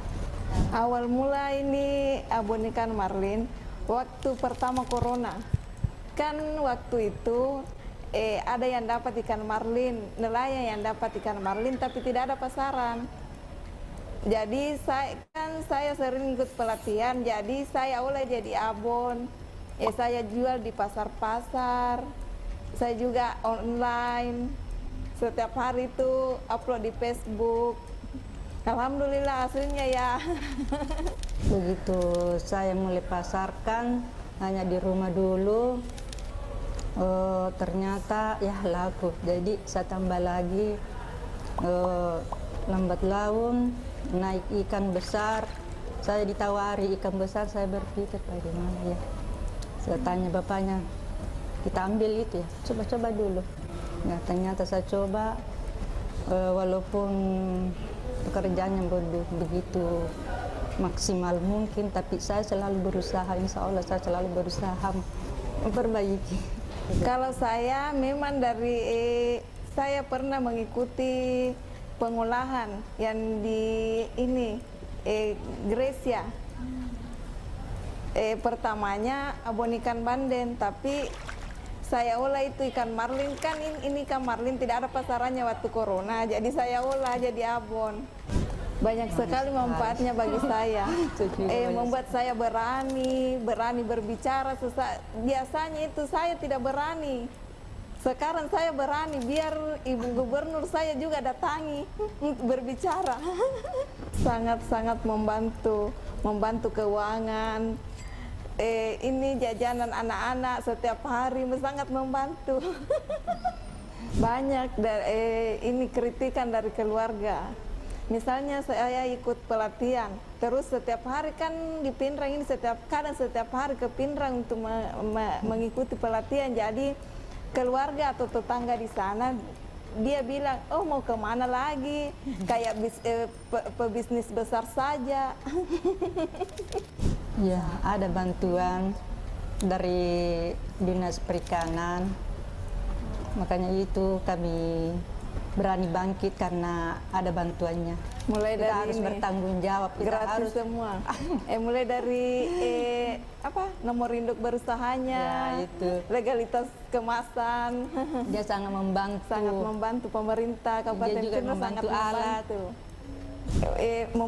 supaya kita bisa dibantu untuk memasukkan produk-produk kami di pasar modern, misal Indomaret, Alfamart. Bahkan ini di Pinrang ada namanya komunitas The Grip. Dia membantu kami untuk membesarkan usaha. Misalkan ini, dia eksportir. Jadi dia membantu kami untuk mengekspor barang ke ke Arab Saudi untuk keperluan jamaah haji nanti ini tahun 2023. Insya Allah, mudah-mudahan tercapai. Mudah-mudahan bisa. Kalau saya sendiri, setiap sudah salat subuh, pekerjaan saya itu menumpuk. Apalagi kalau ada pelatihan. Jadi dikerjakan memang dulu baru berangkat. Jadi harus bisa bagi waktu. Kalau suami saya itu, dia sangat ini, biasa pekerjaan saya dia yang kerjakan. Jadi sangat membantu. Ikut sekali membantu. Karena ikan itu, ikannya besar, harus laki-laki yang kerjakan. Terus pinirnya juga harus dia jalankan. Menggorengnya juga biasa juga dibantu menggoreng kalau misalnya kita menggoreng malam karena itu yang bekerja sudah pulang ke rumah, kita lagi menggoreng malam ya saling gantian dong. Kita sebagai perempuan harus semangat, jangan mudah putus asa.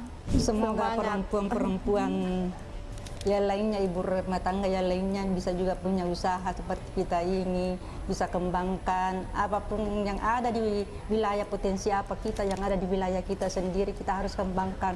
Kita ini sangat berterima kasih kepada pemerintah dan juga ini dari PT Atina dan Gresi seluruhnya, Gresi, Ospan yang sangat membantu kita.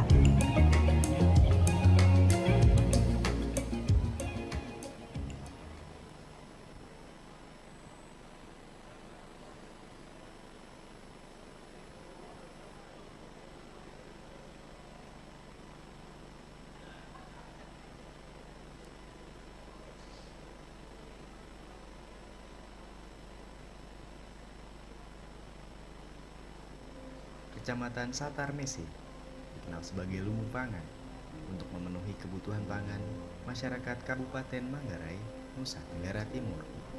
Desa Tal salah satunya yang telah lama menjadikan padi sebagai tumpuan ekonomi. Koalisi Pangan Baik mengeluarkan hasil riset pada tahun 2022 yang menunjukkan bahwa 65% masyarakat Desa Tal mengalami penurunan persediaan pangan dalam keluarga. Bagaimana bisa wilayah lumbung pangan justru mengalami kesulitan pangan? Perubahan iklim memicu perubahan-perubahan yang terjadi pada aktivitas pertanian padi sawah di Desa Tal. Kekeringan berkepanjangan, suhu udara meningkat, dan cuaca yang tidak bisa diprediksi menjadi tantangan bagi petani. Pemerintah telah banyak menjalankan program untuk menunjang produktivitas padi di Desa Tal. Meski begitu, tepat gunakah program-program tersebut bagi masyarakat desa atau justru memberikan beban ganda? Untuk ketahanan pangan itu, kemarin kami buat irigasi, terus padat karya, bangun saluran tanah. Terus terkait soal abrasi, bukan hanya sawah, kampung di bawah itu bisa terkikis terus. Karena kalau misalnya airnya itu cukup, ya pokoknya setiap hari ada, pasti hama juga ya tidak begitu itu serang padinya. Nah ketika airnya itu kurang, maka dengan sendirinya hama langsung serang itu. Yang sering sekali itu pokoknya setelah salah satunya itu keong mas. Nah itu hama paling ya hancur sudah, itu mau bikin hancur padi memang itu sudah itu. Balang sangit itu banyak sudah, itu sudah ya. Kalau sekarang ini sudah balang sangit banyak sudah di situ. Kalau dilihat dari teman-teman warga sekitar yang sudah melakukan penanaman itu, yang penangkarannya yang umur 1 bulan itu rentan sekali kena hama. Yang pertama adalah lerek. Lerek itu istilah Manggarainya itu serangan ulat dari bawah tanah. Ya, itu di umur 1 bulan. Tidak tahu selanjutnya nanti. Mungkin di umur 2 bulan dia kena hama putih. Ya mudah-mudahan aja tidak. Keberadaan tambang pasir di sekitar persawahan dan pemukiman semakin meningkatkan kekhawatiran masyarakat. Aktivitas pertambangan pasir berpotensi memberikan dampak fisik lingkungan seperti tanah longsor, berkurangnya debit air permukaan, mudah rusaknya akses jalan, serta polusi udara. Perubahan iklim nyata berdampak pada lonjakan hama penyakit dan penurunan debit air persawahan padi. Petani di Desa Tal belum mampu melakukan upaya adaptasi seorang diri. Keterlibatan para pihak menjadi keniscayaan untuk membangun resiliensi petani padi di Desa Tal. Jadi pemerintah pusat perhatikan soal tanggap isu perubahan iklim. Bagaimana budidaya atau penghijauan kembali itu sepanjang dari bendungan Waimantar 2 sampai di sini, sampai di bak pembagian. Itu yang pertama. Kedua, soal pembangunan bertahap ini karena banyak yang rusak saluran irigasi. Harapan saya untuk kedepannya ya khusus untuk pemerintah Kabupaten Manggarai lah. Karena yang pertama mereka tahu bahwa Satarmese ya 99% penghasilan utamanya itu kan dari sawah. Ya harapan kami untuk kedepannya ya pemerintah cobalah bijaksana untuk melihat kondisi yang seperti kami alami di sini. Kalau misalnya bukan pemerintah sendiri yang terjun langsung melihat kondisi di sini, ya kan banyak pegawai PPL, apalagi kan di setiap kecamatan itu ada. Nah mungkin dari pemerintahnya kasih tahu untuk ke pegawai PPL-nya ya coba bisa langsung terjun.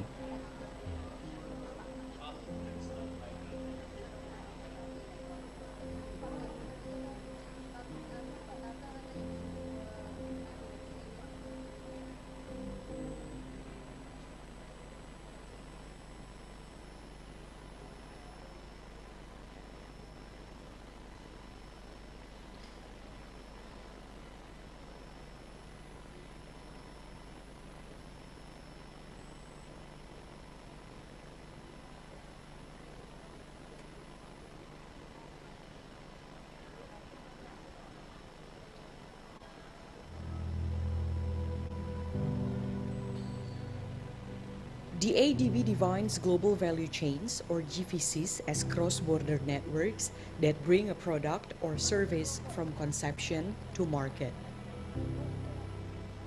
GVC is concerned with the process of converting inputs into outputs to produce more value. The value chain consists of upstream, basic R&D, design, logistics, middle, manufacturing, and downstream, marketing, advertising, and customer support activities at the enterprise level. ASEAN countries are among the world's largest producers of palm oil, coffee, rice, and fisheries. Southeast Asia. Good afternoon to all honorable participants, ladies and gentlemen.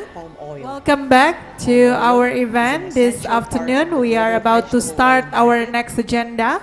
Therefore, I would like to invite all participants who are still outside to kindly proceed to the meeting room as we are going to start the next session.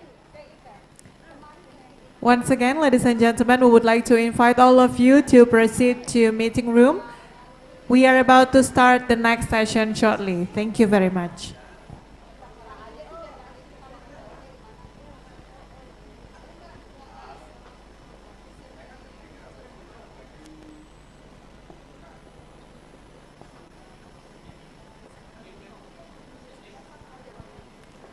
Ladies and gentlemen, we kindly invite you to please proceed to our meeting room as the next session will start shortly.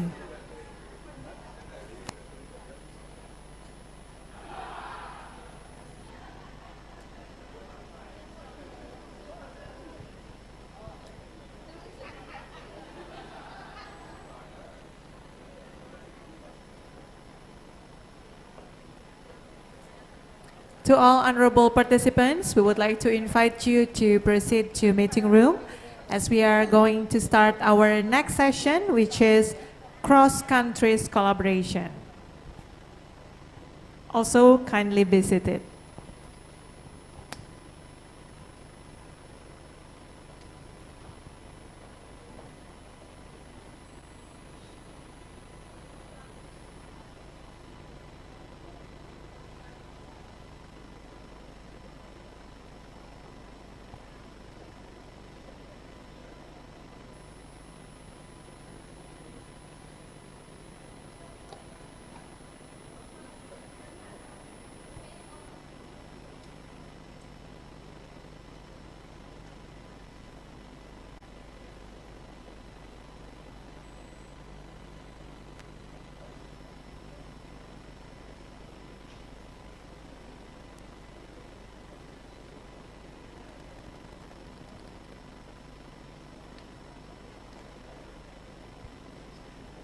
Ladies and gentlemen, a very good afternoon. I hope all of you had a nice lunch break. How was your lunch break? Good? I hope everyone's excited to continue to our next session. We are going to move to our next agenda, cross-country collaborations. This session will discuss how to foster concrete collaboration across countries to promote inclusive and responsible business in Southeast Asia and establish inclusive and responsible business networks. The session facilitator is Ms. Tatat from Oxfam in Indonesia. For the group facilitator, group 1, we have Sansar and Alia. Applause from group 1. Okay, very nice, thank you. Group 2, we have Anna Paula and Puspa Dewi. Group 2, thank you. Group 3, we have Lily and Hayu. Group 3, thank you. And group 4, we have Herni and Fardan. Thank you so much. Then I would like to invite the session facilitator, Ms. Tatat from Oxfam in Indonesia. Thank you. So, hello everyone. So I hope you enjoyed the session after 1.5 day. I think I see many enthusiastics and also especially last night, yeah, during the music. if you were here, you know it. I mean, it's a very it was a very lively session and a discussion, also like a live discussion last night, and then also today we continue with quite a heavy discussion, but I don't think it's heavy. Yeah, it's quite okay lah, yeah. So we have the short presentation about the session itself. So the session, I'm just going to explain it like shortly about the session. The title is on the cross-country collaboration, where after first session we discuss about the how the progress, best practices, and recommendations from the inclusive and responsible business in ASEAN. And then we continue with the session on engagement between CSOs and private sectors, and also continue with the third session on the inclusive and responsible business in the agricultural sector yesterday afternoon. And one session on the fair finance, Gracie fair finance paper launch. And then the session today, first session in on the, yesterday also one session on care work, and today first session is on the how I think the first one the second one is on the multi-stakeholders approach in attaining inclusive economic growth, and the first session today is on the impact of climate change and how the inclusive and responsible business in the agricultural sector. So today, as the MC also already mentioned, that we want to explore more experience and also best practices in each thematic group, which is we have here 3 groups. Group 1 is on the inclusive and responsible business in ASEAN, progress, best practices, and recommendations. We have 2 facilitators in group 1, which is Sansar from Oxfam in Cambodia. Hi, Sansar. Okay, thank you, Sansar. And then Alia, also in the group 1 from INFID. Yeah, and then for the second group is on the care work matters in promoting inclusive business in ASEAN. We have 2 facilitators also. We have our colleagues from Timor-Leste, Anna Paula from Oxfam in Timor-Leste. And we also have Puspa from Oxfam in Indonesia. Will also help to facilitate the group 2. And then for group 3 here on inclusive and responsible business in the agricultural sector, especially on the impact of climate change, we have 2 facilitators, Mbak Lily from KRKP, and also Hayu from KRKP. Thank you for agreed to facilitate the group. And then we go to group 4, which is specific on the CSO engagement with private sector. If we all still remember, yesterday there are still many hands raised, but we couldn't accommodate due to the short limited time yesterday. So today, especially in the CSO engagement with private sector group, which is group 4, we hope that you could explore more, discuss more. Especially we have Quang from Oxfam in Vietnam as our expert over there. So you ask him also many questions, best practices from Vietnam also.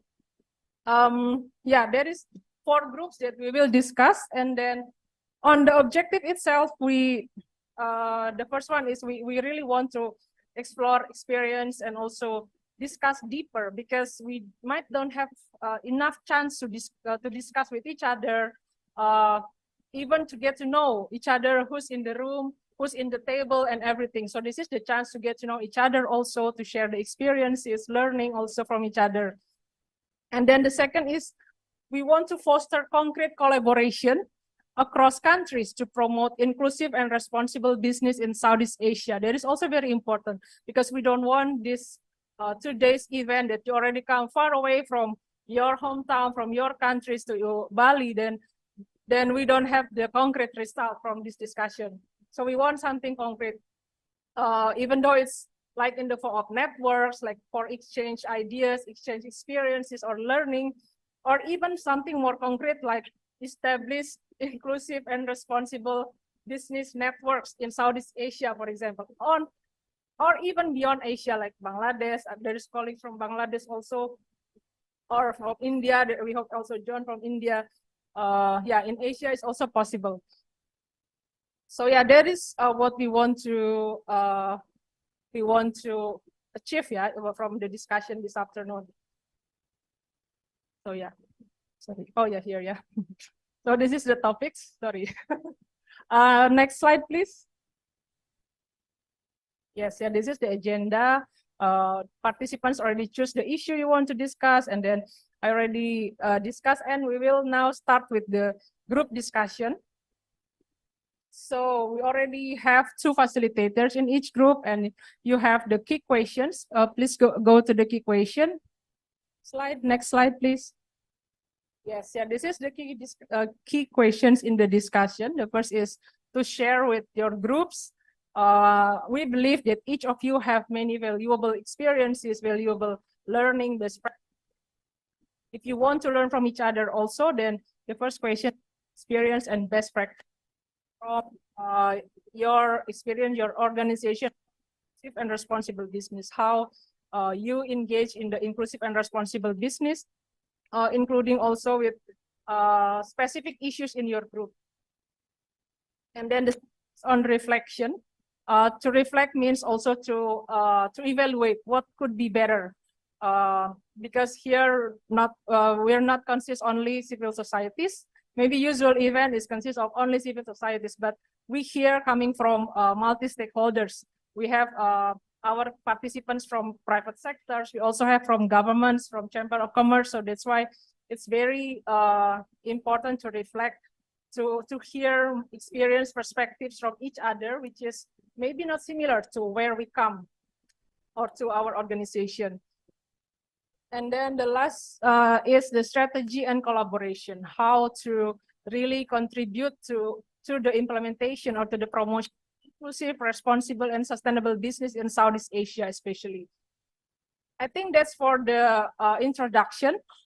Then I wish you a fruitful discussion. You will have around 50 minutes for, 50 minutes. Then I will going around to the group when it's time, like 10 minutes to close. Then I will let you know. And then please also appoint one presenter that will present the result of your discussions. After the group discussion, we will have plenary discussion where each group will present the result of the discussion.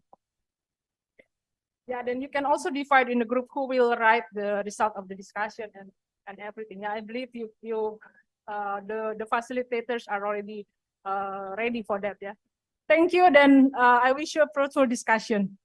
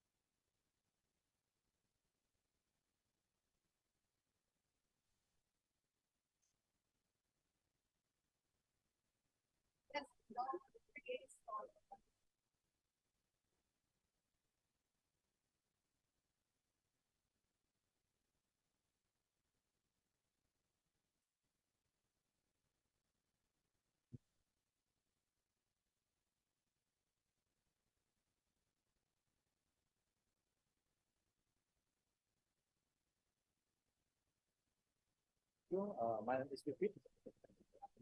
I am from Mahaboga Marga Foundation in Bali. I live in Bali. My name is Jan from Vietnam.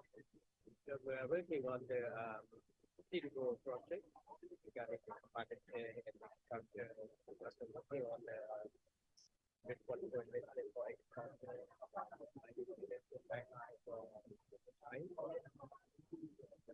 happy to join.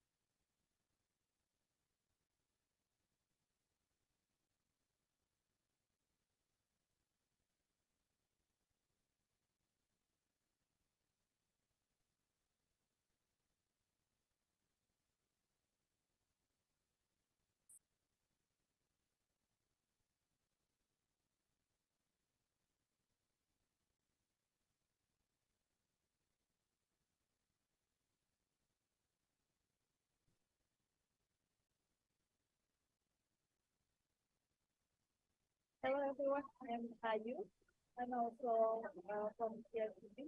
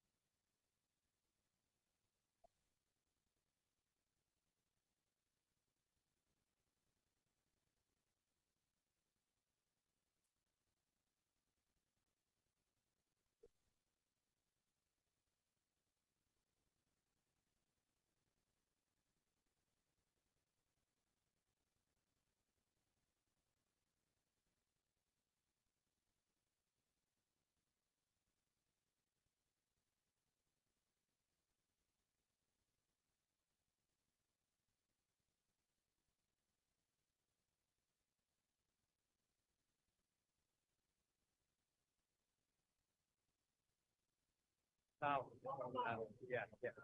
Okay, so from now we have a long program on the seed growth.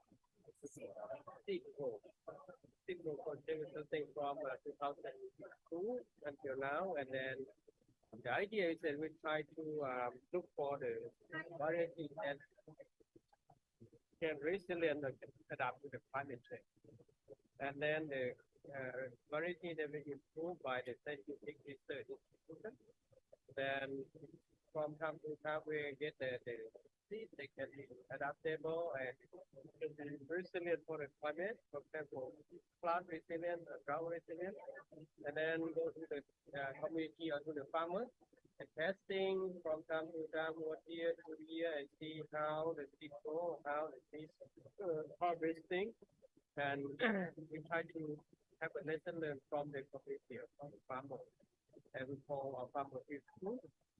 That's farmer school, and then they can learn from the field together and see what's the approach and what's the best variety that can be grown in the area. And then from year 2, year 3, they will select the best one and see how that seed or the variety we can grow them to the drought issue or to the flood issue, and then print it again in the next year. And from that we have almost 12 rice varieties that are very suitable for the local area in the flooding, in the drought, in the upland area. And then we are disciplined that through the network, for allow farmer network. So the allow farmer network will be the who coordinate or who will be the share of the whole of what's the food product, food variety, food seed that order farmer. And then through that network, we can be quick distribute the food seed to all the country. Because the network consists of more than 4,000 members all over the country. 4,000. And then if something good, we show up in the next annual assembly, annual workshop, and then they will learn together, and then we can distribute to all of them for the country. So this project is a really quite successful, and now we try to move to the next stage to promote the commercial support of the seed and try to engage the farmer or individual who want to plan for selling, who want to plan for commercial support, and then establish the group of farmers to plan for that particularly very good variety, particularly for rice, and see how they can be worked like a best variety for the country. And just working with the government sector to see how that variety can be registered for the food and then the right of the farmer. For example, the rice was produced by this group of that we try to protect the right of that variety to the registration to the national system. So in the near future, we try to see how can we speak like a promoting seed for climate resilience.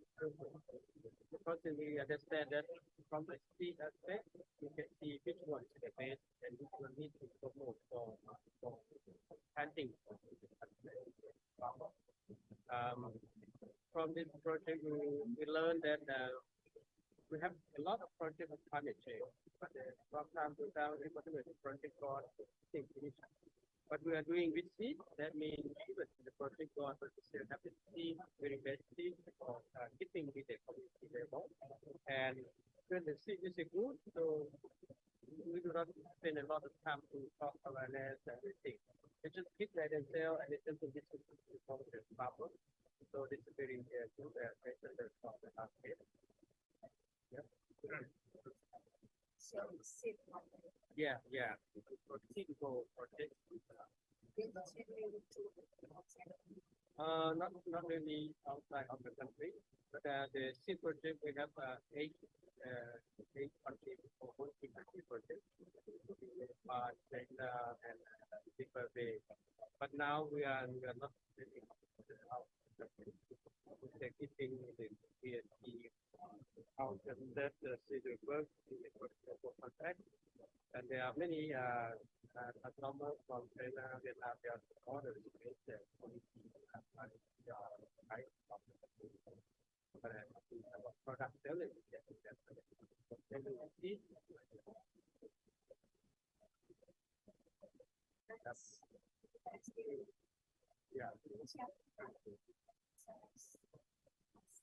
Yeah, basically for financial. Yeah. The network now open. Yeah. Yeah.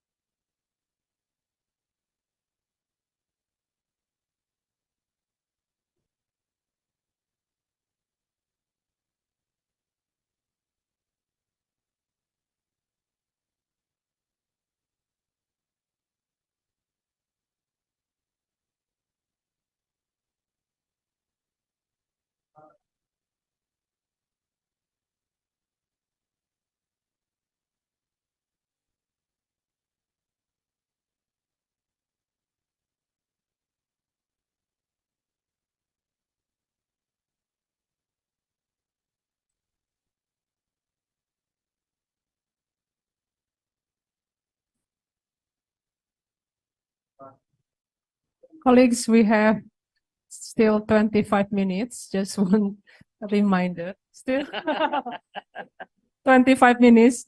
Please ensure that everyone has the chance to speak to speak and to engage. Thank you.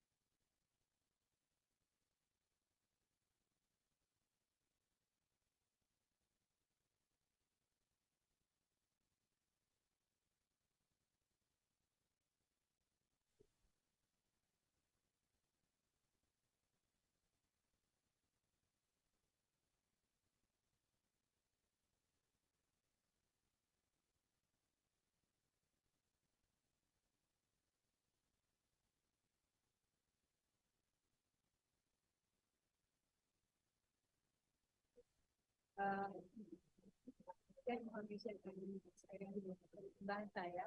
Oke.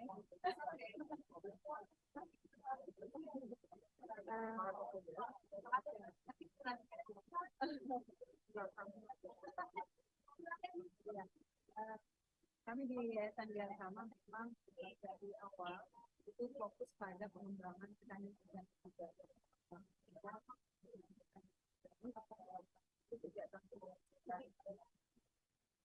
tapi memang banyak tantangan yang kita hadapi dalam perjalanan waktu karena bekerja dengan petani kecil perlu proses yang cukup panjang dalam proses mendorong komitmennya untuk masuk ke tidak hanya untuk logistik sendiri tapi pengembangan juga berusaha sebagian besar memang mereka tidak siap untuk masuk ke sektor wisata karena petani di Kalimantan itu petani tradisional ya, masih produksi untuk diri sendiri untuk keluarga. Jadi proses-proses yang panjang itu menjadi refleksi kita sehingga dalam ketika ada soalan sekarang yang menjadi tantangan utama dalam proses pertanian itu semakin sebenarnya semakin sulit petani untuk sampai berpikir ke arah bisnis lagi. Tapi kita tetap upayakan mendorong. Kami selain beras juga sebenarnya kopi, kacang-kacangan, sayuran juga, jagung-jagung juga itu sebenarnya kita mempersiapkan segitu kan kalau untuk kelompok perempuan, mulai dari pangan keluarga, sampai pada persiapan mereka ke agriculture pertanian yang ramah lingkungan untuk saving dari aktivitas ekonomi. Jadi upaya-upaya itu terus dibangun dengan petani. Refleksinya memang yang utama sekarang kita lihat selain dari perubahan iklim yang luar biasa yang sangat mempengaruhi program pertanian lokal, itu sebenarnya yang sulit itu adalah menumbuhkan regenerasi karena kelompok-kelompok. So 15 minutes. 15 minutes.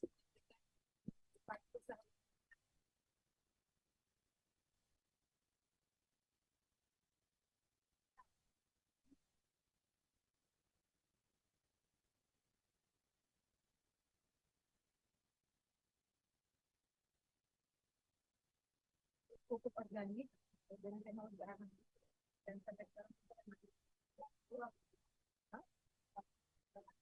organiknya sementara masih mereka juga. Jadi kalau ada yang peduli karena kita mendampingi beberapa kabupaten dan semua diupayakan untuk bisa membuat organik. Kita sendiri kita punya training center pembelajaran bersama petani dan kita mengembangkan ruang belajar itu bagi semua petani yang ada. Tantangan pasar pertanian organik di Kalbar itu pertama mereka tidak membedakan harga untuk pertanian organik dan non organik. Jadi ketika petani kita menjual beras yang organik ramah lingkungan, harganya sama saja dengan harga beras yang tidak tahu diproduksi dengan cara yang bagaimana. Itu tantangan. Kemudian tantangan di lahan juga. Beberapa kan tidak semua kawasan itu jadi dampingan kelompok kita. Ada yang berbatasan dengan mereka pakai pupuk. Nah itu juga akhirnya menjadi pertanyaan ketika kita membangun sebuah jaringan aliansi organik Indonesia di Bogor itu. Kita membangun jaringan bersama pada perkembangan petani. Kita mendiskusikan lebih lanjut. Bagaimana sih konsep pertanian organik yang sebenarnya itu juga akhirnya menjadi perdebatan kita. Sampailah akhirnya kita menyepakati, oke, kita tidak sebut pertanian organik, tetapi pertanian ramah lingkungan. Kemudian juga untuk petani yang petani beras, kita petani padi, kita juga memang di antara petani mengembangkan bisnis lokal yang bisa untuk terutama dalam kondisi yang sekarang ya, seperti yang tadi Bapak Dari sampaikan bahwa kita perlu mengembangkan bibit-bibit lokal yang tahan dengan kondisi lingkungan sekarang. Itu kami sepakat dan kami juga mengupayakan. Walaupun itu kita belum sampai pada tingkat riset ya, ini membangun kemitraan yang lebih lanjut dengan universitas untuk melihat apakah memang bibit ini tahan untuk kondisi yang luar biasa, ya kan? Menghadapi perubahan itu yang terus kita kembangkan dan memang untuk selesai. Tapi strategi yang kita bangun untuk terus mengupayakan komunitas pertanian ramah lingkungan itu memang melalui jaringan kerja. Kami memang masih jaringan kerja di skala lokal dan nasional. Kalau nasional itu melalui aliansi Indonesia, walaupun sekarang sudah kurang aktif, ya, aliansi Indonesia kurang aktif, pasti ya.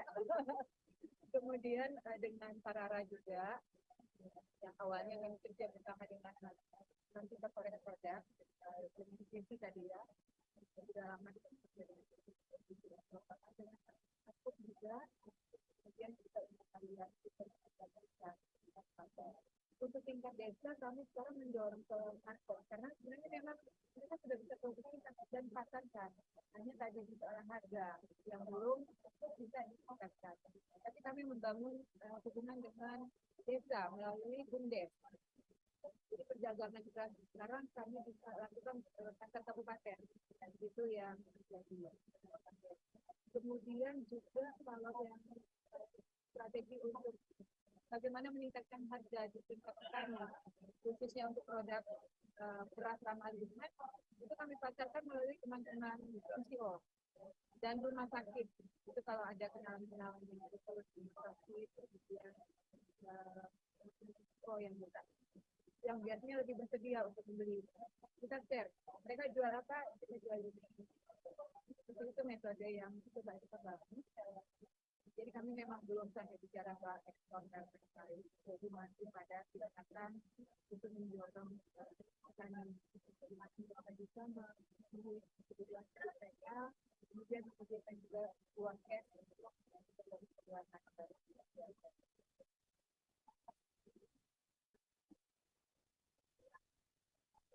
air cinta.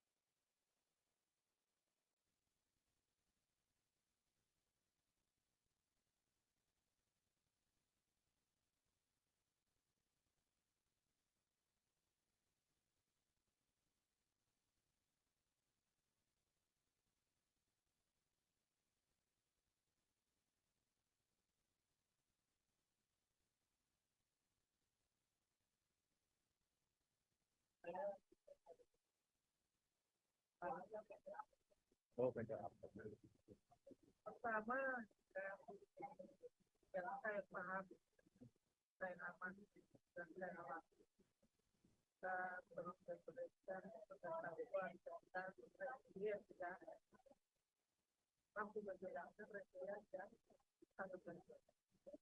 Jadi kita mau resiliensi, kerjanya tak darurat.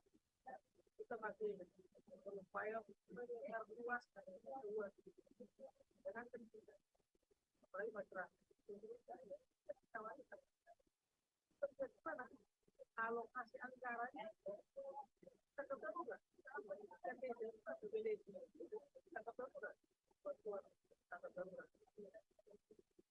Yang pertama, yang kedua, dari hasil anggaran memang secara nasional kita mengalami satu proses skema pembangunan yang bukan pada area dan teknologi yang berbeda. Juga tentang yang mungkin belum mendapatkan akses supply dari kebijakan ini. Itu kan dia pertanyaan baru aja. Antara apa itu? Antara toko yang kecil kita dorong bangunnya. Ketiga, mulai bergerak. Kita cek bersama kami dengan komunitas kami akan bantu kami persiapan sampai kurang jangan sementara termasuk ini kan yang menekankan keluarga sebenarnya menekankan keluarga itu juga ada ruang support untuk kita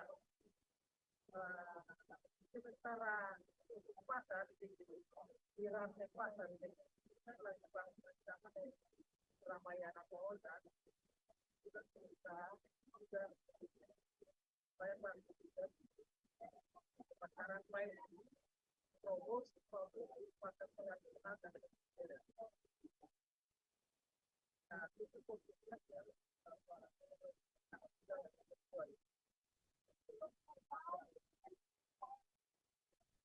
Kalau kita mau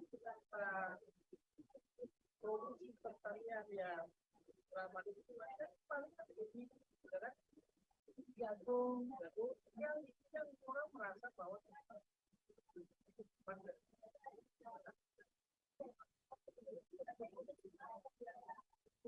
kita itu hanya banyak orang bagaimana kita berhubungan dengan perusahaan yang banyak orang gimana caranya saya bisa masukkan itu ya.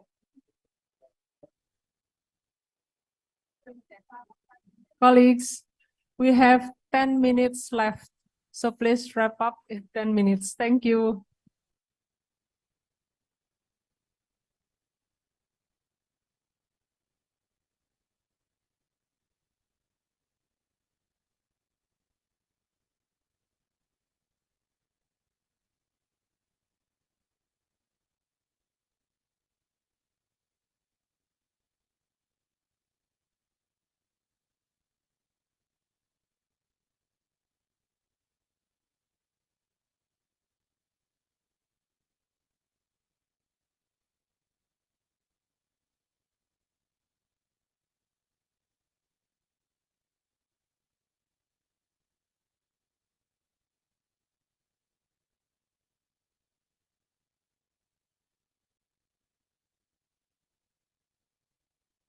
And also, please remember on the questions, like what collaboration can we done after this?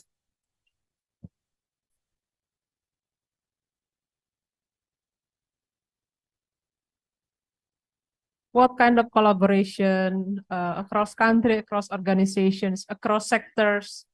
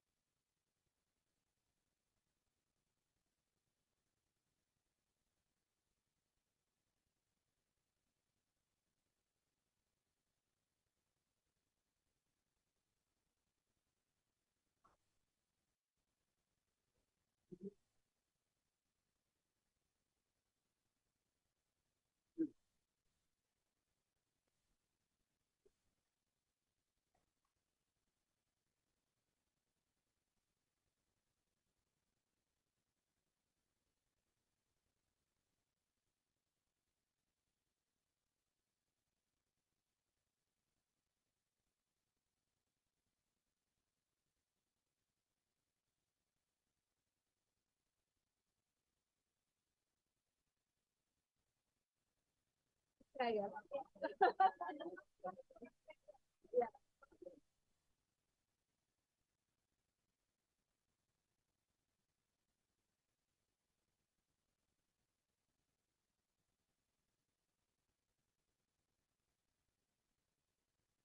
But strategy, we learned that we have the Asian farmer network, right? Asian farmer. Yeah, so that's in Philippines, by Asian farmer network. So that can be the network. They can be can learn from each other, even like organization that can be the center for collaboration. Asian farmer network. I heard there is regional. Yeah, and based in the Philippines.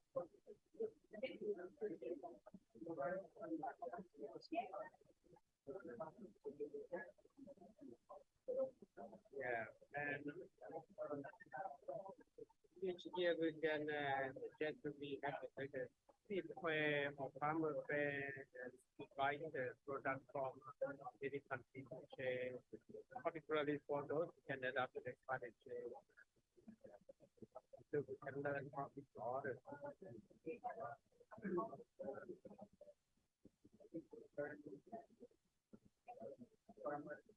Yeah, I think we need the tip, yeah.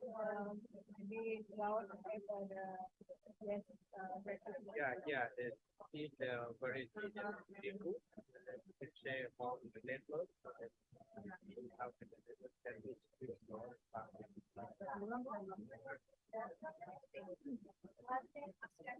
yeah.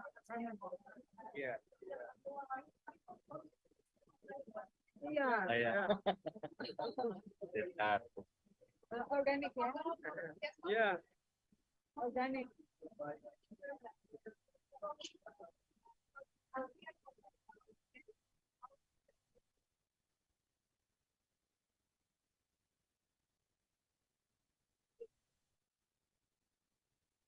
Farmer network.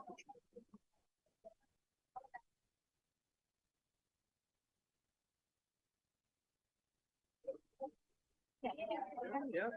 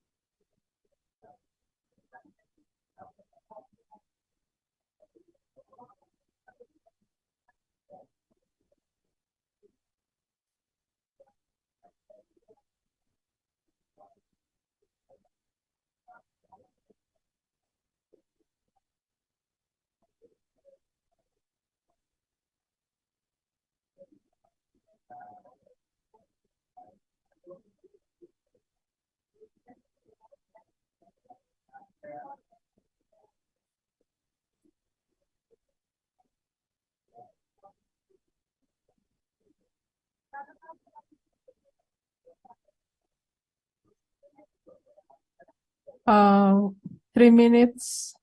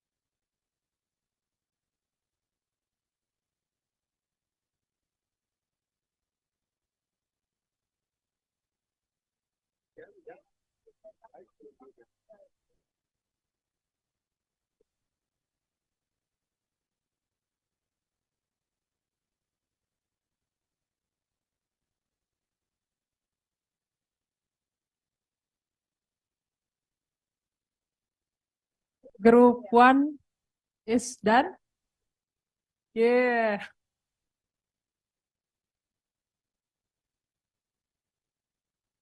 Group 2?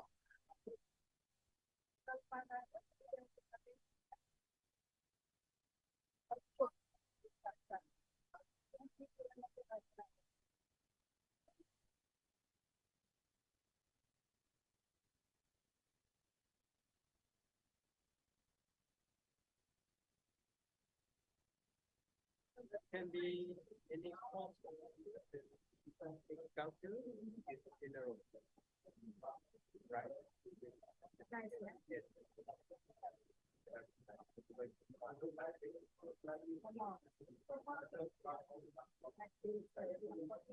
Yeah, that's all. Yeah, thank you.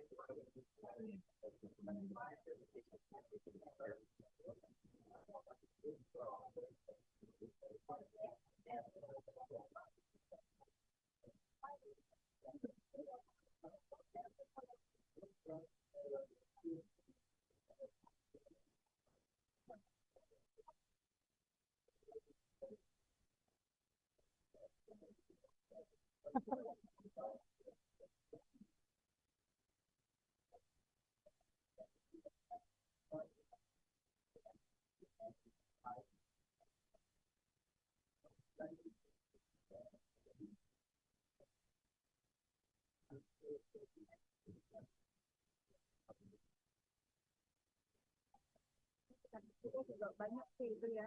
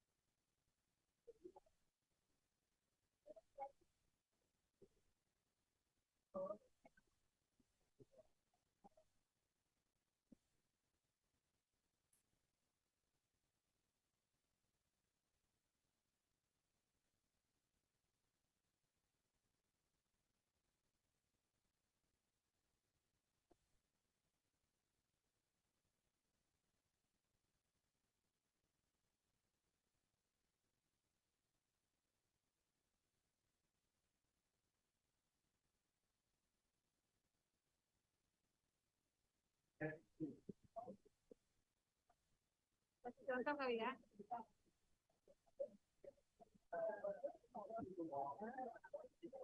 Agung, Adi, Adi.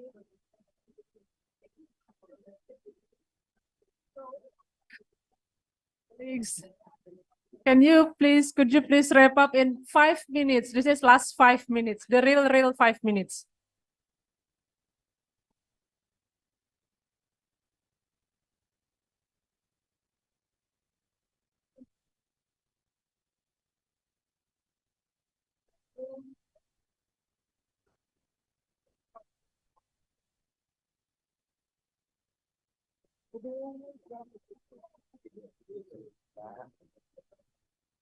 Kita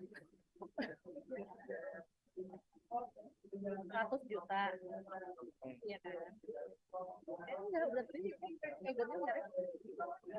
1.000 juta kan itu yang Iya. Berarti lebih dong. Oh iya itu.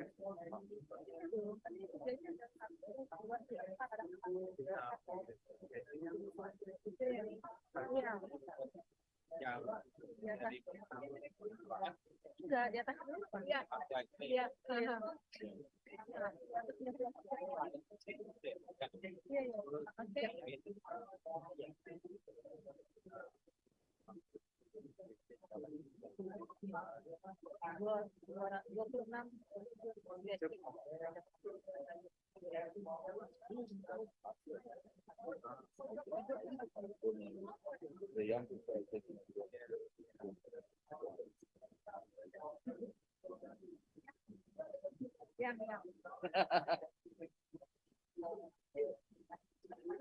Itu oke lah.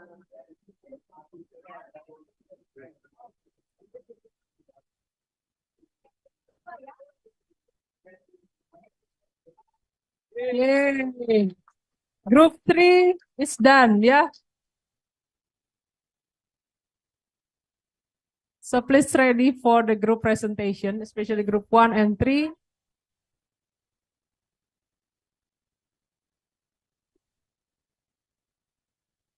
Three minutes for group 2 and 4.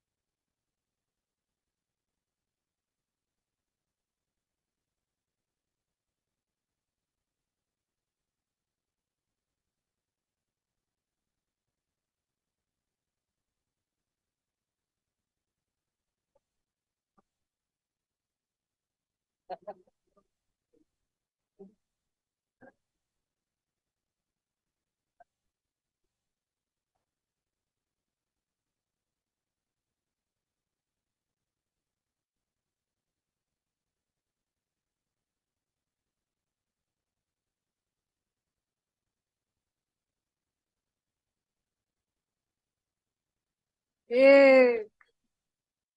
Group 2 is done.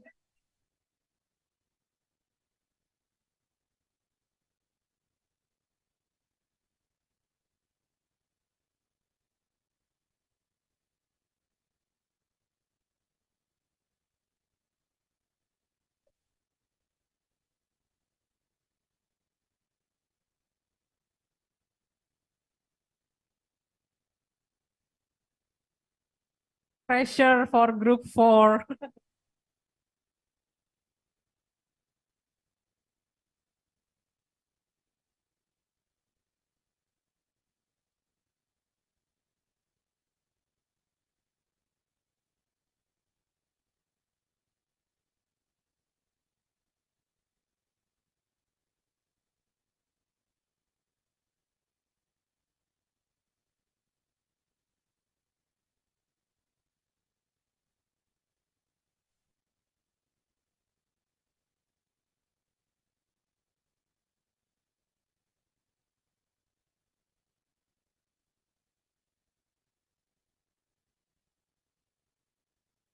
Okay, I think all groups has finished with the present group discussion. So without further, we'll call each representative from the group to present the result of the discussion.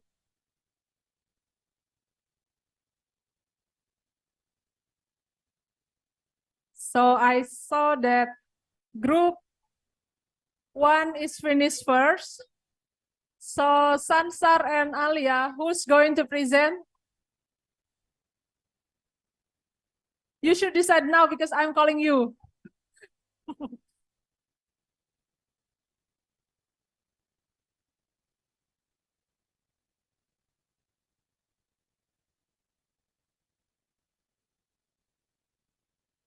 Colleagues, please, we're going to have the plenary discussion. So not discussion, but we will have a plenary session where representative from each group will present the result of the discussion here.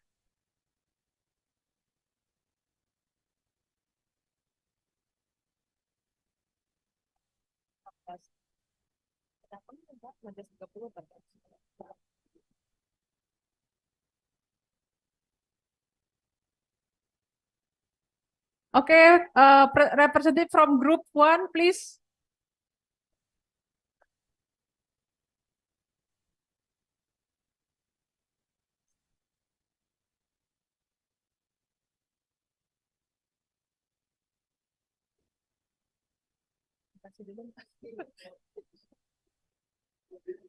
Group 1, I'm calling you.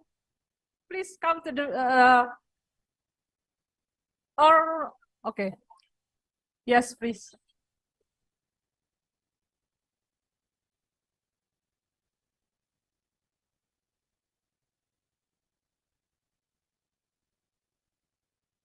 I will give, sorry, because we have more time for the group discussion. So each group could only have 5 minutes for presentation.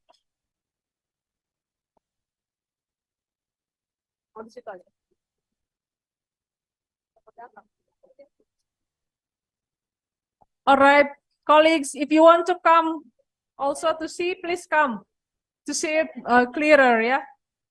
So you have 5 minutes. Oh, yeah. Could you please come to see clearer?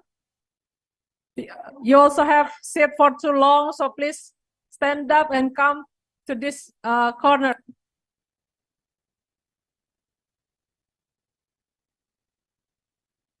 The group, you could also check off your paper and bring here, and we can use the same flip chart. Yeah. Colleagues from group 4, please come. Okay, we will start soon. Please. Please be quiet so we can listen clearer on what our colleague will present. Okay, Sansar, please. Good afternoon, everyone. Right. So I represent Group 1. The topic is on inclusive and responsible business in ASEAN. So colleagues, sorry. Please, may I have your attention, please? Our colleague here will present soon. Maybe it would be great that all of people come together and see clearer. Yeah. Yes, please. Please. Stand up, exercise.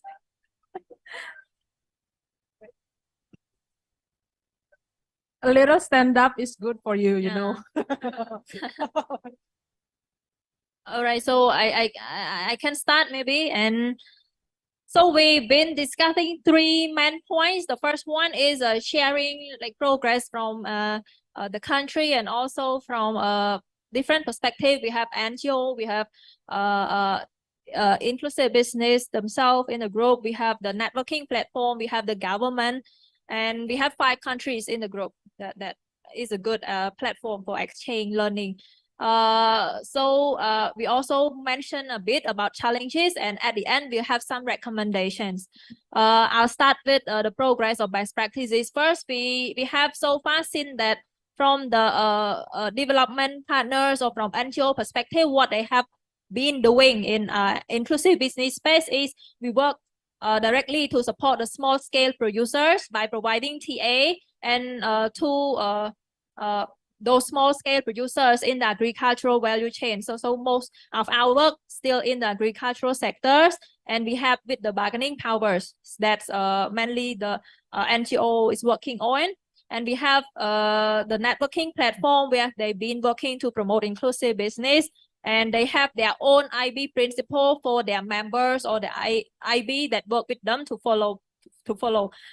We have IB like company that share with us how they've been working to support the small scale producer or farmer in their business, because they see it as a win-win strategy to work with the farmers. Like they provide the technical support on how the farmer can integrate or can adapt to the climate change resilience, and also mainly is to comply with the global market standards like environmental requirement, the social or ESG, like environmental social governance standards that has been required by the global market like EU, for example.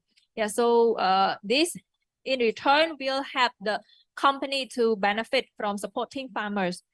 All right, we move a bit to the challenges that the actors in the IB have faced. One is the IB tool, like inclusive business tool. So far, what we've seen is there are so many tools among the government ministry themselves and also the ASEAN.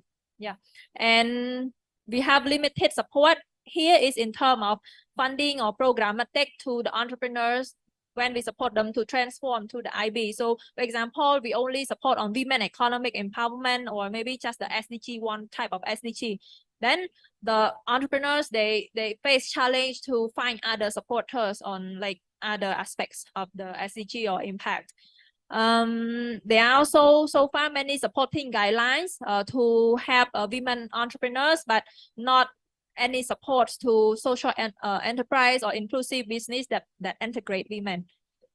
All right, so this also the lesson learned or sharing from the Cambodia government, what they've been doing, and hoping like other ASEAN country or ASEAN government follow. Like so far they have established the IB guideline framework in the country. They have steering group.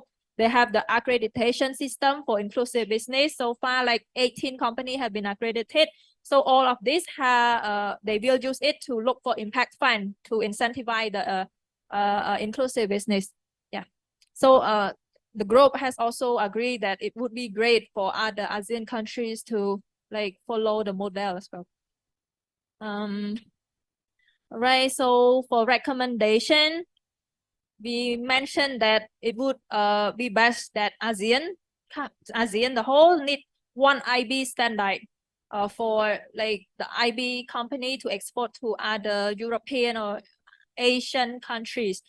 Another thing is the market driven or market actor to support inclusive business. Our outstanding entrepreneurs from Indonesia, he shared that IB, it's like ideal, it's good already, but the business need to survive. So what is important here is the market actor. So the market actors need to come and help them to comply with those standards, the market standard, so that they can export, and at the same time try to they can integrate those IB or those impact into their business. Someone suggests also there should be a risk share between the farmers and consumer. Maybe someone can elaborate on this as well. We see that IB access to support need more. All right. So so far there are kind of miscoordination or misalignment between the government, the entrepreneurs or enablers like us, the civil societies, the academy or staff. Like government, like they said that they have standards, they have many standards, they have support, but they know like entrepreneurs don't go and seek for that support, while the entrepreneurs they have their own reason to don't go or register to get those benefits, while NGO are not very much welcome to support on the IB. So something like we come up with the idea that maybe there needs a platform to coordinate all of those actors together. First, we need a platform like to create an avenue for community or farmers, like they can exchange their best practices.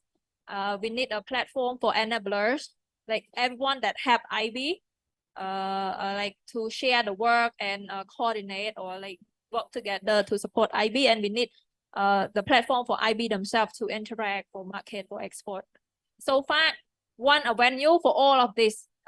So in total, one avenue for all of these people, all of these groups to work together. Yeah. Okay, give applause for Sansar. Thank you, Group 1.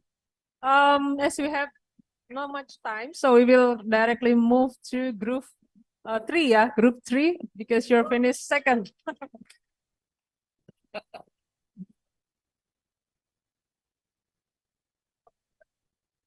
For your information, some of your recommendations will be put into the communique as result of this 2 days event.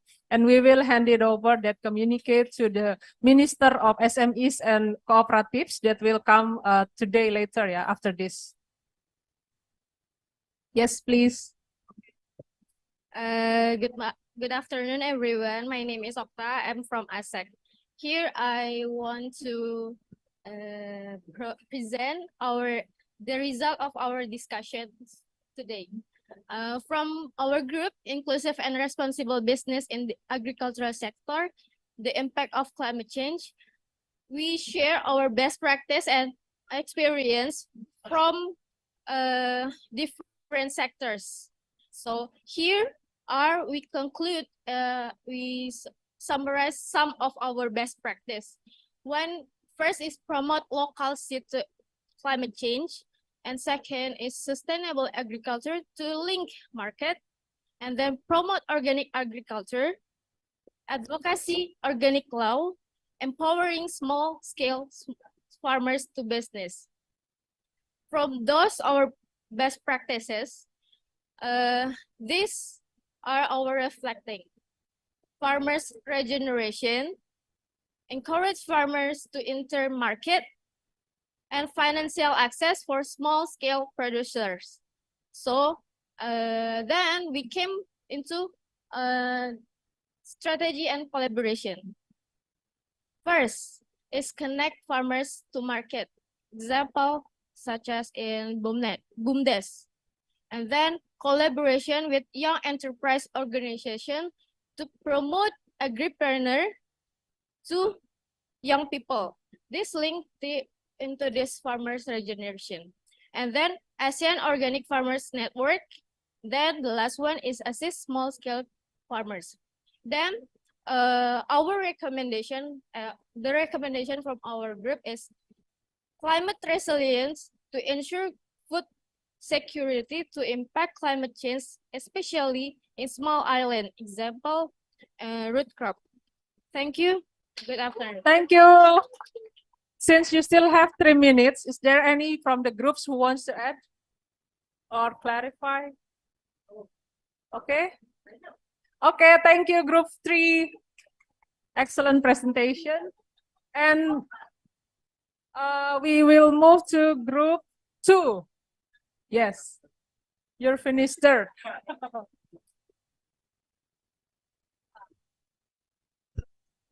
Check. So could you kindly please wow put the directly presentation? type. So sorry, this is kind of like scribbling because I also talk and write down. But from the group, we share experience and best practices on the care economy in the inclusive business. So first, that in the in ILO, they shared that they to introduce the care issues, but it's kind of difficult because it's a new for many stakeholders, yeah, about these issues. But actually it's not new issues, but how people have mindset about the care issues itself, it's kind of new. And there are type of care work that also need to be like raise awareness about it and the relation between the issues, and they also have experience on increasing capacity the government, union, employer, and also the CSOs about the care economy. In PECA, they increase the capacity on care work and also the advocacy strategy. They mentioned that the investment issues need to be emphasized because it's kind of like strategy for also inviting the private sector to talk about the care issues. On Oxfam GB experience, the issues of the regarding care work, sorry, it's kind of bilingual. So they put like 2 issues like paid and unpaid care. And from the experience, changing the narrative, it's very important. First, on the unpaid care is to recognize the unpaid care, and for paid care work, it's to decent work for care work. So Oxfam GB trying to raise awareness about these 2 issues.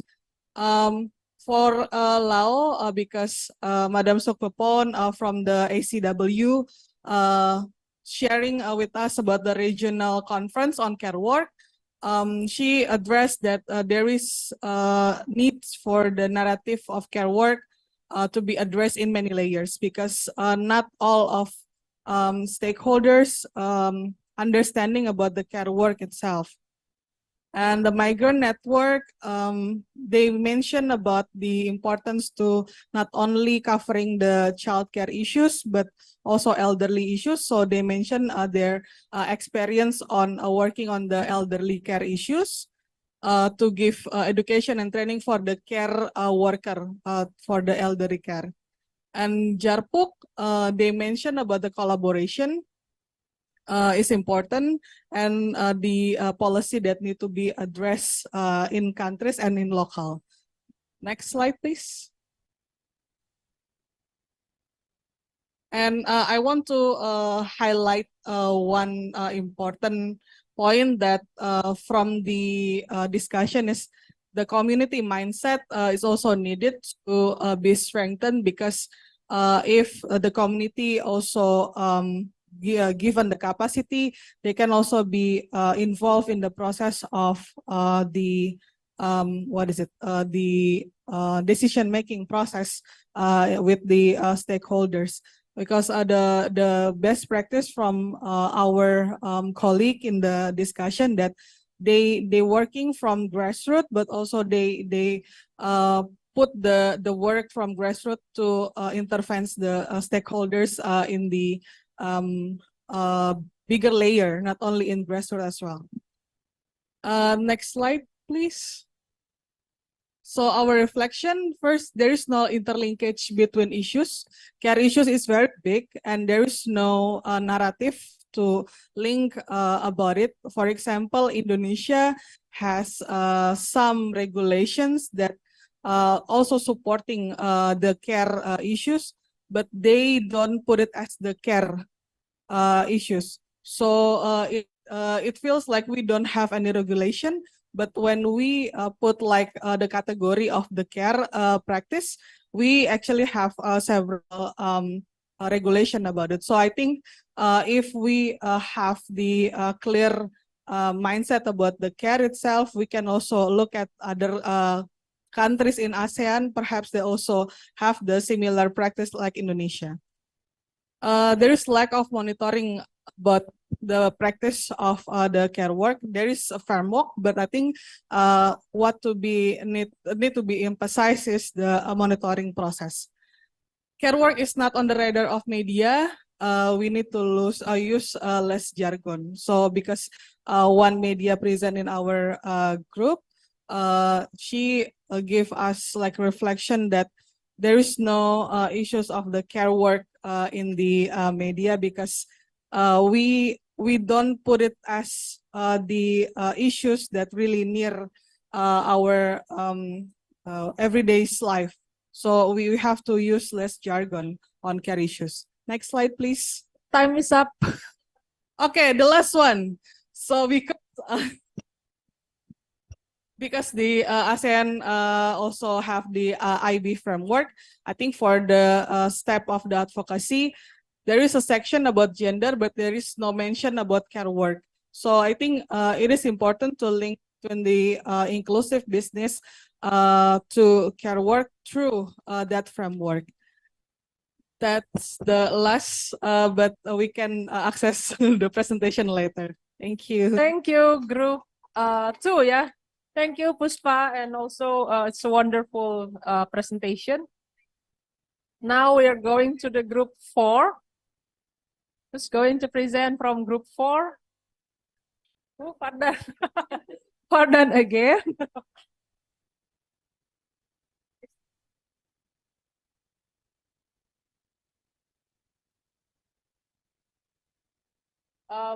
Geser bisa nggak?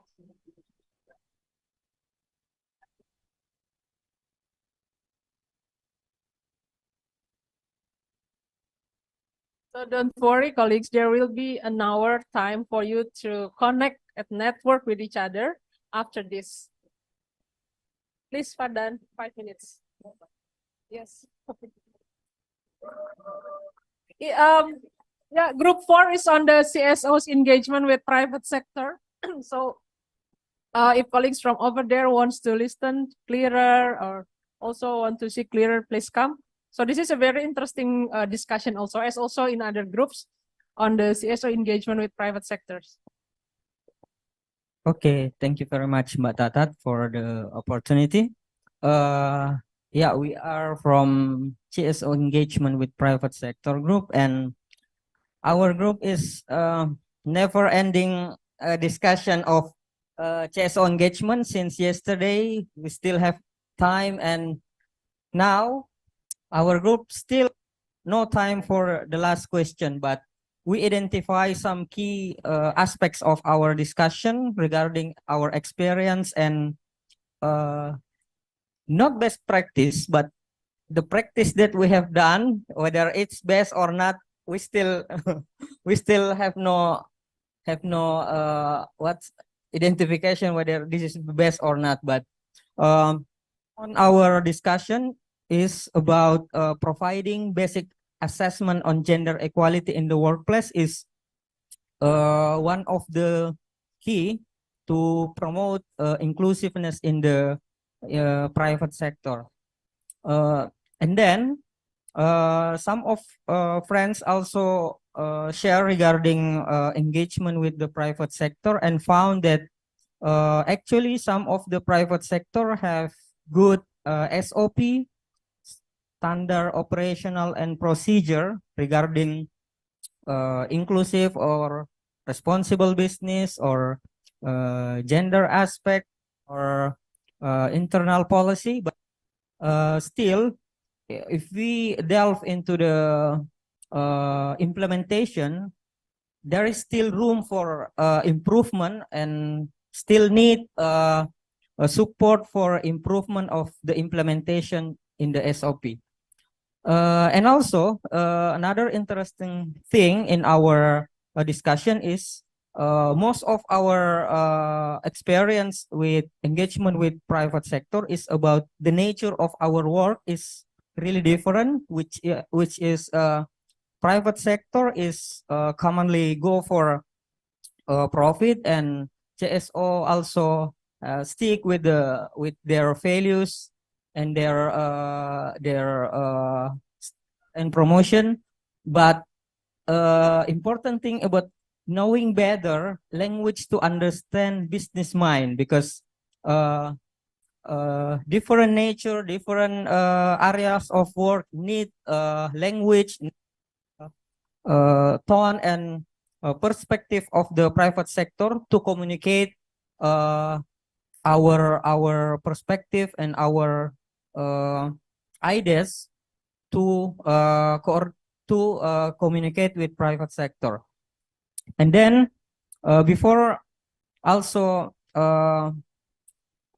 engagement, we also need to set a prioritizing issue to discuss with private sector, so we can identify at the very first time that we should not like bombing our idea to the private sector and not have a prioritized issue. Then to support our engagement also, it's also important for us, especially for CSO, to starting with evidence-based, with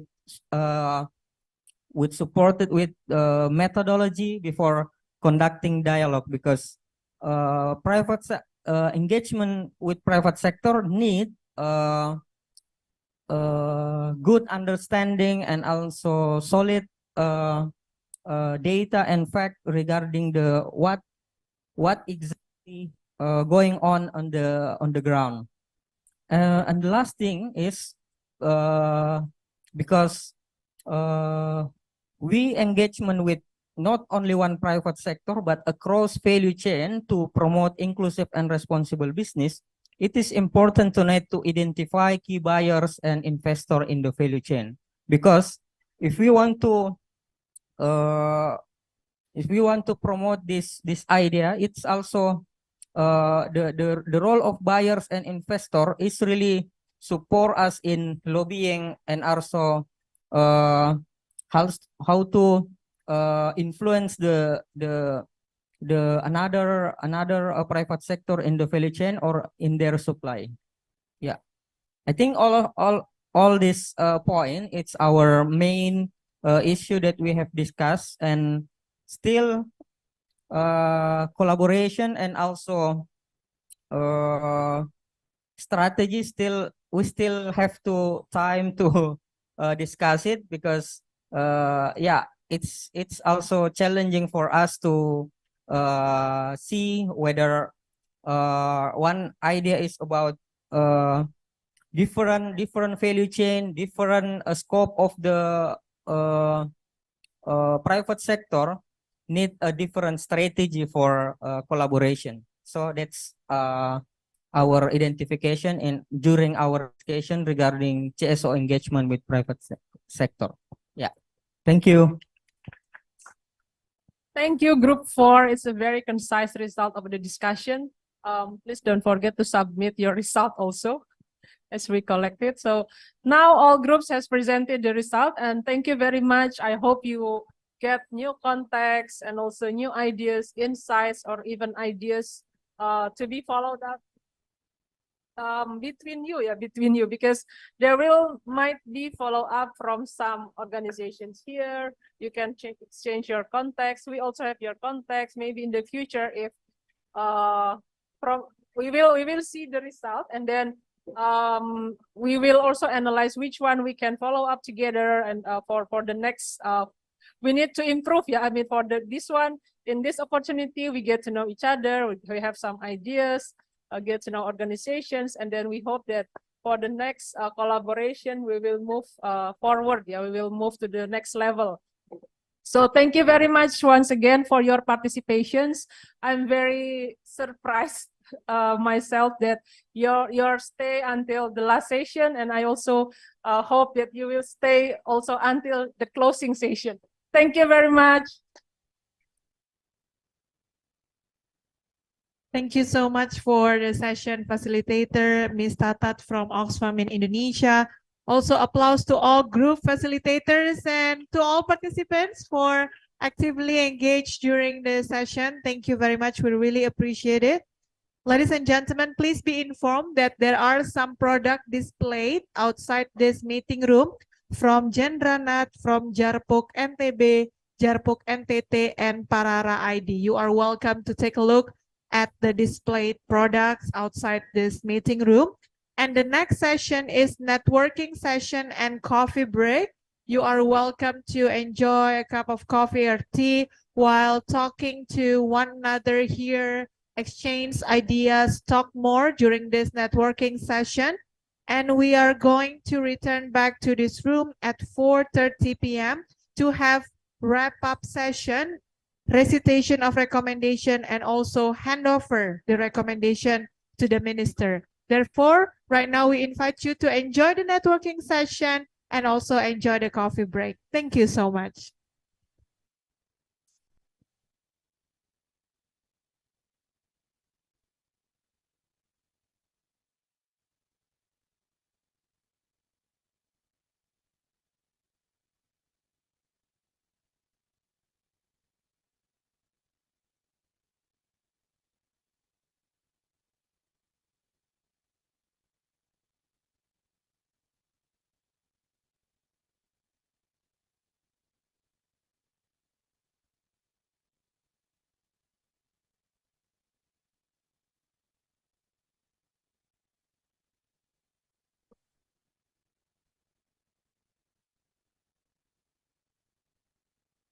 Fly me to the moon and let me dance among the stars.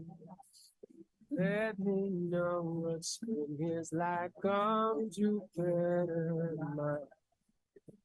In other words, hold my hand.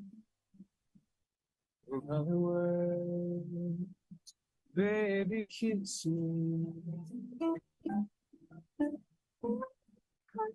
Song and let me sing forevermore. You are all I know.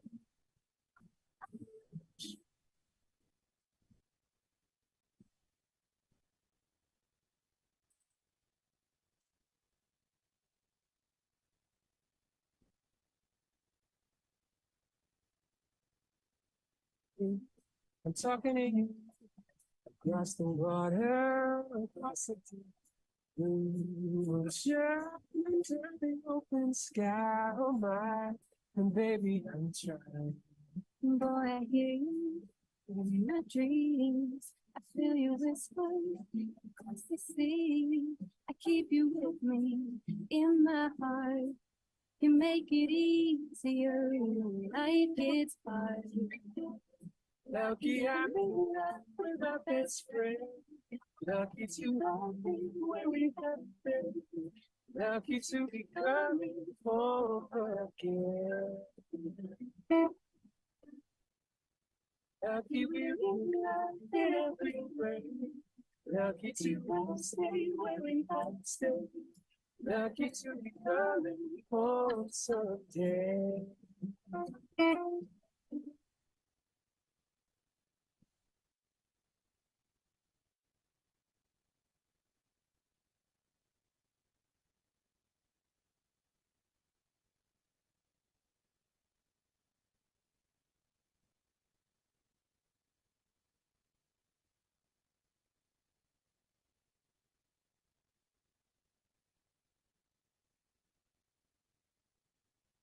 Lucky I'm in love with my best friend. Lucky to have been where we have been.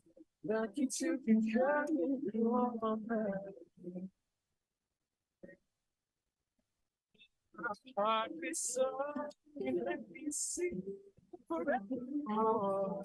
Tell me how you lucky one who worship and adore. I don't know another word. In other words, I love you.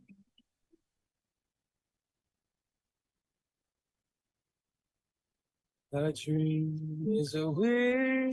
Distinguished participants, ladies and gentlemen, please be informed that we are going to change the layout of the table and chairs inside the room. So you are invited to proceed to coffee break area.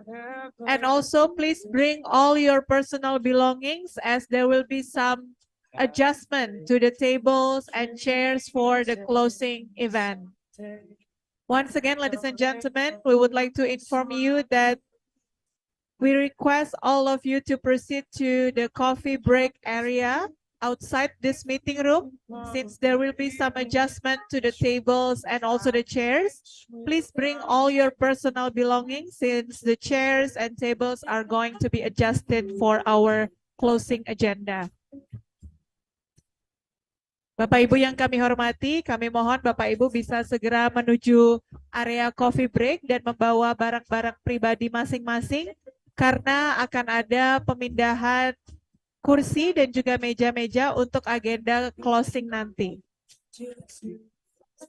Once again, ladies and gentlemen, we would like to invite you to proceed to coffee break area and please bring all your personal belongings since there will be some adjustment to the tables and chairs for our closing agenda later. Thank you very much.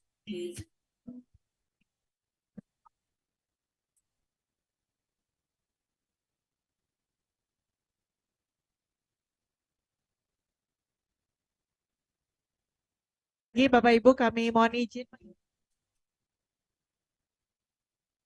Sekali lagi Bapak Ibu kami mohon izin untuk menginformasikan. Kami mohon Bapak Ibu bisa berpindah ke luar ruangan ini dan berada di area coffee break karena ruangannya akan kami setting dan akan ada pemindahan meja dan kursi.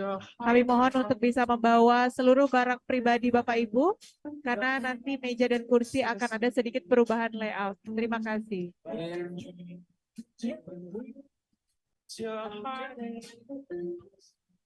Whatever wish for, happy your dreams and someday your rainbow will come smiling too. No matter how your heart is grieving,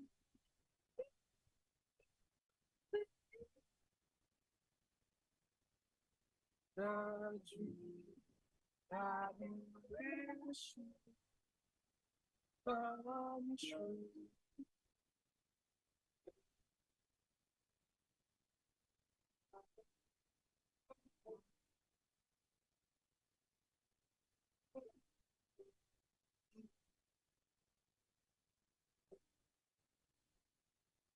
That's for now.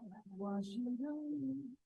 From the top, our hearts and everything. That's what we think. Why be afraid?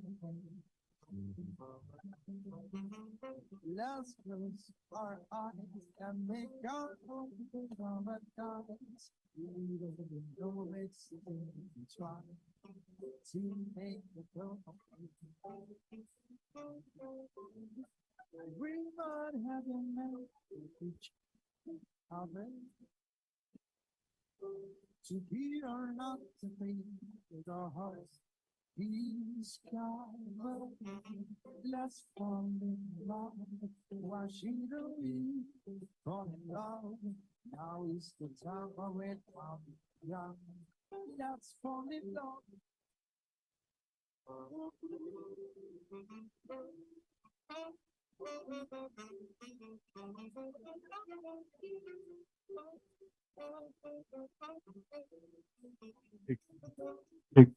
Check, son, check, son. Check, son,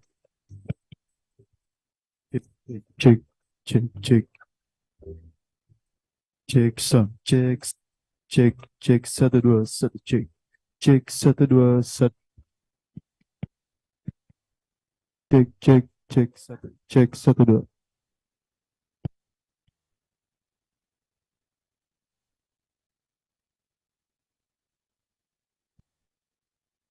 Agak jauh ya, aduh, agak jauh ya, agak jauh ya. Maju dikit, halo, tes, tes, tes, tes, tes, tes, tes. Gak apa-apa, foto dulu lah kita. Ini apa?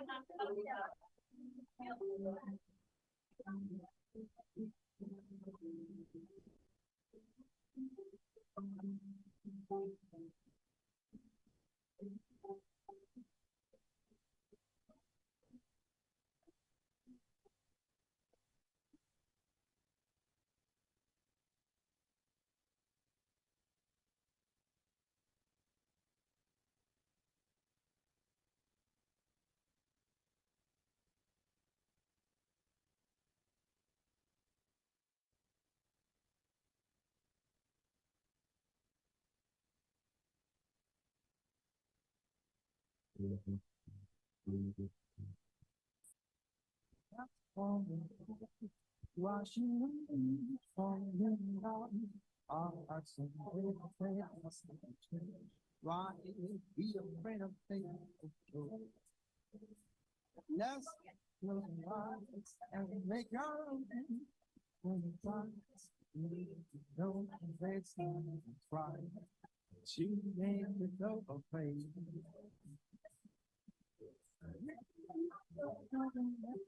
Each other to think or not to be, let our hearts discover. Let's fall in love, washing the feet from in love. How is the top of it? Young, let's fall in love. Let's fall in love.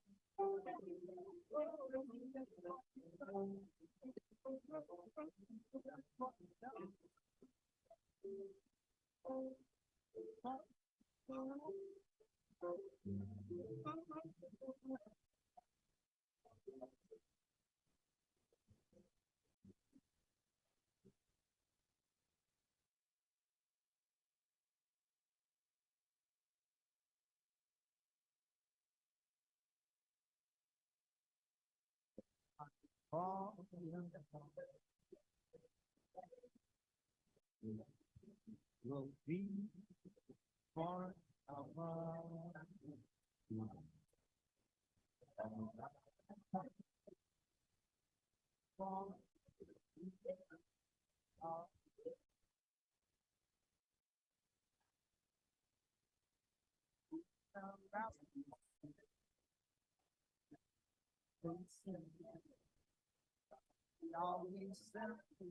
before it began until now would like to say this is the dream and no one calls the sun. Yeah, yeah, Cek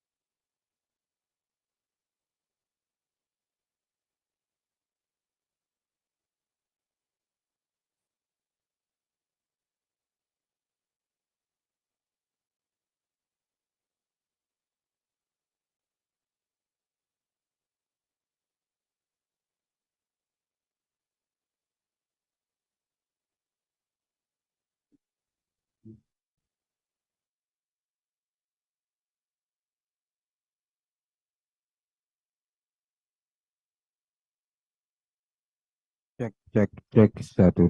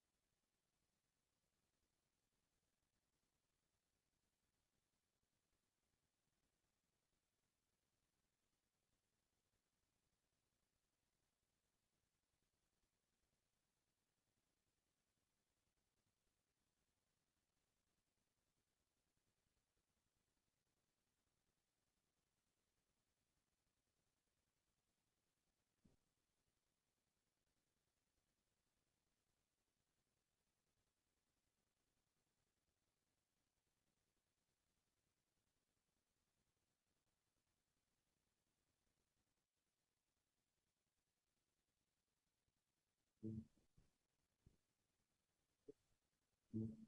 when I fall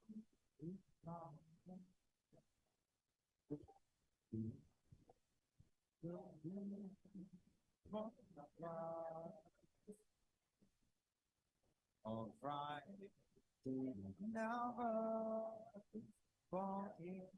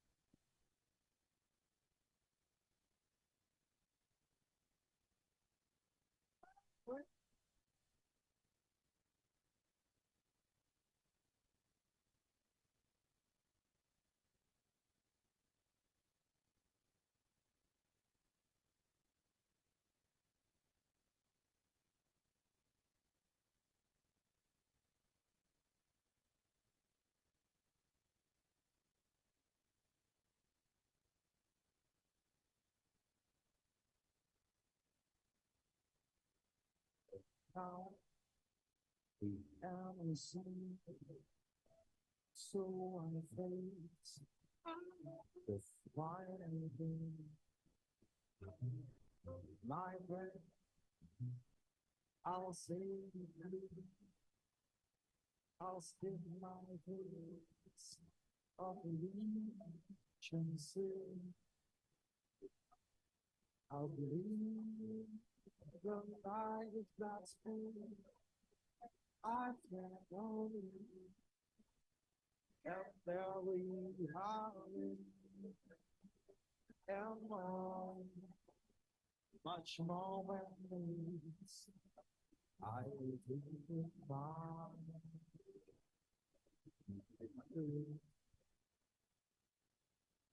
breathe once, I gotta leave, up and again, to be international.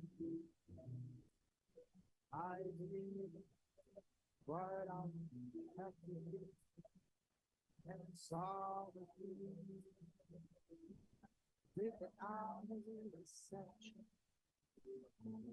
I am each other clocks, each generation along the boundary, yeah, much more boundaries. I agree with my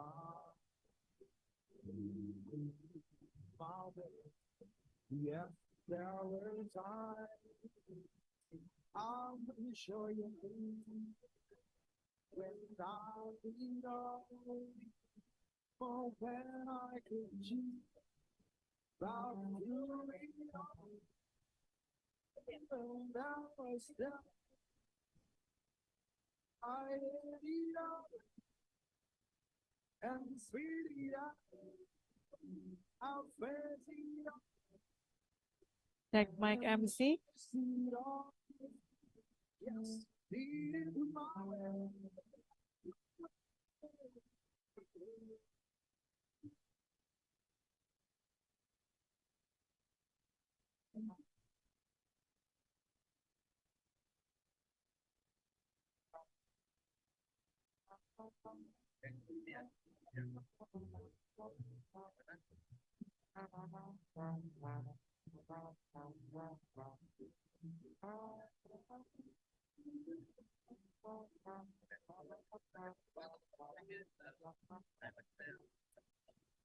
Cek satu cek.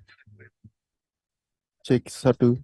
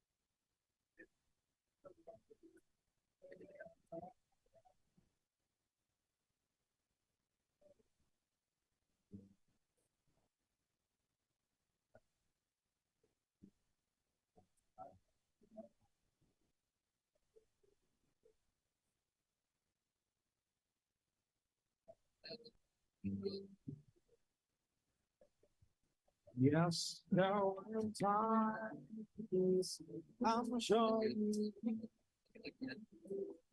when I did all oh, when I could choose right through it all when I was down I ended up and spit it out I'll face it up and I stood up and beat it apart.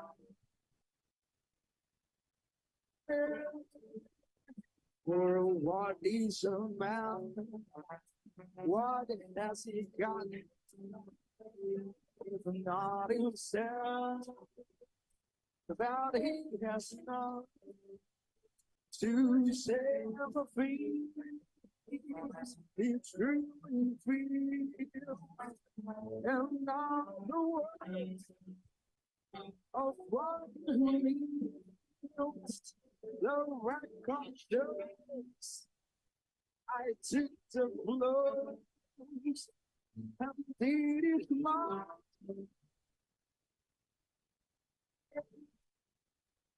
the record shows I took the blows and did it my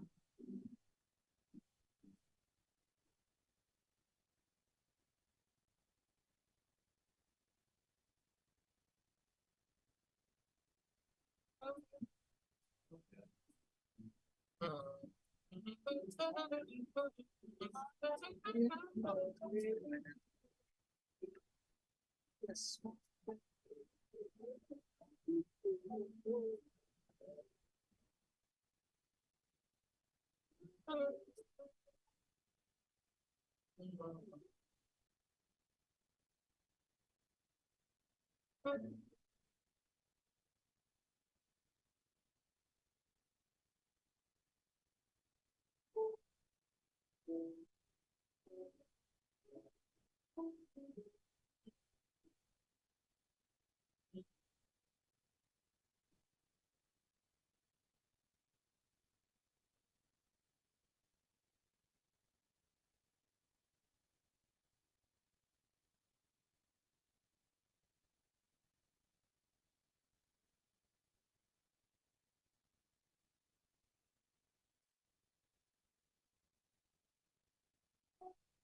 Nothing you can say can be something.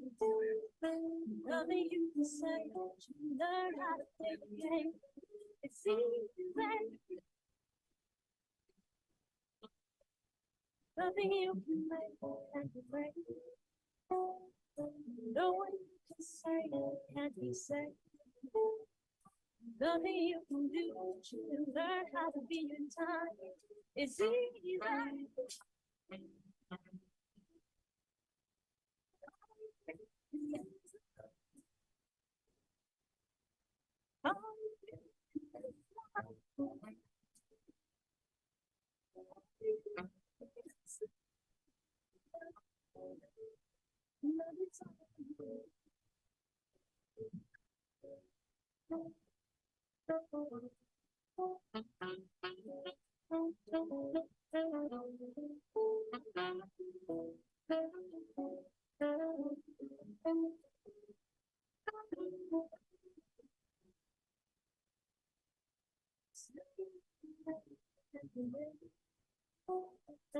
No one you can say,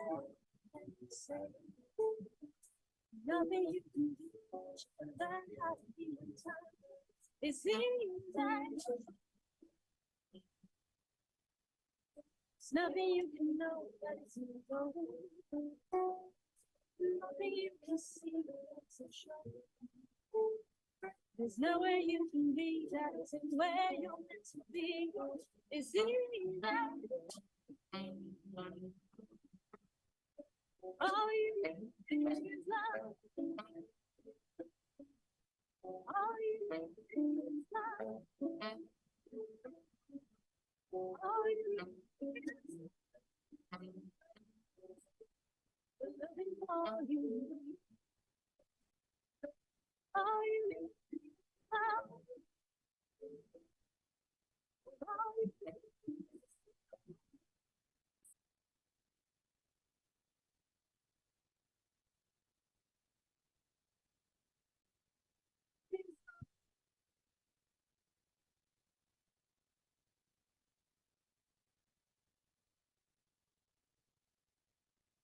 Close your eyes, make a wish, and blow out the candle light. For Check. tonight is just your night. Check. We're Check. sound wave. Test mic MC. Test. Like the violet, girl, your wish is mine. I submit to your demands. I will do anything. You need all and I'll make love to you like you want me to. Check, check. And I'll hold you tight. Give me all through the night. I'll make love to you when you want me to. And now you know that girl till you tell me. Cek cek. Untuk para leaders kita coba untuk gladi ya. That's close. I am got nowhere to go. I'm just gone. Untuk leaders KMI bisa duduk di depan.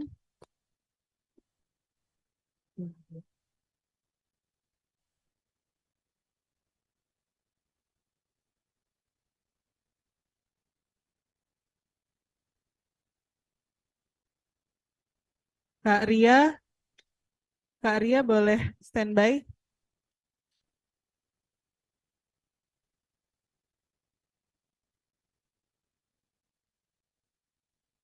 We want to have gladi.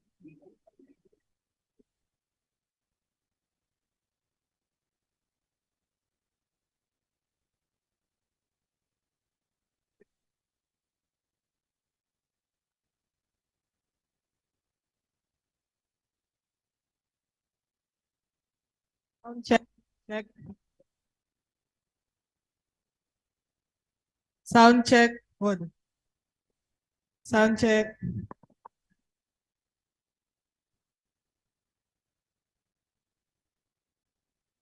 Sound check, sound check.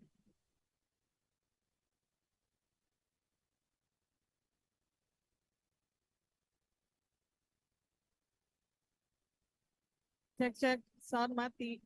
Mati lampu. Cek mic MC. Cek mic MC. Cek cek. Sound louder. Huh?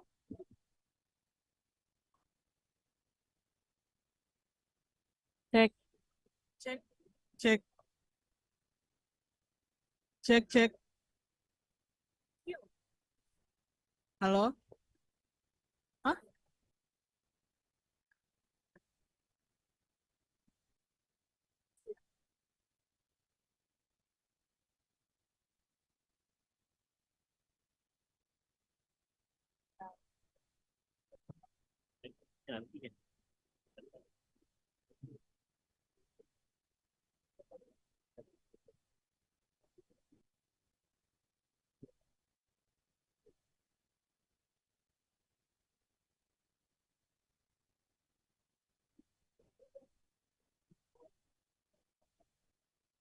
Cek cek. Cek. Harus deket. Halo? Ya.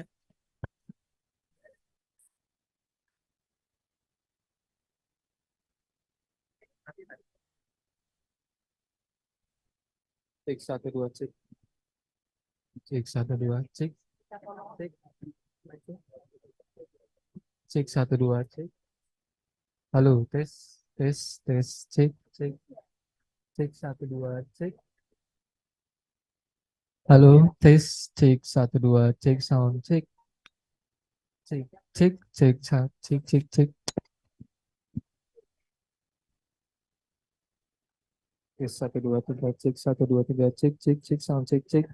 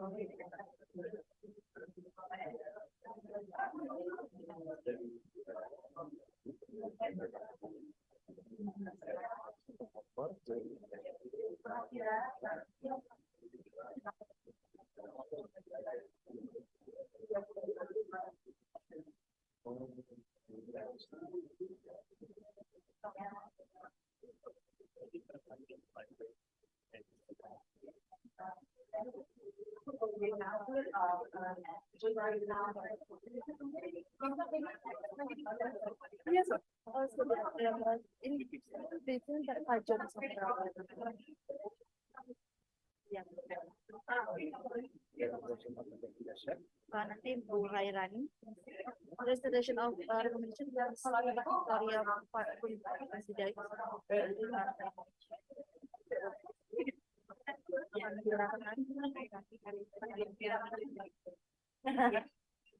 Hairani from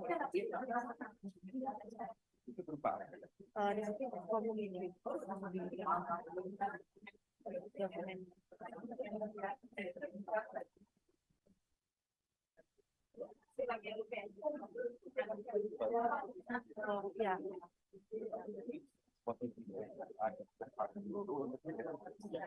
Sekaligus nanti foto bersama. Nanti mungkin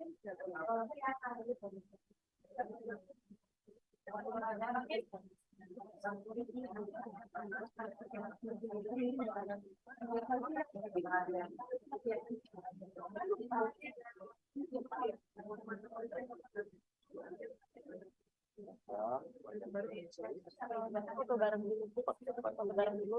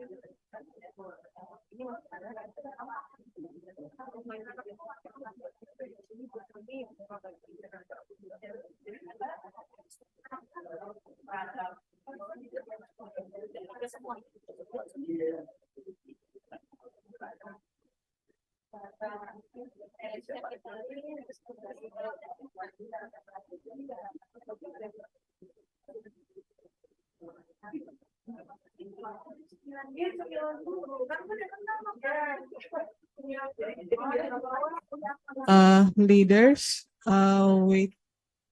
be prepared for gladirestic MC. Yep. Let's start. Good afternoon, ladies and gentlemen, distinguished guests and all participants. Welcome back to the meeting room. And also we would like to say welcome to the Minister of Cooperatives and SMEs of the Republic of Indonesia, His Excellency Mr. Teten Masduki. A very good afternoon and thank you very much for being here with all of us. Ladies and gentlemen, we believe that everyone had a fruitful and insightful discussion today on their workshop, networking, and also group sessions. And now, before we wrap up the whole side event of the 6th ASEAN Inclusive Business Summit 2023, we would like to invite Mr. John Samuel to deliver the conclusion remarks of the side event of the 6th ASEAN Inclusive Business Summit 2023. May I invite Mr. John Samuel.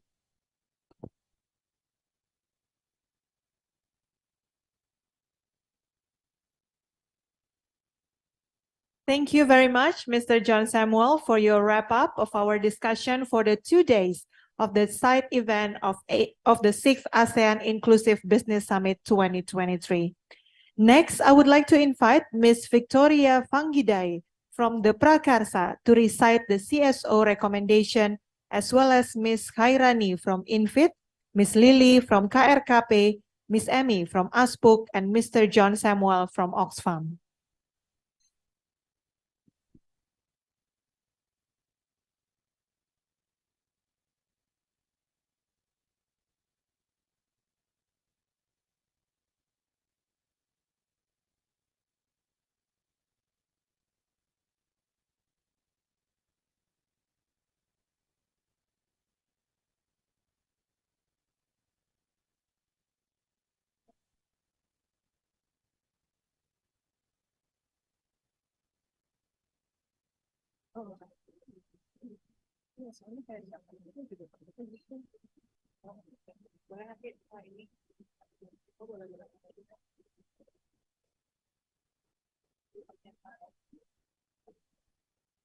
Thank you so much, Mr. John Samuel, for your wrap-up of our discussion for the 2 days of the side event of 6th ASEAN Inclusive Business Summit 2023.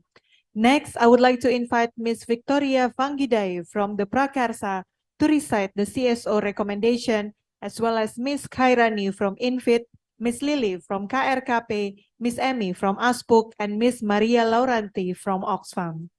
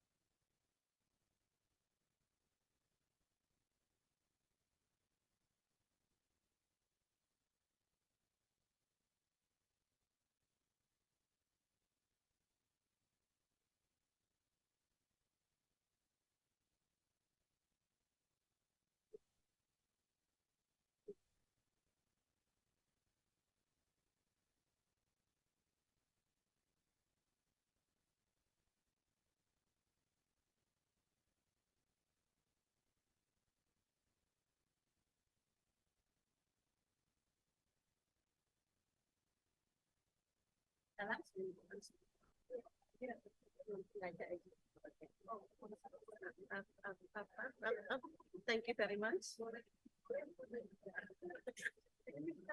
Tes 1 2 tes 1 2. Thank you very much.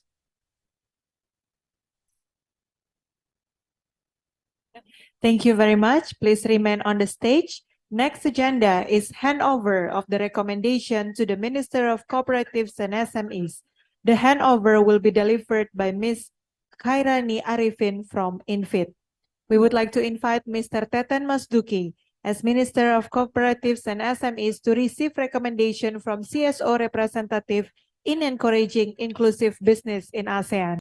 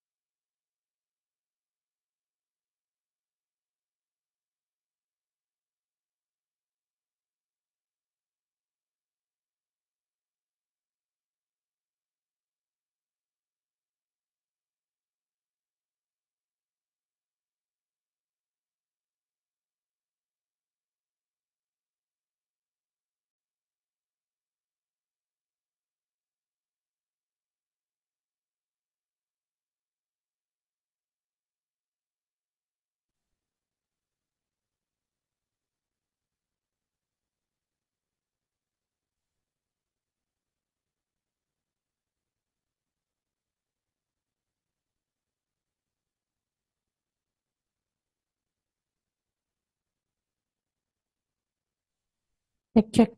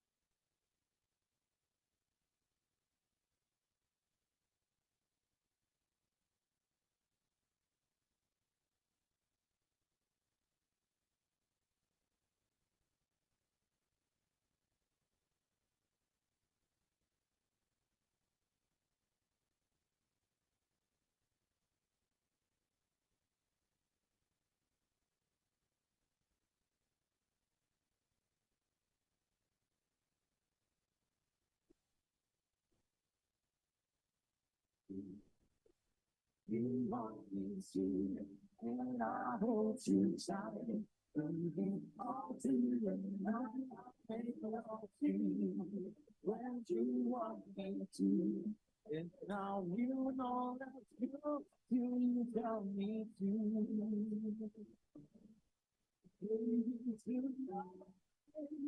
Please shine light, and I will do just to make a wish of your love. Anything that you ask, I will keep you in love of your life, your life, your life. I'll make love to you like you want me to, and I hold you tight. All to that night.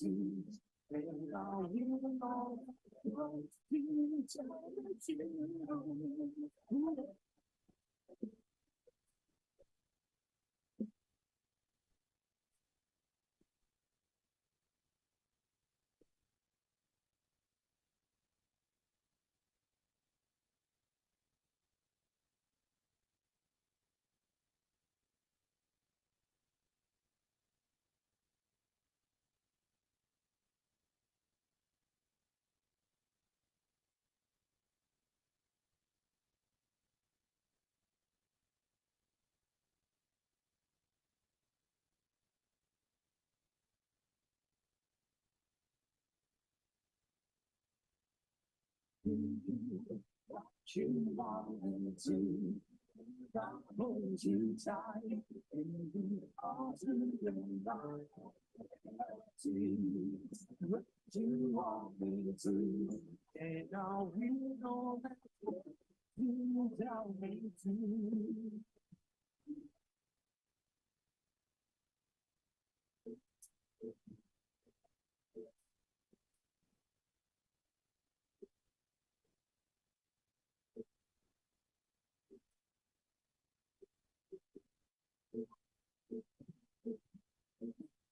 I don't bring profit, I take my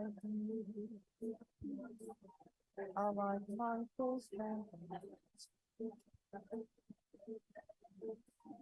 She can hear me in my accent when I talk. Our English mountain in your see me walking down the mountain. Walking in the ocean. I'm taking everywhere I walk. Our English mountain in your our Marian, our legal Marian, our English Marian, your our Marian, our legal Marian, our English Marian, your. If letters make it letters, someone say, someone say, then he's the hero of the day.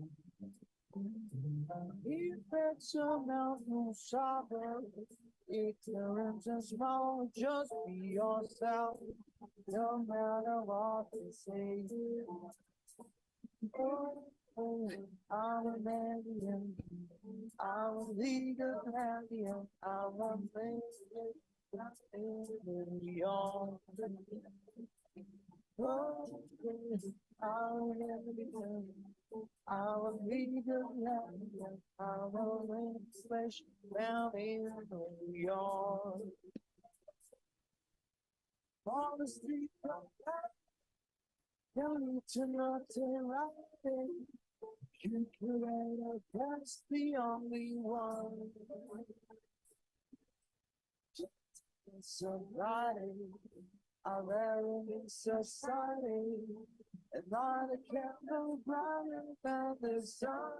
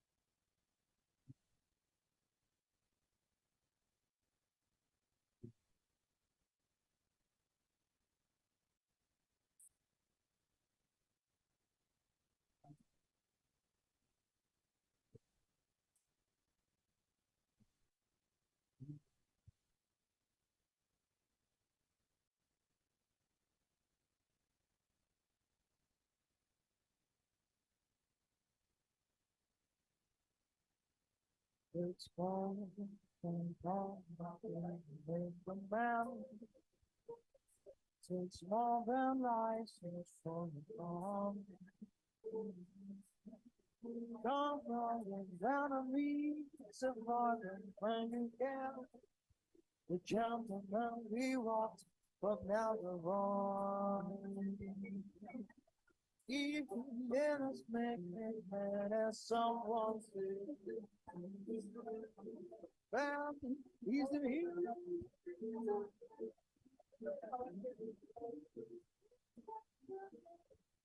Stop and think the ends, the sky, and yourself, no matter what they say. Be yourself, no matter what they say. Be yourself, no matter what they say.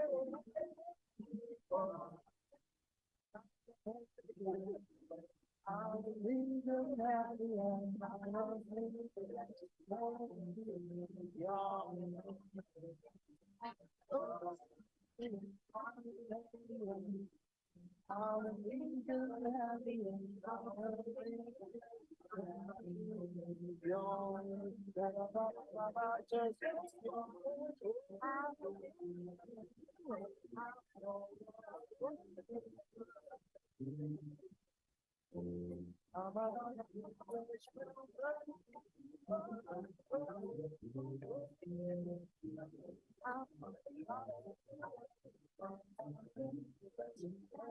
Yeah,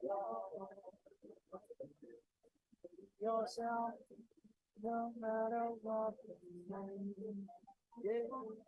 Be yourself, no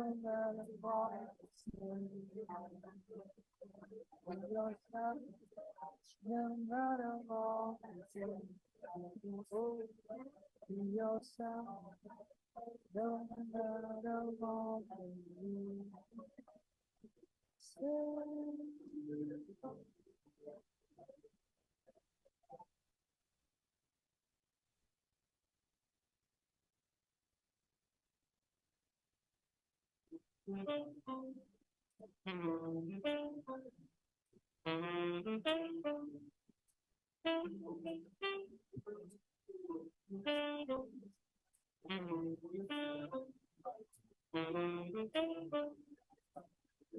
You know I can't smile without you. I can't smile without you. I can't play and I can't sing.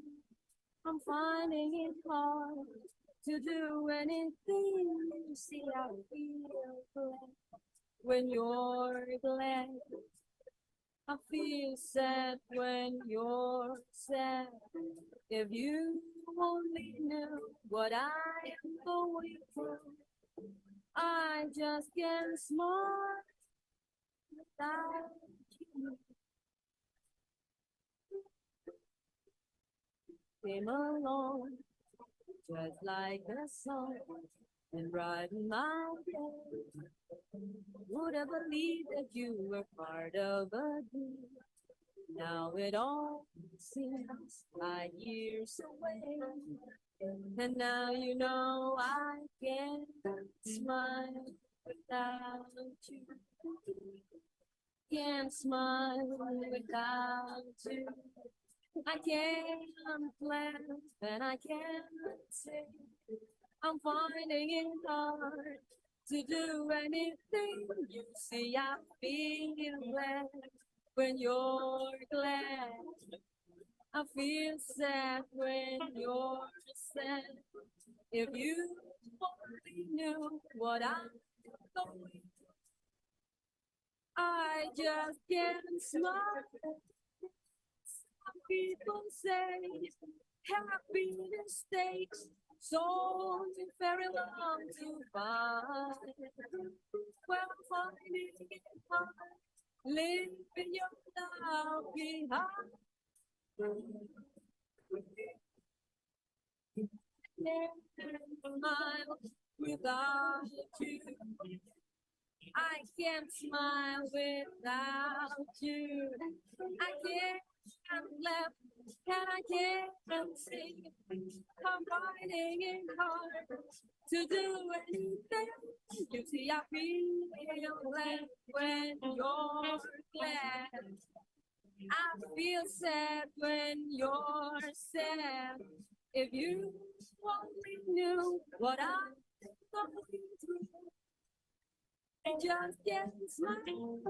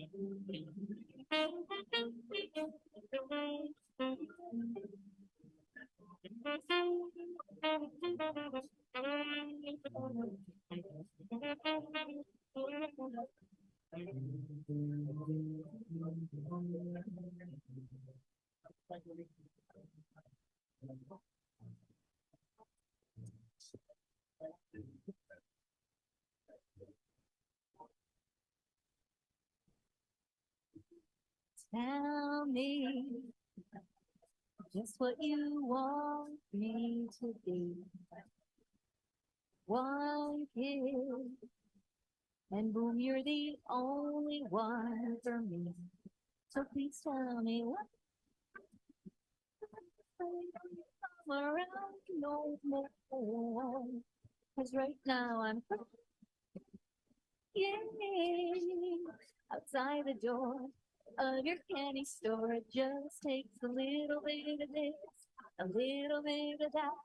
Started with the kiss, and we're up to bat. A little bit of laughs, a little bit of pain.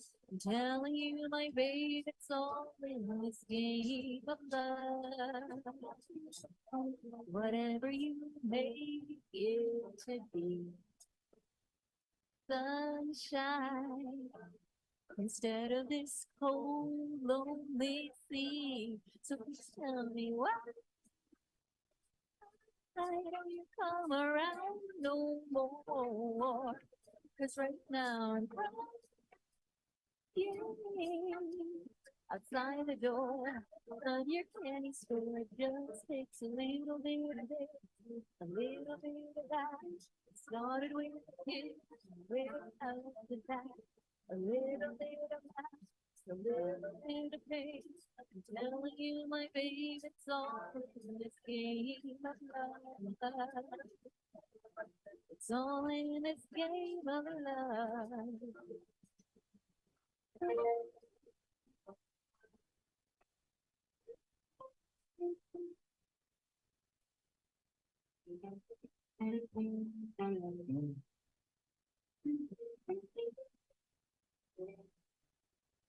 Control me, control me, console me.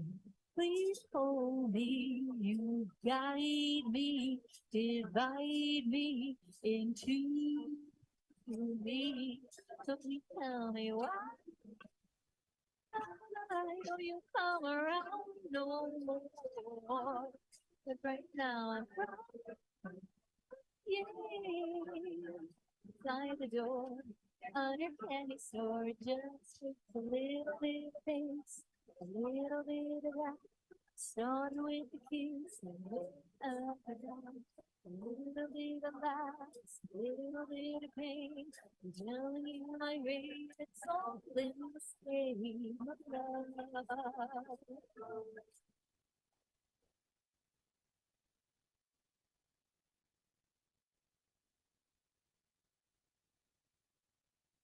All in this game of love.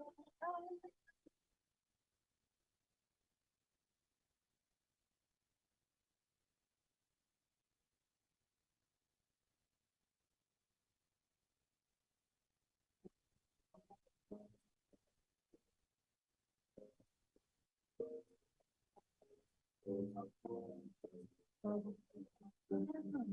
for the way you look at me. Oh, it's for the only one. It's very extraordinary.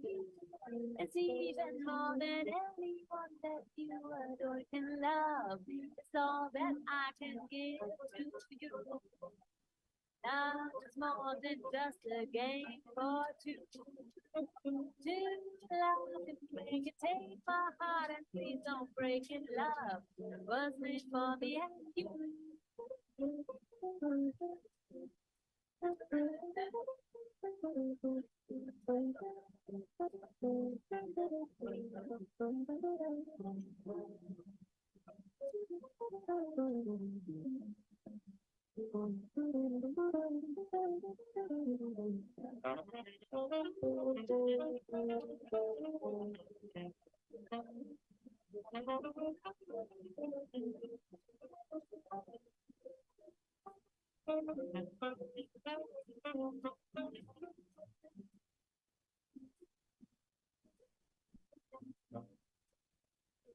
It's for the way you look. Always for the honor I see. These very extraordinary. It's even more than anyone that you adore. Love is all that I can give to you. Now it's more than just a game for two. To love and make it, take my heart. Please don't break it. Love was made for me. Love was made for me. Yeah, love was made for me. You.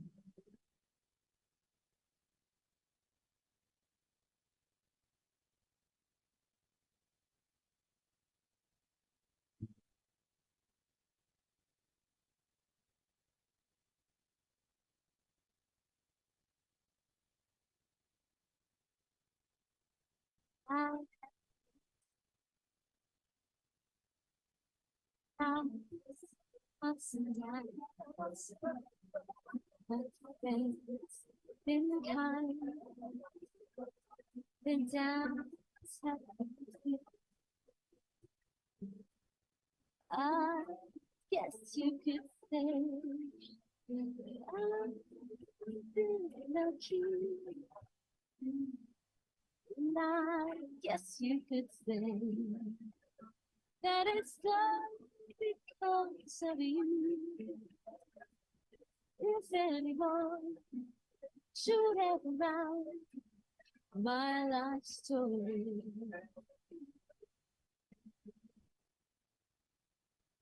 oh,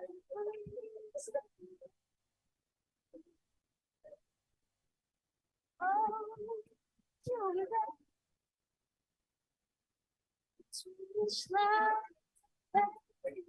for me.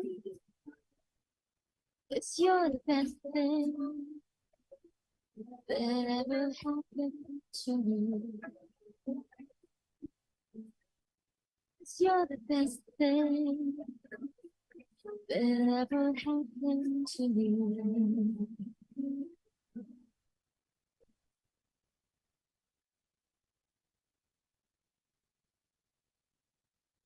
I've been sad so hard. But oh, how I made it through.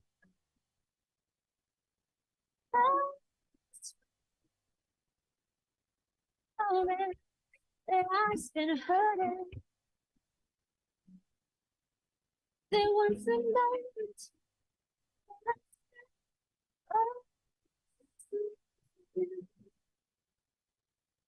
If anyone should ever write my love story, for whatever reason there might be, is that between this life and glory. 'Cause you're the best thing that ever happened to me. Oh, you're the best thing that ever happened to me.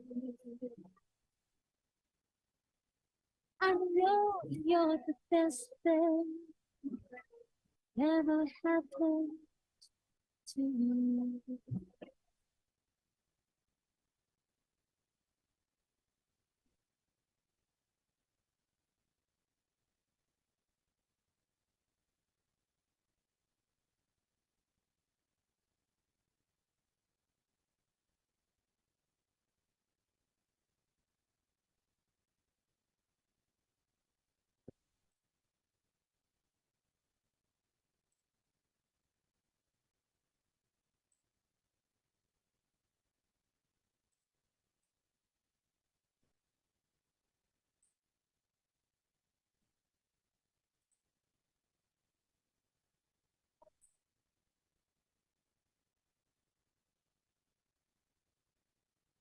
Was made from midnight, and she still couldn't fall asleep. This night, rain was sleeping. Tried to light a key. And when a new day dawned, he took the bridge away. Not a force of grace.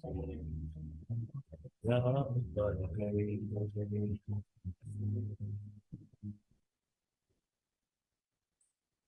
the lonely go, the lonely far. Couldn't wait another day. Got to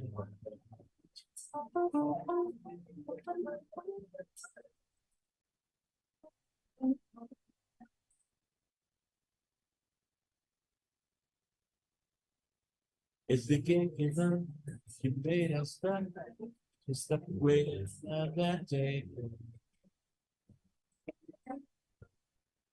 The capture your love.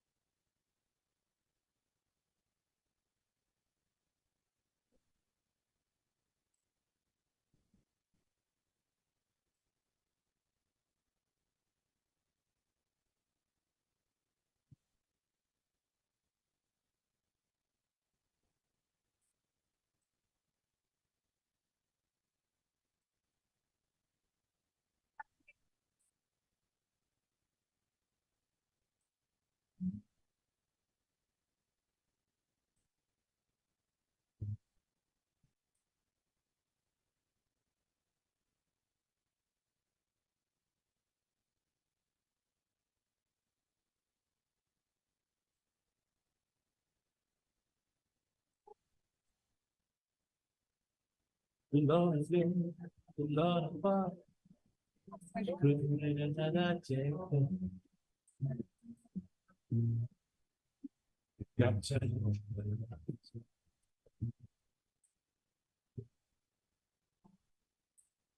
love.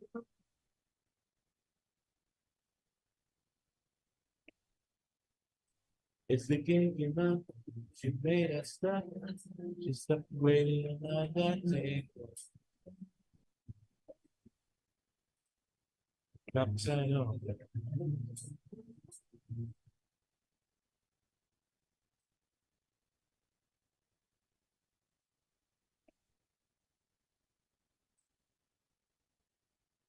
The Lord of you, the Lord of God, couldn't wait another day. Capture your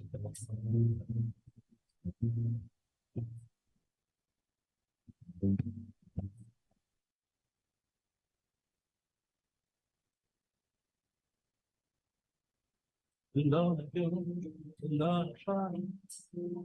good another day. The captain of the heart.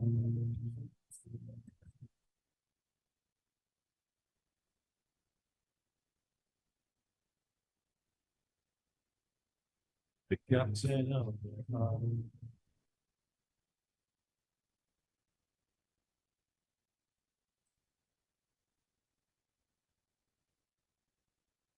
The captain of the heart.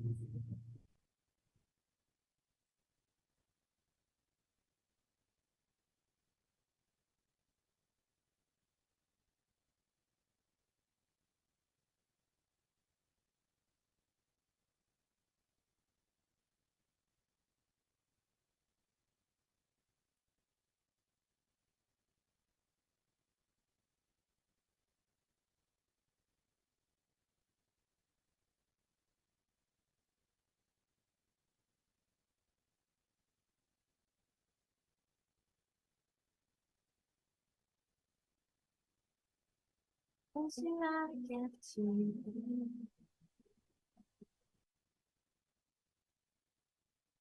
Before you make me see.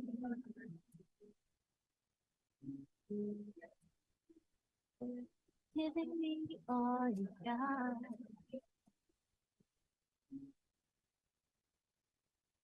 Love has captured me.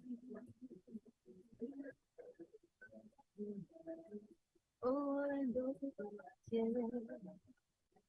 Tell myself that we will never be more than friends. While inside I'm with free, where you make me be. Lying here next to you.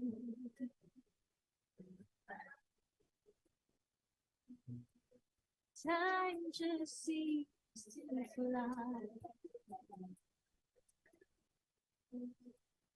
Needing you more and more.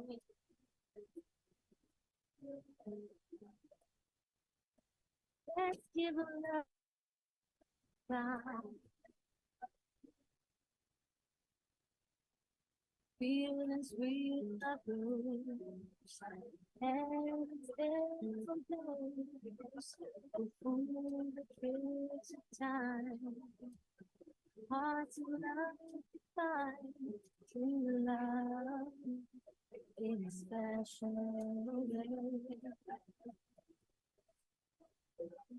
Closer I get to you.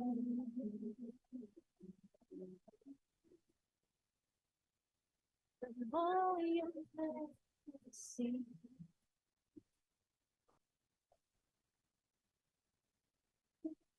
All the time.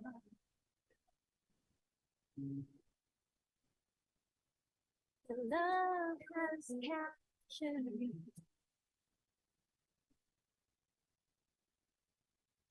Over and over again.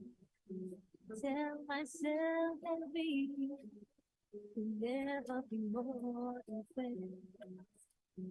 While inside I'm will be laying there.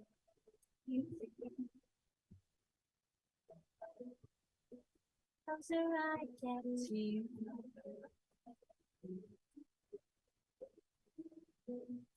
The more you let me see. By giving me all you got.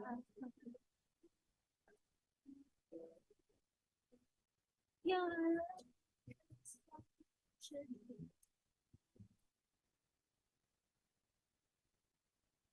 Closer I get to you. The feeling comes over me.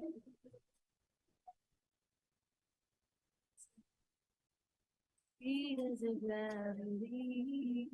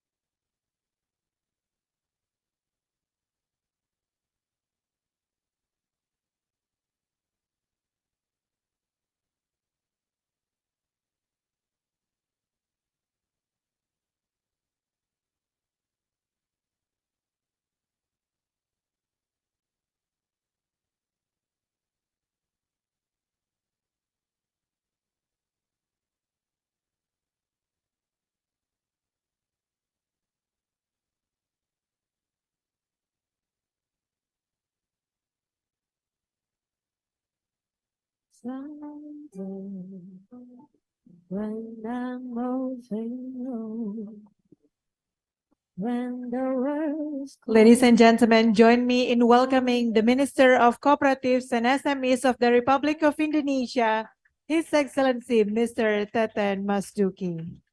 the way you do now.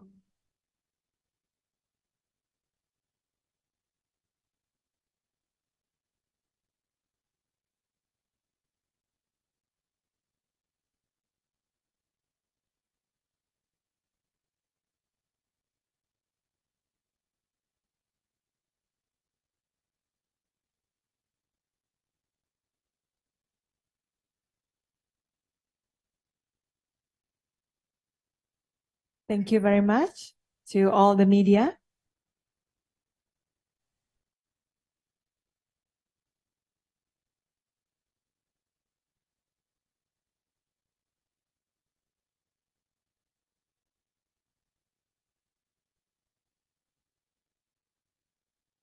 A very good afternoon to all distinguished guests, speakers, moderators, and all participants.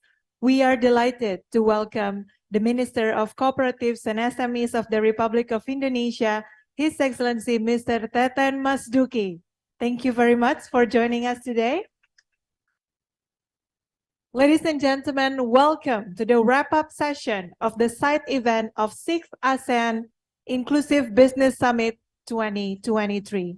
We believe that everyone had a fruitful and insightful discussion today on their workshop, networking, and group sessions. Now, before we wrap up the whole side event of 6th ASEAN Inclusive Business Summit 2023, we would like to invite Mr. John Samuel to deliver the conclusion remarks. Join me in welcoming Mr. John Samuel.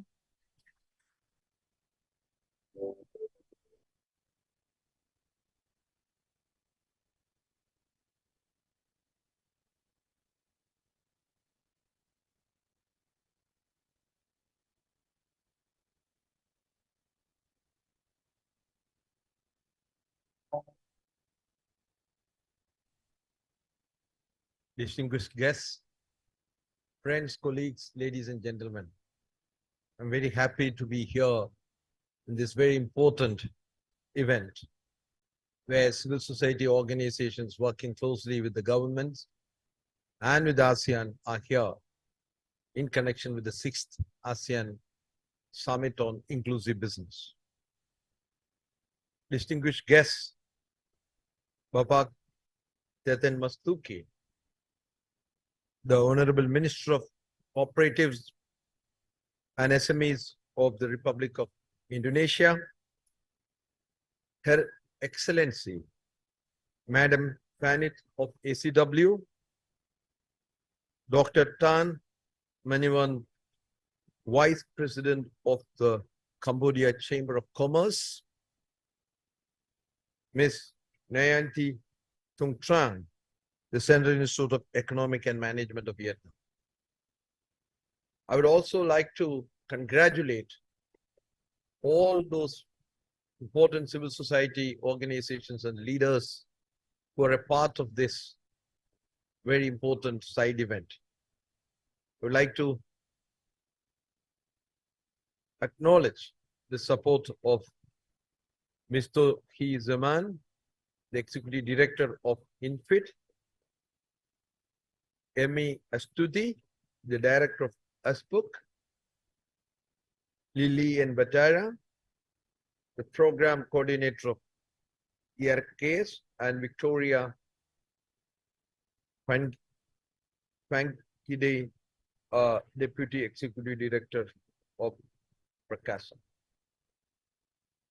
I would also like to acknowledge all participants and colleagues who came from all the ASEAN countries, and there are 93 participants who have been deliberating for 2 days on this collaborative event in connection with the 6th ASEAN Summit on Inclusive and Responsible Business.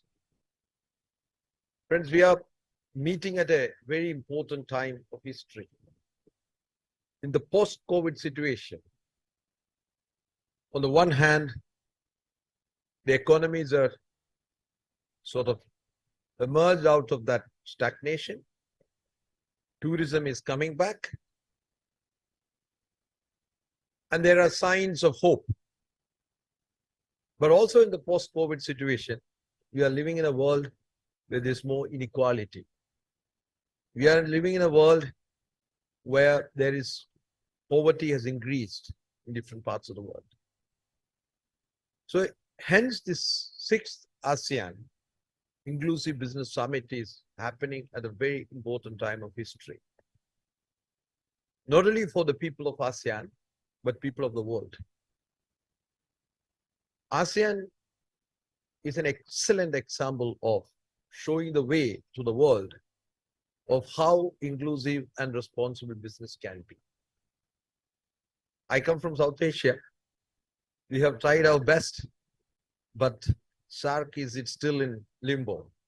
But ASEAN is moving ahead with a much broader agenda and with the framework.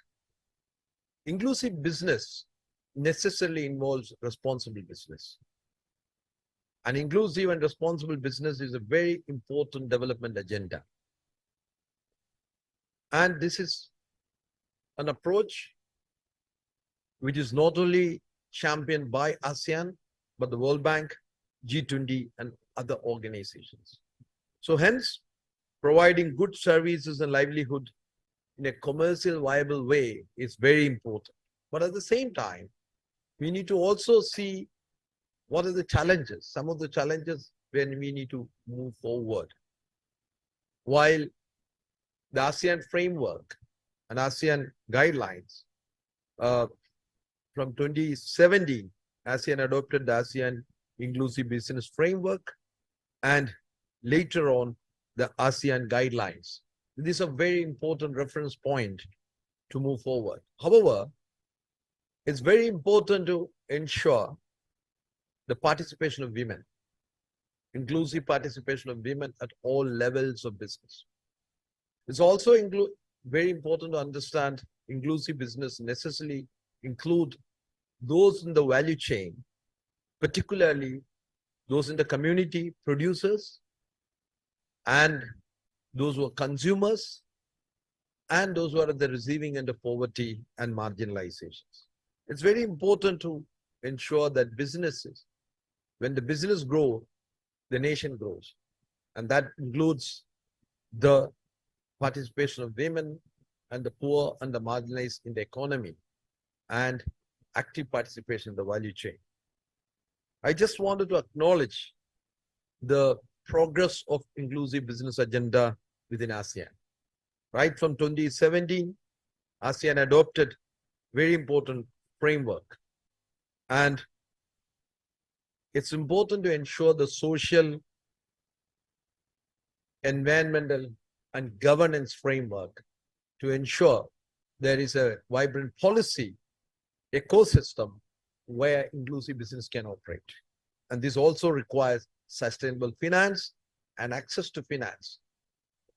And as you know, the most important participant in all these things is medium, small, and micro level enterprises by people of the grassroots, artisans, workers. And it's important to find viable market, not only in the country, but globally for the small and medium, small, and micro level enterprises. We are committed to work with ASEAN. We are committed to work with the governments.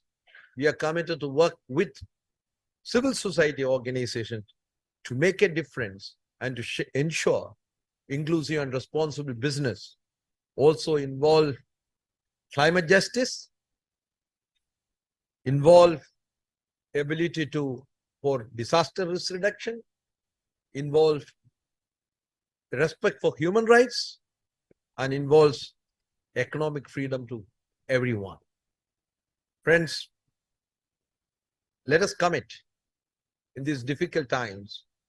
We only can make change happen when we all work together.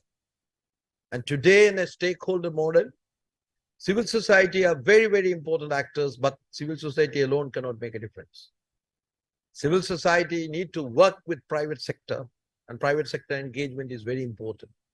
Civil society also need to work with sustainable finance, cooperatives, banks, and cooperative sector is very, very important for making change happen. And this can only happen when the government is willing to listen and work with civil society organizations.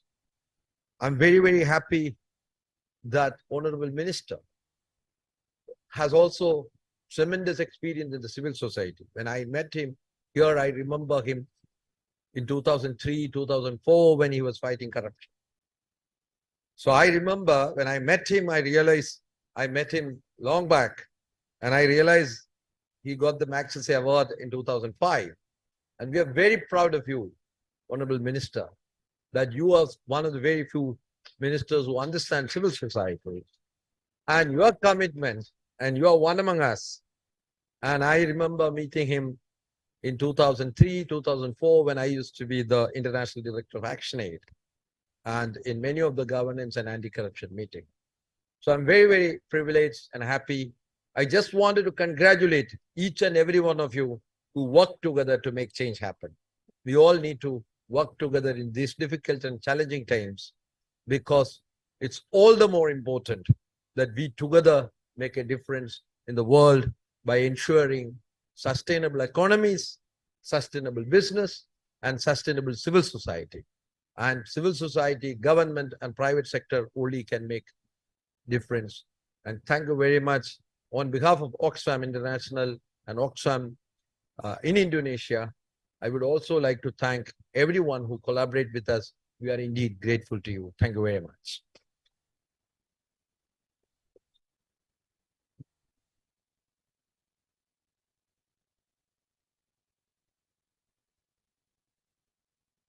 Thank you very much, Mr. John Samuel, for your wrap-up of our discussion for the 2 days of the side event of the 6th ASEAN Inclusive Business Summit 2023. Now, I would like to invite Dr. Victoria Vanggidai, Deputy Director of the Prakarsa, to recite the CSO recommendation, as well as Ms. Khairani Arifin, Chairperson of INFIT, Ms. Lily Ann Batara, Program Coordinator of KRKP, Ms. Emi Astuti, Executive Director of ASPUC, and Ms. Maria Lauranti, Country Director of Oxfam in Indonesia.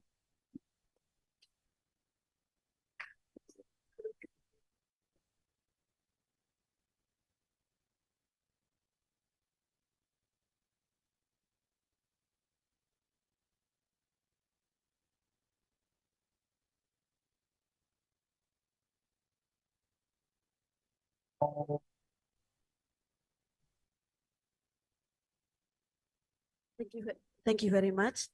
Saya akan membacakan rekomendasi ini dalam bahasa Indonesia.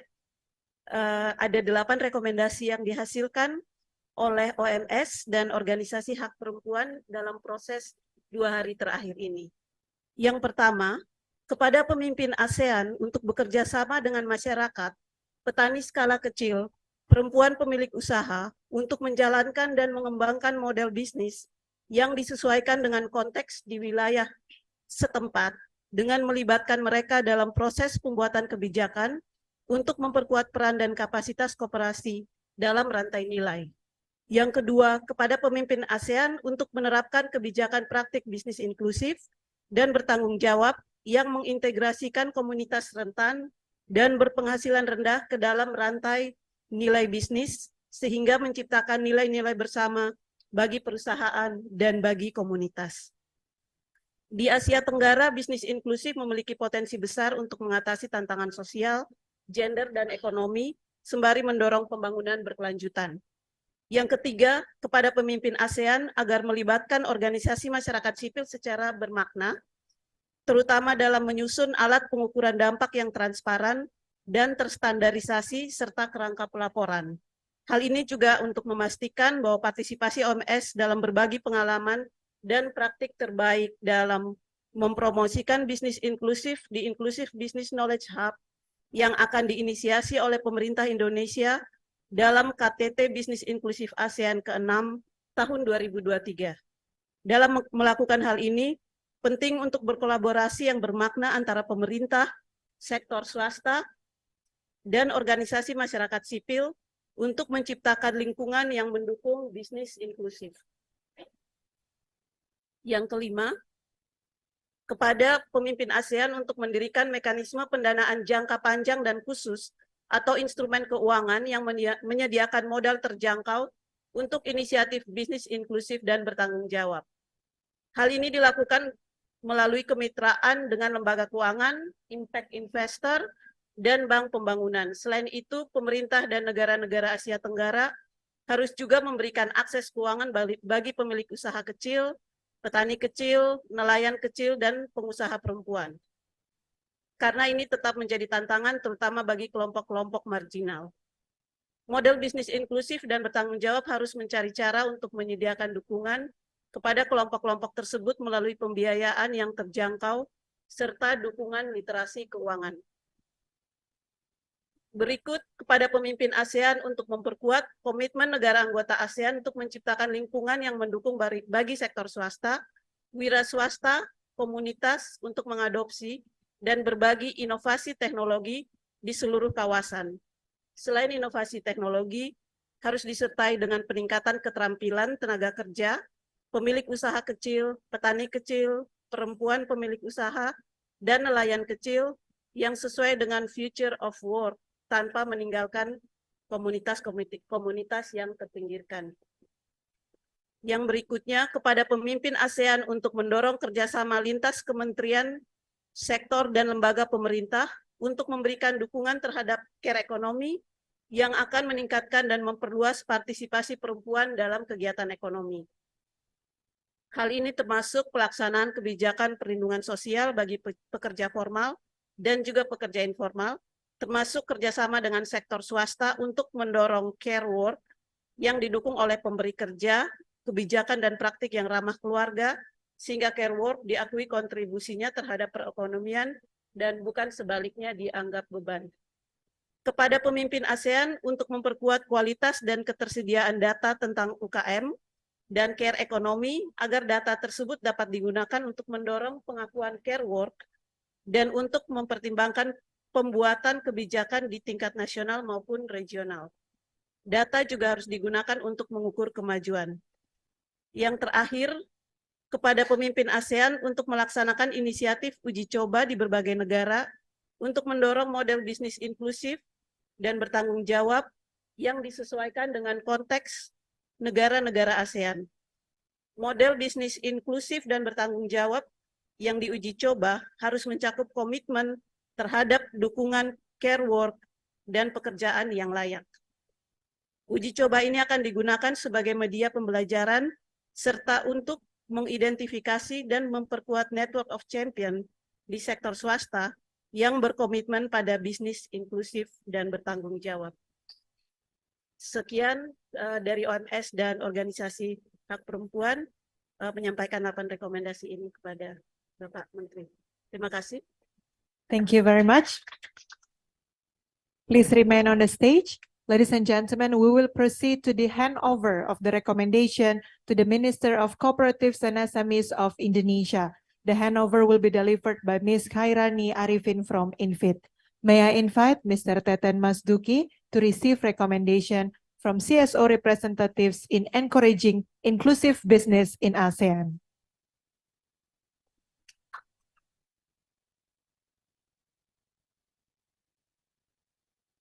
We will continue with photo.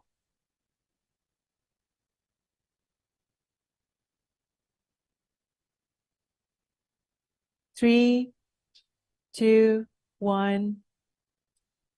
Once again, 3, 2, 1. Thank you very much. Mr. Teten Masduki, please remain on the stage.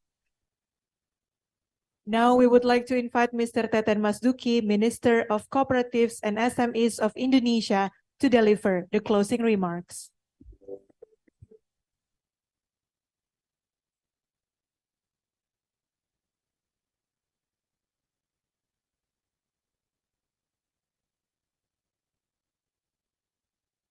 Good afternoon. First of all, I want to say hello to Madam So Van Pan. Yeah, you are here. Dr. Tan Monifa, Miss Nguyen T. Tui Trang, difficult to spell.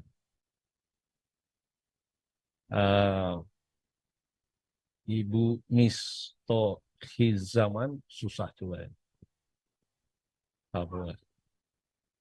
Mr. John Samuel, I don't remember when I met you 20 years ago.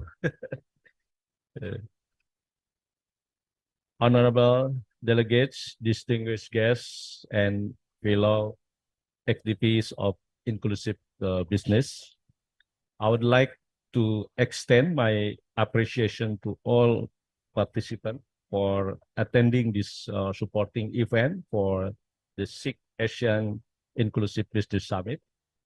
Our collective presence here signifies the commitment of the ASEAN community to foster economic growth that leave no one behind and build a more equitable and sustainable future for all. One of the challenges in promoting mainstream inclusive business model in ASEAN is the lack of widespread awareness. Therefore, this event can play a vital role in raising awareness, fostering strategic partnership, and mobilizing resources to address this issue. The outcome of this event reflects a critical milestone in our journey toward achieving inclusive and responsible business practices. As we strive to strengthen the engagement of civil society organizations and women rights organizations in influencing commitment and policy, we must recognize the vital role they play in promoting social and environmental responsibility, gender equality, and economic and community empowerment. Cooperative and SMEs from the backbone of our economy. They represent the entrepreneurial spirit of our people, driving innovation, job creation, and economic diversification. It is crucial that we empower these enterprises, ensuring they have access to the resources, technology, and knowledge, and that we create an enabling environment for their growth. Inclusivity in business means embracing diversity and providing opportunities for marginalized community to participate fully in economic activities. By promoting the principle of inclusive business, we can ensure that the benefit of economic growth reach all corners of our society, particularly those who have been historically marginalized. Responsible business practices are equally crucial. We must encourage business to adopt sustainable and ethical approach, protecting the environment, promoting decent work conditions, and respecting human rights. Responsible business create a positive impact on the community they serve and contribute to the achievement of the Sustainable Development Goals. As we conclude this event, let us renew our commitment to the value of inclusivity and responsibility. Let us strive for a business landscape where every enterprise, big or small, play its part in creating sustainable and prosperous ASEAN for all. I look forward to the concrete action of this supporting event on shaping our future policies and initiatives.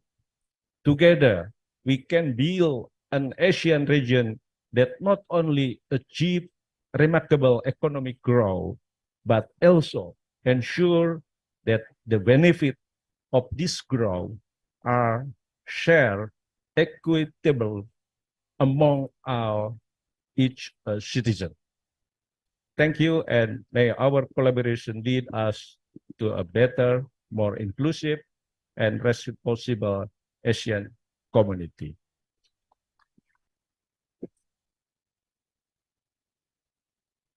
Tadi saya sudah menerima dan mendengar rekomendasi, ya, beberapa rekomendasi sudah menjadi bagian dari policy di kementerian kami. Ya, jadi bagi kami sangat mudah untuk menjalankan rekomendasi. Ya. Saya justru ingin mengajak teman-teman semua, ya, supaya engagement dengan pemerintah, social engagement dengan pemerintah, dengan government ini perlu terus kita perkuat. Ya, sekarang pemerintah sudah di era demokrasi. Ya, ada banyak ruang dalam pengambilan kebijakan yang bisa dipengaruhi oleh masyarakat, terutama di kementerian kami. Sekarang kami sedang punya program besar untuk melibatkan SME, melibatkan kooperatif and SME on industrialization based on our national resources. Ya, seperti sawit, seperti tambang, hasil-hasil perkebunan, dan lain sebagainya. Supaya industrialisasi itu tidak hanya dimiliki oleh atau dinikmati benefitnya oleh perusahaan-perusahaan besar. Jadi nanti sawit, petani-petani, koperasi petani sawit, sekarang sudah diberikan kebijakan untuk mengolah sawitnya sampai produk hilir. Ya, ada 41% lebih sawit milik petani-petani mandiri. Selama ini para petani hanya menjual sawitnya ke industri besar. Ya, nah sekarang para petani, koperasi-koperasinya nanti kita akan bangunkan CPO mill, ya, sampai ke minyak makannya, yang akan dikelola oleh koperasi-koperasi. Ya. Koperasi-koperasi boleh memiliki izin tambang. Ya, jadi rakyat nggak apalagi kalau penambang liar, nggak boleh lagi dilakukan. Koperasi boleh mau tambang apa aja. Nah, di hilirnya nanti rumput laut nggak boleh lagi kita ekspor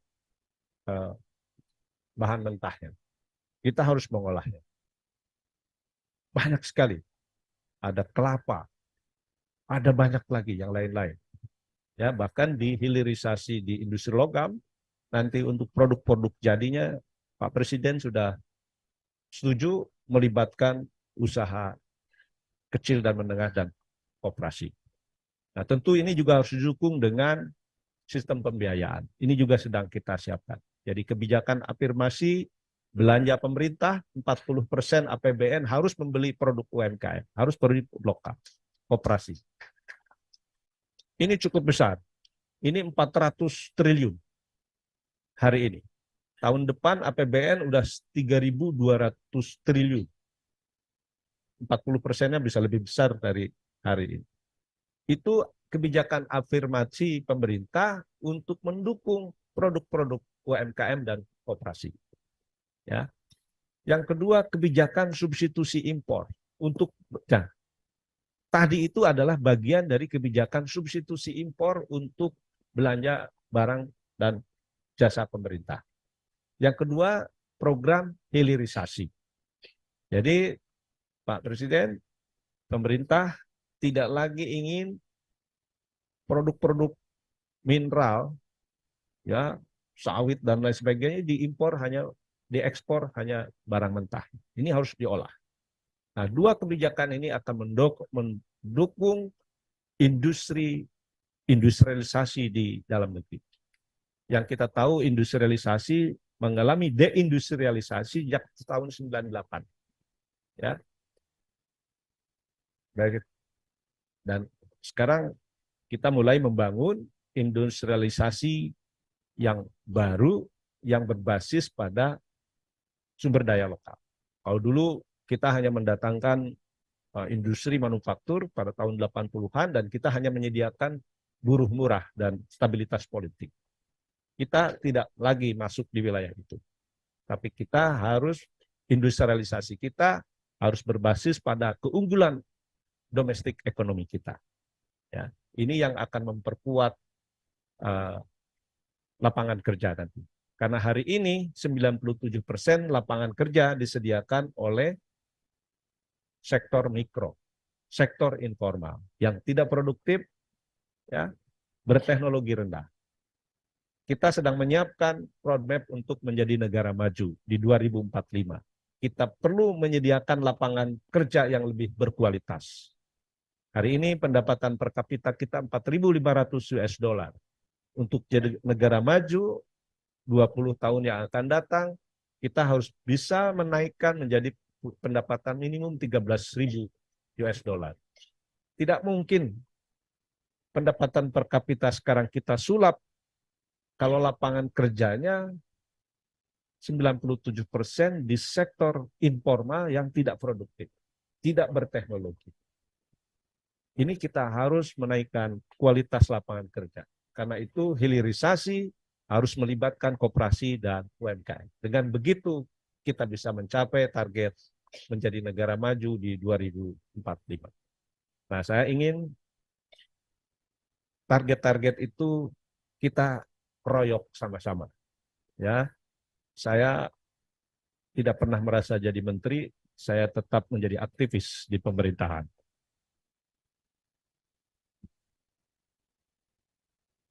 Saya sampaikan ke Pak Jokowi ketika saya mau gabung dengan pemerintahan kalau saya diberikan keleluasan untuk mendorong agenda-agenda perubahan untuk masyarakat. Terima kasih. Assalamualaikum warahmatullahi wabarakatuh.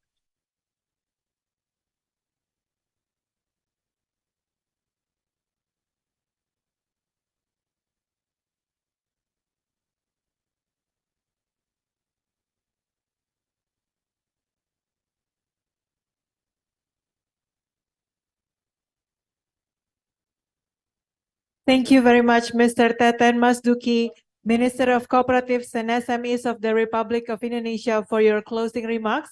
Once again, ladies and gentlemen, let's give another round of applause to our minister. Thank you.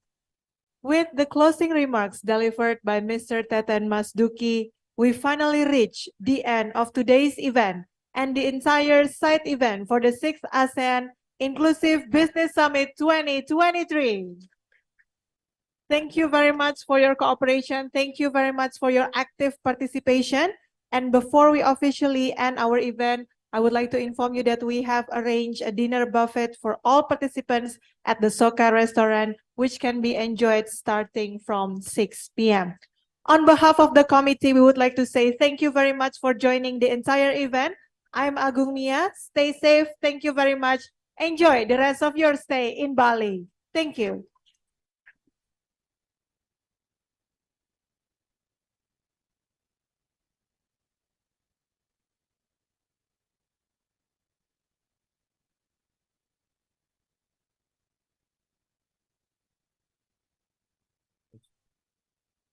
Satu.